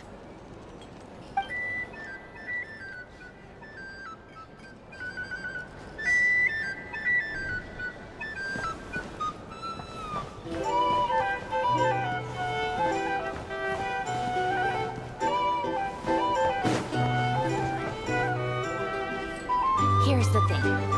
You can't live life without a little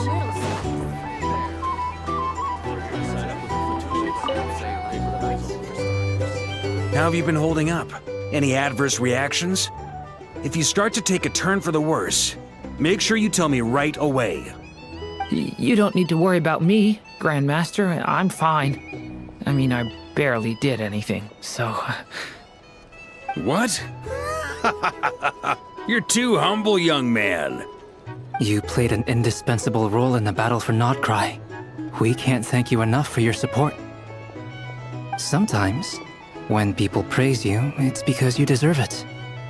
The best thing is to accept it calmly and with grace. Let's do a quick demonstration.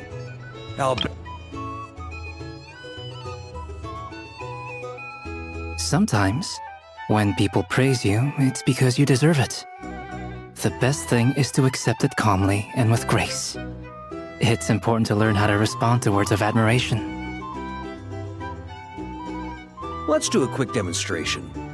Albedo, that was an incredible feat of alchemy. The pressure was on, but you worked flawlessly at lightning speed to get the job done.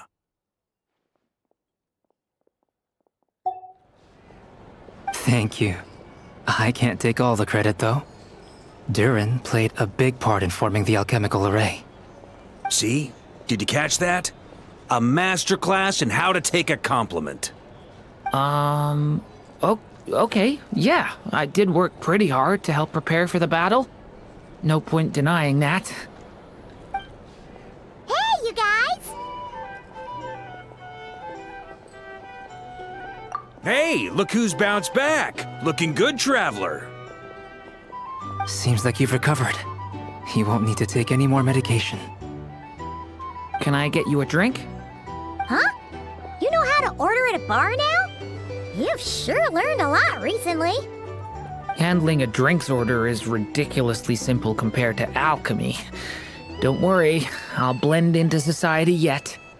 Paimon believes it. You're clearly a fast learner, just like your brother.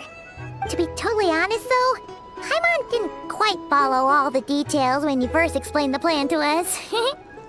Don't worry, that's completely understandable. Unless you're a student of alchemy, it's hard to grasp the principle and how the process works.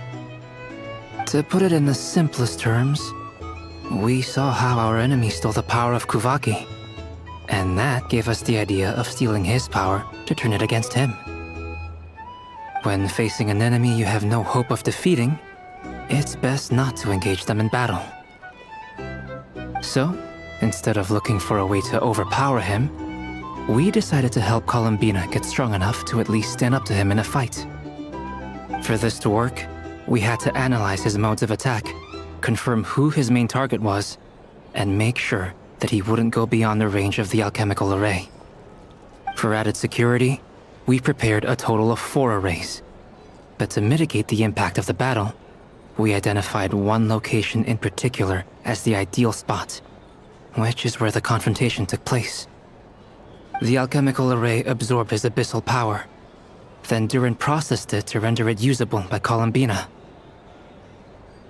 That power enabled her to do what would otherwise have been nigh on impossible. What surprised me was that Dainsleif actually agreed to join us. Given his history with Rerir, he had every right to sit this one out, but we're extremely grateful for the decision he made.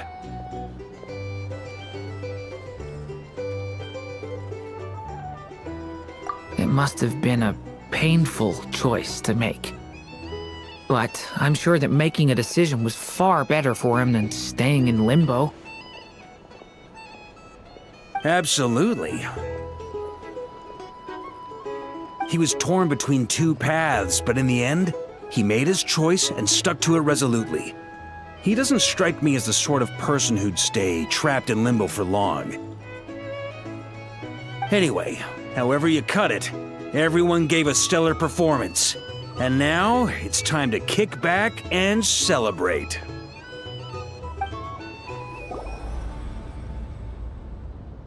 That's the only reason you're here. Yes.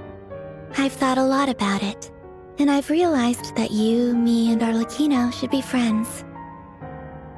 I think this is very important. So I felt I had to come and tell you. Well, this is a new one. I'm so moved. I can't even hold my teacup. If that's all, you can leave now. Do you not want to be friends with me? Or is it that you prefer being co-workers? What is this, Columbina? Are you deliberately testing my patience threshold? Right now, my politeness module is active. But if you say another word, I swear I'll shut it down. If your politeness module was active, wouldn't you say the word please at some point? Polonia, please see Lady Columbina to the door. Will you still invite me to your next tea party? What? Yes, I think you will. Bye-bye, dear Sandrone.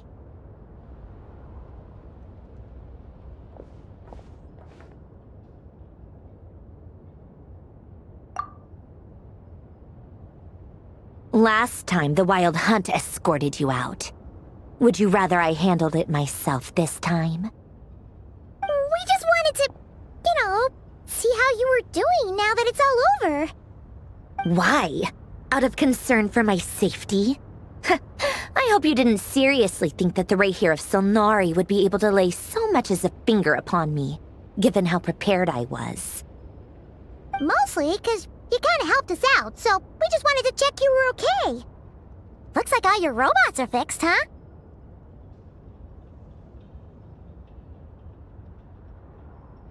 Oh, don't you worry about that. Tea time is already a write-off. The visitor before you managed to kill my appetite. If you're in the mood for tea, go ahead and help yourself. Otherwise, it's going to waste. My coasters are still missing in action, though. Use this notebook instead. Whoa! Pretty hefty notebook. Look at all those calculations. You can ignore those. They're just dumb scribblings. I doodle and write in my free time. Sometimes I remember the distant dreamlike past. Sometimes I imagine the far-flung future. And other times, I grit my teeth and note down all the crazy nonsense going on in the present. Some people do the crosswords in the newspaper. this is my equivalent of that. Trying to predict the future is like daydreaming, and writing about the present just makes me furious. The past is my favorite. If nothing else, it's already set in stone, so I don't have to rack my brains trying to figure it all out. Huh. Although, having said that, the only vaguely interesting memory in my past is probably that guy they call Lord Artificer. Who else? Pretty much all the mecha and Fontaine are his personal handiwork. Wait, are you saying you know him? Like, personally? As a friend? I mean, I guess we were friendly enough. Yep. In fact, I'm probably the only normal person left who knew him at all. We used to chat occasionally back when he was still around. Before he passed away, he asked me to destroy all his manuscripts. I honored his request, but I did read through everything first before destroying them. I mean, I couldn't let the genius of Lord Artificer Alain Guillotin disappear like that. Would have been such a waste. So, that's where the formulas in your notebook are from? I just told you. Those are my equivalent of crossword puzzles. They're just dumb formulas that I solve for fun when I'm bored. Alain's work was like epic poetry. The formulas in my notebook are just silly little riddles in comparison. Not that there's anything bad about them. I mean, at least, solving those riddles isn't going to hurt anyone. Except me, 'cause I lose a few brain cells in the process. Anyway, while we're on the topic, I might as well tell you about what happened to him and his friends. Alain Guillotin had two close buddies, René and Jacob. They spent their childhood years together in the Narzissenkreuz Institute. They were all quite competitive, so there was some rivalry between them, but it was a friendly rivalry. But beneath the friendship and the rivalry ran something deeper, a sense of nostalgia for the past. Unfortunately, childhood would end, the prophecy would come true, the apocalypse would arrive, and the future would never be. A mad dream that would normally only capture the minds of lunatics began to take root in their hearts. A dream of saving the world. And if René and Alain had been people of lesser wits, that dream would probably have ended up as something for them to joke about in their older years. But alas, they were some of the sharpest minds around. They nurtured that dream with the full power of their intellect, and it grew into something that ate away at their souls. The first of them to fall under its spell was René. Against Alain's wishes, he persisted in experimenting on a mutual friend of theirs to try and save their life. Alain did not approve and parted ways with René. It's complicated. Alain wanted to believe that René only did what he did for the sake of their friendship. But when he told me about what happened, I could tell he still had some suspicions about René's motives. Perhaps the seed that would grow into a nightmare had already sprouted in René's mind. Even then. The next time they met, René's soul had been completely engulfed by the dream of salvation. His futile attempt to change the tide of fate only resulted in a wave that swallowed up the world, even before the apocalypse came. And although that wave died down eventually, I hear that it just recently came back with a vengeance. As I understand, René wanted to live out his dream of salvation once more. But I'm told that the attempted resurgence finally died out for good. At long last, René awoke from his deluded dream. Though of course by then it was far too late. What do you think of René? Do you admire his transcendent genius? His view that any price was worth paying to achieve the lofty goal of saving the world? Or do you despise him? Dismiss him as an evil madman who wrought havoc on the lives of everyone around him as he pursued his delusional dream? Same difference, really. Just a matter of perspective. Really? I can't tell whether that's because you disapprove of his deeds or because he failed. Or maybe you have some other reason. Renee no longer exists in this world, and the dream he started went on to be realized by someone else. I don't like fanatics who give up their whole lives for their ideology, nor do I like fools who let their delusions take control. Maybe I could understand if Renee had just been an ordinary person, but he had a sage-like intellect, and still managed to get himself lost in the labyrinth of his own desires. Anyway, that's enough about Renee. Now, moving on to Alain Guillotin, the Lord Artificer. He managed to put a stop to the first storm whipped up by Renee. But after that, Alain lost his friends and family. To his credit, I suppose, the loss of his family and friends was purely a tragic accident. It's not like Alain sacrificed them for his cause or anything. After that, the only thing supporting his work was the same dream that had dragged his closest friend down to the Abyss. But although the desire to save Fontaine drove him to found the Fontaine Research Institute, Alain continued to reject any form of transcendental knowledge or power. He was suspicious and fearful of it, having seen the way it had affected his closest friend. I think that formulas and machines derived solely from human intellect were the only thing that gave him a sense of spiritual comfort. Yet Alain's intellect was simply too great. It barely left him space to breathe in his lifetime. Once he realized that the end of his life was approaching, he finally accepted the truth. The Nazissenkreuz Institute needed someone, and a human being, to see its story through to the end. He quit working on his formulas, trading them in for the fairy tales that had played such a formative role in his childhood, but which he barely touched in his adult life.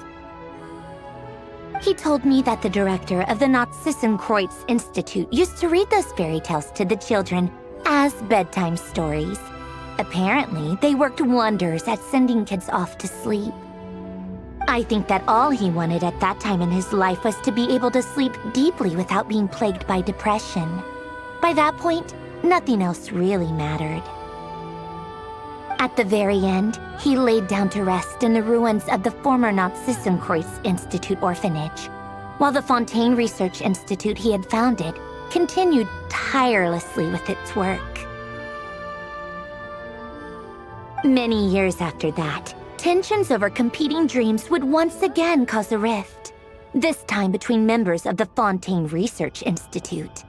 But the actions of those fools had nothing at all to do with Alain. And that is the story of two people from the Nazissenkreuz Institute who both wanted to save the world. One went all in on his fantasy of salvation without ever looking back, and ended up calmly sinking to the bottom of the deepest sea. The other sought desperately to burn bright in his life, even though he wasn't sure where he was going. I do sometimes wonder, why is it that people like them have such grand hopes of saving the world? Even the grandest tree starts as a tiny seed. So perhaps, for each of them, their mission to save the world began with a very simple desire: to save themselves. They were young children with friends and family who mattered to them, desires to explore the meaning of life, ambitions to have a successful career. They didn't want to see all of that taken away in one fell swoop.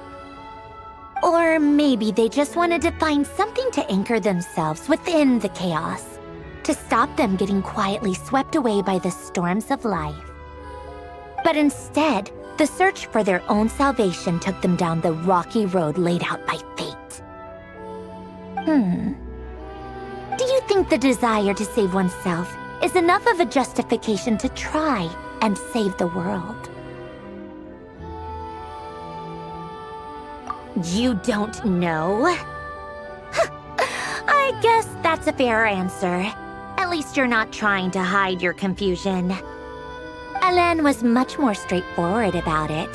I asked him the same question back when he was in his prime, putting all of his energy into his work. Yes, it's enough. That was all he said before getting right back to his work. He was always that way. All right, tea time's over. I owe Arlecchino a favor for telling me these stories. I'll have to bring a whole sack of gifts the next time I visit the House of the Hearth. I'm gonna go tinker with Polonia now. You guys can do whatever you want, as long as it doesn't involve interrupting me. Polonia, exit hibernation mode. Begin diagnostics.